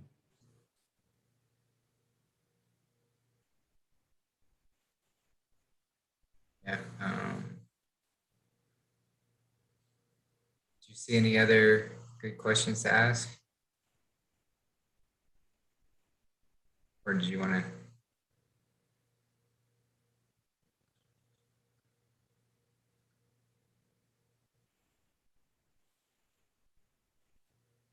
Oh, Tamara wants to ask if there are any good pastors on television. And I said, likely no. If you're on television and you're claiming to be speaking the word of God, there's no way that they would allow anyone who was actually telling the truth to be on TV, first of all. And then, I mean, anyone who gets to that space is so far into the organized version of the Christian lie that they are, wide perpetrators of that same lie to some degree or another. I'm sure there are some who maybe have convinced themselves that they're not a part of that same Jesuitical, fake Jew, Zionist controlled reality, but they're all part of that same beast. So if they're on TV, chances are they are not with the best of intentions. But I don't know, maybe Charlie has. Go to Bill Donahue. Yeah, go to Bill Donahue. You want to find the truth was in the Bible, go to Bill Donahue for sure. Yeah, my favorite shows, and I would just echo what Justin said about somebody who's on TV and is wearing fancy clothes. I mean, when Jesus in the Bible sent the apostles out, what did he say? And do not take a change of clothes, and do not wear shoes upon your feet, and do not go to the centers where people already believe the things that we're teaching. Go to those places where they do not believe that we are teaching. And if they treat you gruffly or rudely, turn around and walk away. Your job is not to force them into the truth, but to simply show them a way. Move on to the next community. I mean, it's all in the pages of the New Testament. Remember, you're talking about the Old Testament, which is this infinite number of these allegorical stories like falling into a great fish and building an ark with all of the animals on the earth 2 by 2. They're allegorical tales that are teaching you the way. And then what is the way? Jesus Christ.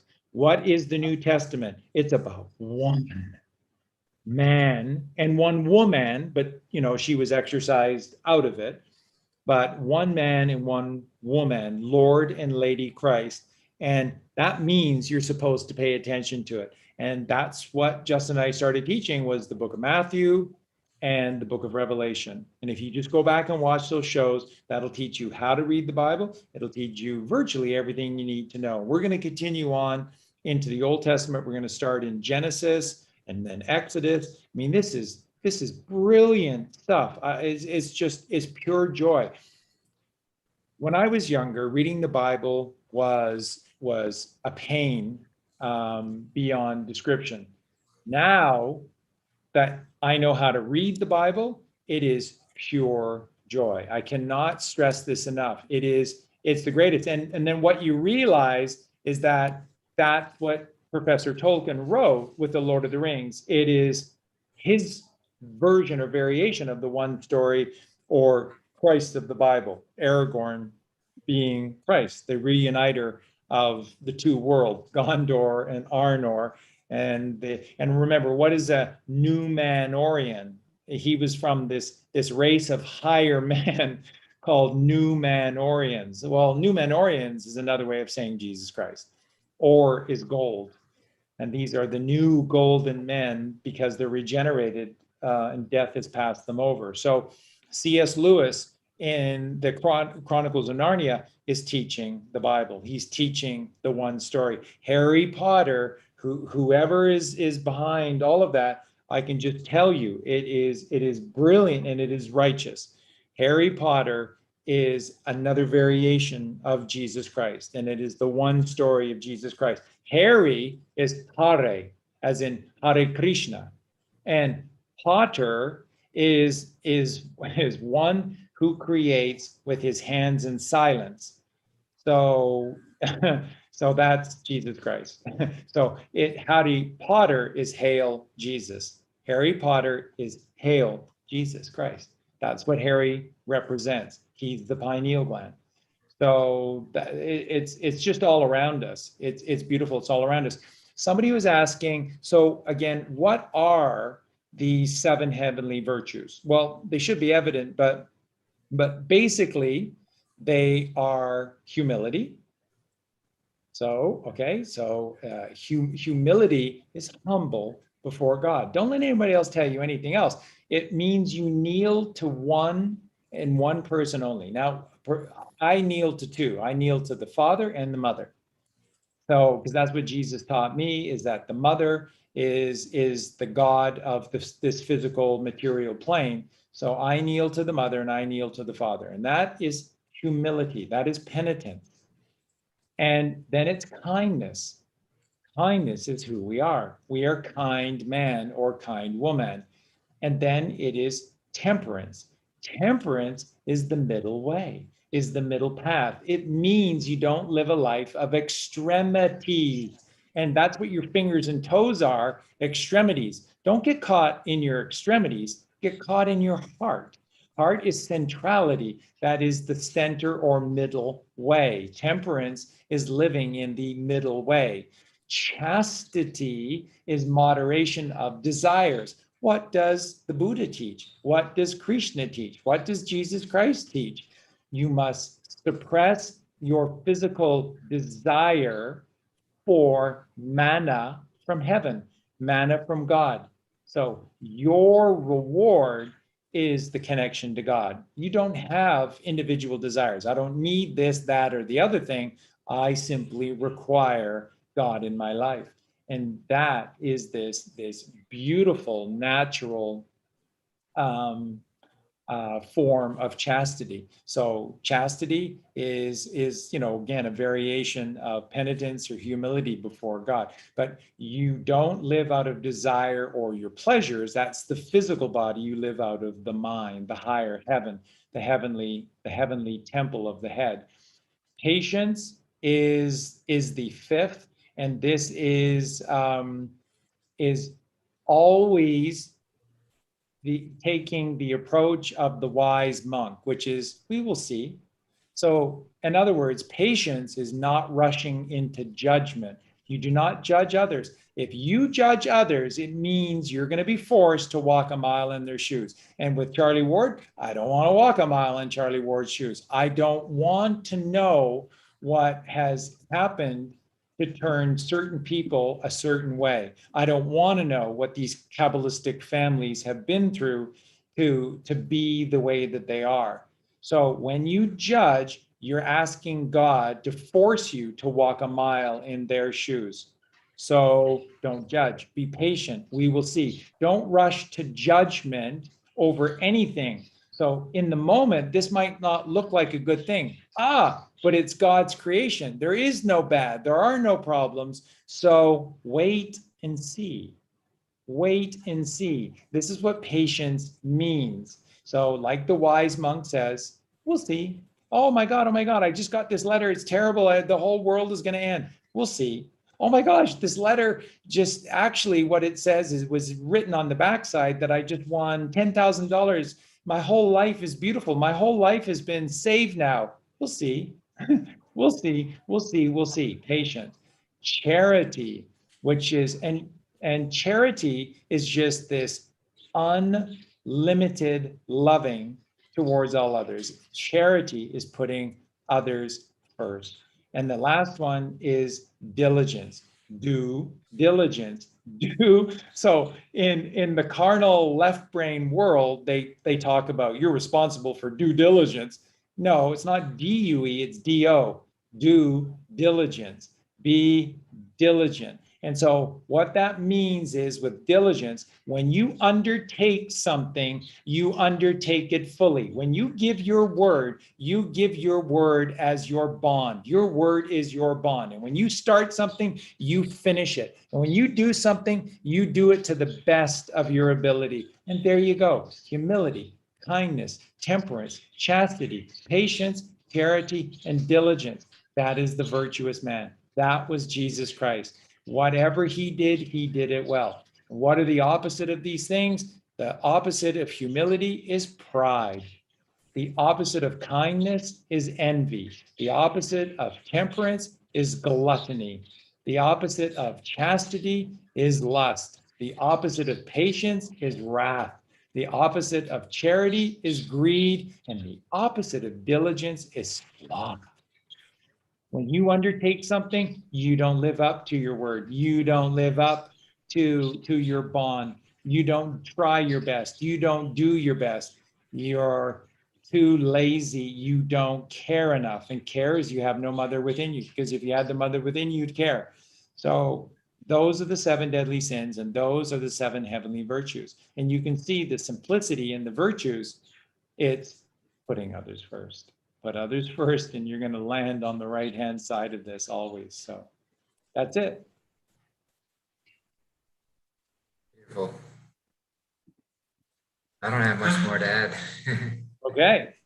It's been a great show, a long show, but it's been a wonderful show. And this show has been just made so wonderful by Justin and Eugene. I'm so glad and grateful that everyone got a chance to see and hear, obviously not only Justin, but Eugene as well. And you know, for a 21-year-old man, you know, wow, that's all I have to say.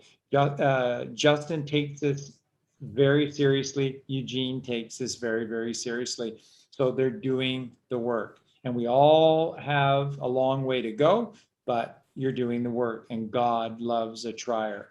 And so that's it. So to Colleen, who's looking after our 5 possums that can't go pee unless she rubs she rubs their system, their private parts, so that forces them to pee, and that she has to squirt through this tiny little tube the milk into them. That's who Colleen is. This is what she does every single day. That's who she is.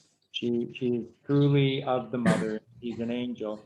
And so this is who we are. This is what we represent. And I'm so glad that everyone tuned into this. Energy is everything. Everything is energy. And that means that everything is a frequency. Frequencies are numbers. So get your numbers right. 3, 6, and 9, 4, 3, and 2, 144, 153. Cast thy net to the right and watch your net fill with fish. Fish is not what you think. It's not sushi. Fish is Pisces, and that is wisdom, because Pisces is the closest to Aries, which is upon the level. The 2 things that we are, level means truth. So the earth is flat because it's level, and that is the truth. So at 3 o'clock, we are born free. At 6 o'clock, we enter into the tomb for 3 days and 3 nights, December 22nd, 23rd, 24th, so that at 9 o'clock, we spring into heaven, and death passes you over. 3, 6, 9. 3, 6, and 9 is the astrological clock. Libra, Capricorn, are you eating the corn of the pineal gland, or are you a wild goat, Capri? 9, springing to life, that eternal life by going in and having the corn at Christ Mass. That's the journey of man. 6, 3, 6, and 9. Spring to life. That's it. That's it. God's creation is so simple for us. Don't let people confuse this and make this complicated for you. So you want to get to heaven, you want to know God, you want to have the downloads that Colleen and I get, do the work. It's that simple. I eat watermelon, drink orange juice. Colleen eats watermelon, drinks orange juice. For dinner now, we're eating avocados with zucchini spaghetti. So it's just raw zucchini made to look like spaghetti, in that spiralizer. And then, we love avocados, and avocados are so good for you. So it's good. Alkaline. We're frugivores, so yeah, I don't know. It's good for us. I make a smoothie every day. So I've got mangoes, bananas, watermelon, papaya, pineapple, and I just blend that up, and that does me so good. I mean, that really does. That does me so good during the day. My body takes very well to it. Yeah, and if anyone's looking for some extra motivation to find some purity, Eugene and I are we're still on a week of Eugene's been on grapes 100%. I'm like 99% grapes and a little bit of watermelon and some limes here and there, but all fruit of just cleansing until after the equinox for sure. But we might even push it further. So if anyone wants to hop on that train of baptism of water and cleansing this body, you're more than welcome to join us. For $5 a show. Yeah, right. After you go through my paywall, and I'll tell you. Yeah. But yeah, this was a fantastic. I'm so glad that you had us on tonight, Charlie. Thank you, and thank you to Colleen for just the beautiful, beautiful soul that she is, and thank you for all that she does to care for the animals and you as well. So yeah, it was an absolute joy to be here.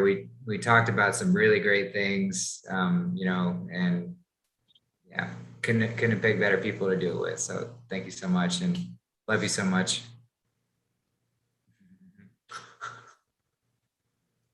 Yeah, and thank you for everyone in the chat. We've had some good questions, had some good conversations.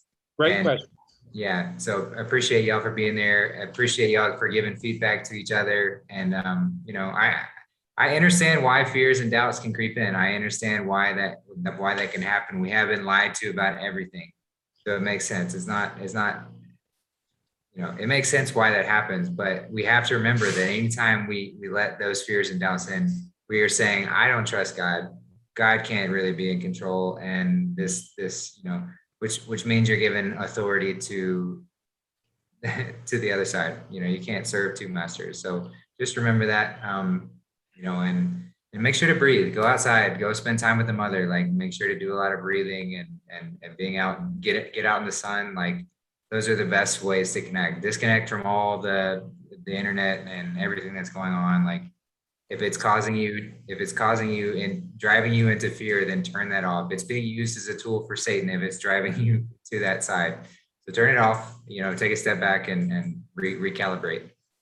And sunrise and sunset. I cannot stress this enough. You were born on the level. You were born free, and you are Aries, the man who must rise. So sunrise and sunset is so powerful. The biggest downloads in the world are first through your sacred sex. So don't spill your seed, capture that, and enormous power comes to you. And also just gazing at the sun upon sunrise and sunset. The miracles that I have seen and have been gifted upon sunrise and especially sunset is incredible. Miracles that that you wouldn't believe unless you were there. It's a true miracle. And there was a great question in here, and that was from Valerie Secor. Valerie said, did Jesus just eat fruit too? It is so clear to me in reading the New Testament that Jesus was past that. Jesus and Mary Magdalene were very, very likely breatharians. It is very clear to me that Jesus was eating solely through manna from heaven. And that's why he constantly went into the Mount of Olives. The Mount of Olives, remember, it never said he lied down on or went to. It always said he went in to the mount. How do you get in to the Mount of Olives? Remember, at the hypoglossal opening, where you must cross a fiction, you must cross over the blood-brain barrier that goes up and to the right, and where you go back into the brainstem, where you come out from the spine because you can't go through because the brainstem comes out of Atlas. You have to go around. Where you come back in is the hypoglossal opening. To the bottom is a pyramid. I'm not making this up. Look in any medical encyclopedia, Gray's Anatomy, all of it. At the hypoglossal opening, below there is a pyramid, above there is an olive. That is the Mount of Olives. Jesus Christ, every time he was done with those apostles who had no faith and continued to fear, and he had to settle the storm, he had to settle the seas, and then he just had to get away from them and walk upon the maritime admiralty waters to the shore. Where did he go? Into the Mount of Olives, and that is meditation. That is meditation. This is crossing out of the physical, the five physical senses, the physical body, the physical form, and into heaven upon earth in the Mount of Olives. Pyramid below for a mount, olives above. Pyramid and olives, Mount of Olives. And that's where Jesus went, and that tells you everything you need to know. So I believe strongly that that is code, that Jesus and Mary Magdalene, Joshua, Jeheshua, and Mary Magdalene were solely sustaining themselves on the breath of God via this manna from heaven. Manna is thought from God. And remember, if you listen to our shows on Revelation, Revelation makes it so clear. You must flee into the wilderness for 42 days. 42 is the three perfect bloodlines. Okay, from Abraham to David, from David to the rise of Babylon, from the peak of Babylon to Jesus Christ, three perfect bloodlines of 14. 14, 14, 14 is 42. So you run into the wilderness, which is your right brain, through these perfect bloodlines. So you're being Christ-like. You go into the right brain by being virtuous. And then what does it say? That God provided the house to her that fled into the wilderness for 42 days. And in that house, she took only food provided to her by God for 1,260 days. 42 times 30, 1,260. 1 plus 2 and plus 6 is 9.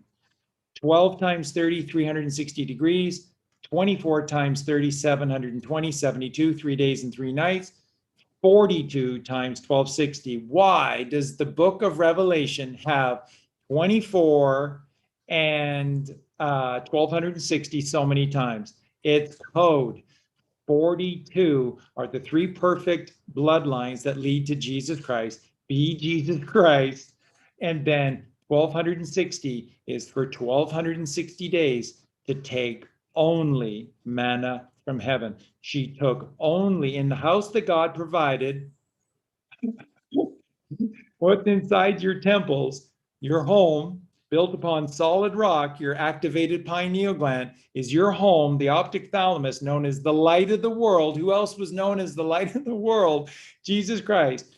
For 1,260 days, you take only the food that God provides. Well, God he's metaphysical. He's in meditation. He's silence, stillness and silence. He can't give you bread. He can't give you corn. He can only give you purity of thought. And this is how you sustain yourself. And that's eventually where we get to. I'm nowhere close to that, but that's eventually where we need to get to. And that's that next book after the etymology of the English language, A to Z, that I'll get to, is the trilogy. I can't believe it. It's the Lord of the Rings, the Fellowship of the Ring, the Two Towers, Fellowship of the Ring, 360 degrees, the Two Towers, 720, 72 hours, 3 days, 3 nights, and then the Return of the King. Crazy. Jesus, I can't believe it. I get to write the Lord of the Rings. It's unbelievable. It's all a miracle. It's beautiful and it's a miracle, and I'm humbled to play whatever role that I get to play in this. It's a miracle. It's all a miracle. And thank you. One of our dogs that is now Eugene's dog. You want to introduce that beautiful soul? Yeah, Melania Trump. Melania Trump. She's beauty. And she's such a good girl. Thank you, Eugene, for loving her so much. Is she the granddaughter of Anastasia? I think so. Yeah, some people were asking about that since y'all hinted at it, and that's, you know, we don't know, but that's a fun one to play with. It resonates within me, Justin. It resonates within me. It really Anastasia is quite real. Yeah, and Melania is quite regal as well. Yep. This Melania, sometimes regal, sometimes not. Little monster. But she definitely gets what she wants, so I guess she's got that strong will. She's finding her way. She's finding her path. But she is a good girl. Boy, is she a good girl. She really is. Yeah. So thank you guys, an incredible show. Thank everyone for being here. At our peak, we were over 500 viewers tonight. So that was amazing. And right now in the chat room, there's 382 likes and 0 dislikes. So that's a pretty slam dunk. That's a pretty slam dunk evening. Yeah, I'm sure we'll fire up some dislikes. Yeah. I always like picturing them while they do it. They're just like, that'll show them real good this time. And a couple of questions. Who is in my lap?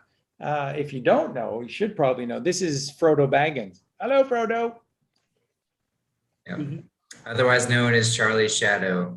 Never goes without a little Frodo behind. It is true, and it's a blessing. It's a gift from God. And Frodo just showed up here in Mexico in the morning after a huge storm, and he was just at our front gate. I opened the front gate in the morning. Frodo came rushing in, and he's been at my side ever since. It's incredible, just an absolute gift from God.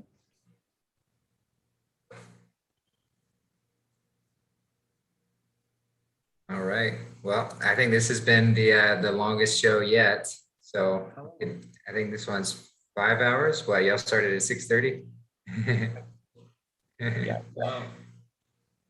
Beautiful and jam-packed with so much stuff. I mean, it's wild to have a show this long full of so much stuff, and then the time just seems like it flies by because it's there's no lack. There's no lack when you're aligned with the truth, when all you do is you talk the truth. There's so much truth to uncover and talk about and discuss, and that's why Charlie talks about we're not meant to these artificially short lifetimes, because we are meant to explore this whole creation and all of it, discover all the mysteries, all the wonder. So I'm so excited to start this journey and to really have that time to dive into it. That's the perfect word, whole, because that's the whole thing. We're trying to be holistic, and we're trying to be holy and whole in the sense where we're one. So yes.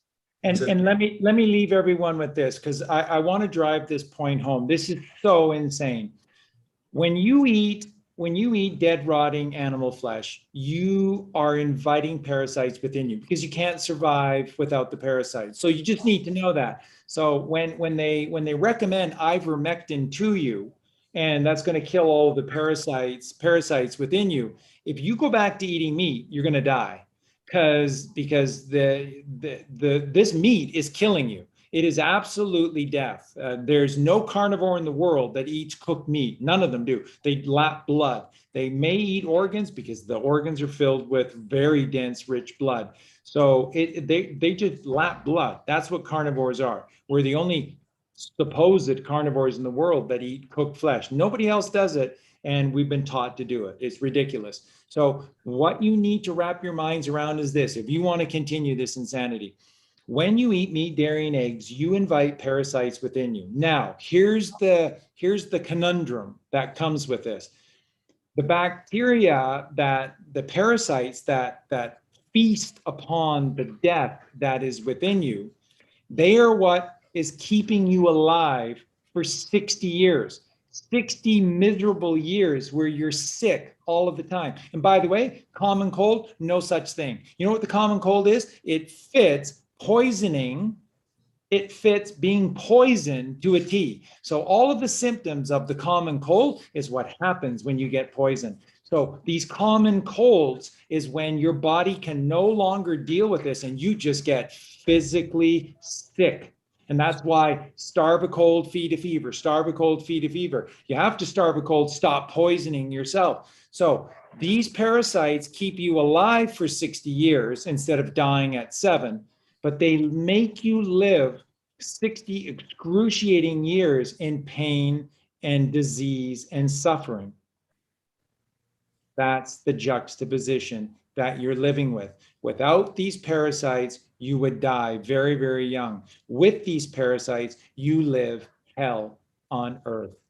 Stop eating death and take only life. You are a frugivore. 100% you are a frugivore. And frugivores eat raw fruit. Some vegetables, some seeds, some nuts, but they basically just eat raw fruit. That's who you are. If we were meant to eat cheesies, I tell you that, but we're not. We're not. Mother Nature makes raw fruit.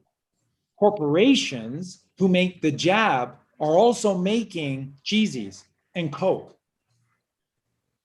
That's true. So you just need to wrap your minds around it. If you want to kill animals, you're killing yourself. It is that simple. That's why you have parasites within you. They keep you alive so that you can suffer. And like what do we always teach? The rewards are built into the work.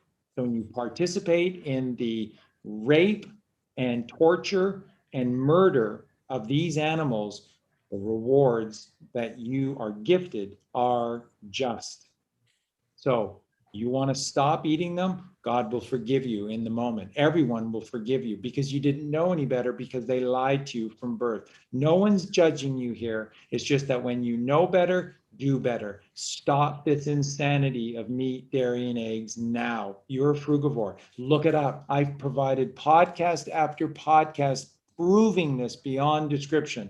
There's no such thing as cancer. It's called acidosis. You're so acidic that your cells can't survive any longer. So they die really rapidly. There's no such thing as a cancer cell. There's just your sick cell that dies quickly so that it can reproduce itself. Your cells can only do 5 things. They breathe in, they respire, they intake nutrients, they excrete the waste, and then they reproduce. That's it. Your cells can only do 5 things. When they no longer can do those 4 things, they have one choice left. And that is to die, to be born again. To die, to be born again. This is where this cancer cell thing comes from. It just means that your cells are so acidic that they can't survive. Acid is death. Observe acid. Pour acid on anything and just observe it. You are meant to be alkaline. You are a frugivore. You eat raw fruits. You're a frugivore. Everything about you is a frugivore. Your teeth give it away. Your jaw gives it away. Your intestines give it away. Your bowels give it away. Everything is in you for a long time. You cannot be putting these heavy foods into you for a long time. There are doctors that have written books and books and books about doing colon surgery on their patients and finding meat deposits that are decades old inside of these people. What do you think that means? You think that that's natural, healthy, and normal? What do you think happens to an animal that's about to die? You don't think that they know? They know. And then every horrible secretion ever concocted inside of them comes pouring out. You're eating all of that. You're eating fear. You're eating tears. You're eating death. You're literally eating it in every single form. Stop doing this. Simple. And if you want some extra motivation, feel free to come on over to my channel, Wandering Toward Truth. And every Wednesday we go through a health Q&A with Tony Wheel, and she's just a wealth of knowledge on how to get onto this frugivore diet and to heal yourself. Just really take health back into your own hands. And we also do every few weeks we do a show with Vegetable Police, which the last one we did was a fantastic conversation. So a lot of stuff to go over. And as Charlie said, if you really want to get into the why we're frugivore and how our body is designed and why we need to do this to be alkaline, go check out the Rumble channel where most of those good videos are. You can find them. But there's a lot of stuff. We've covered a lot of it. So there's really no denying it. There's no denying it. That is the way it is. All right. Yeah. Thanks, Charlie. Thanks for having us. We love you. Love you all in the chat. Yeah. Thanks for having us. Great show, guys. Thank you for just being superstars. Thank you. Appreciate it so much. Thank you to everybody out there. We love you, and we'll see you again soon. See ya.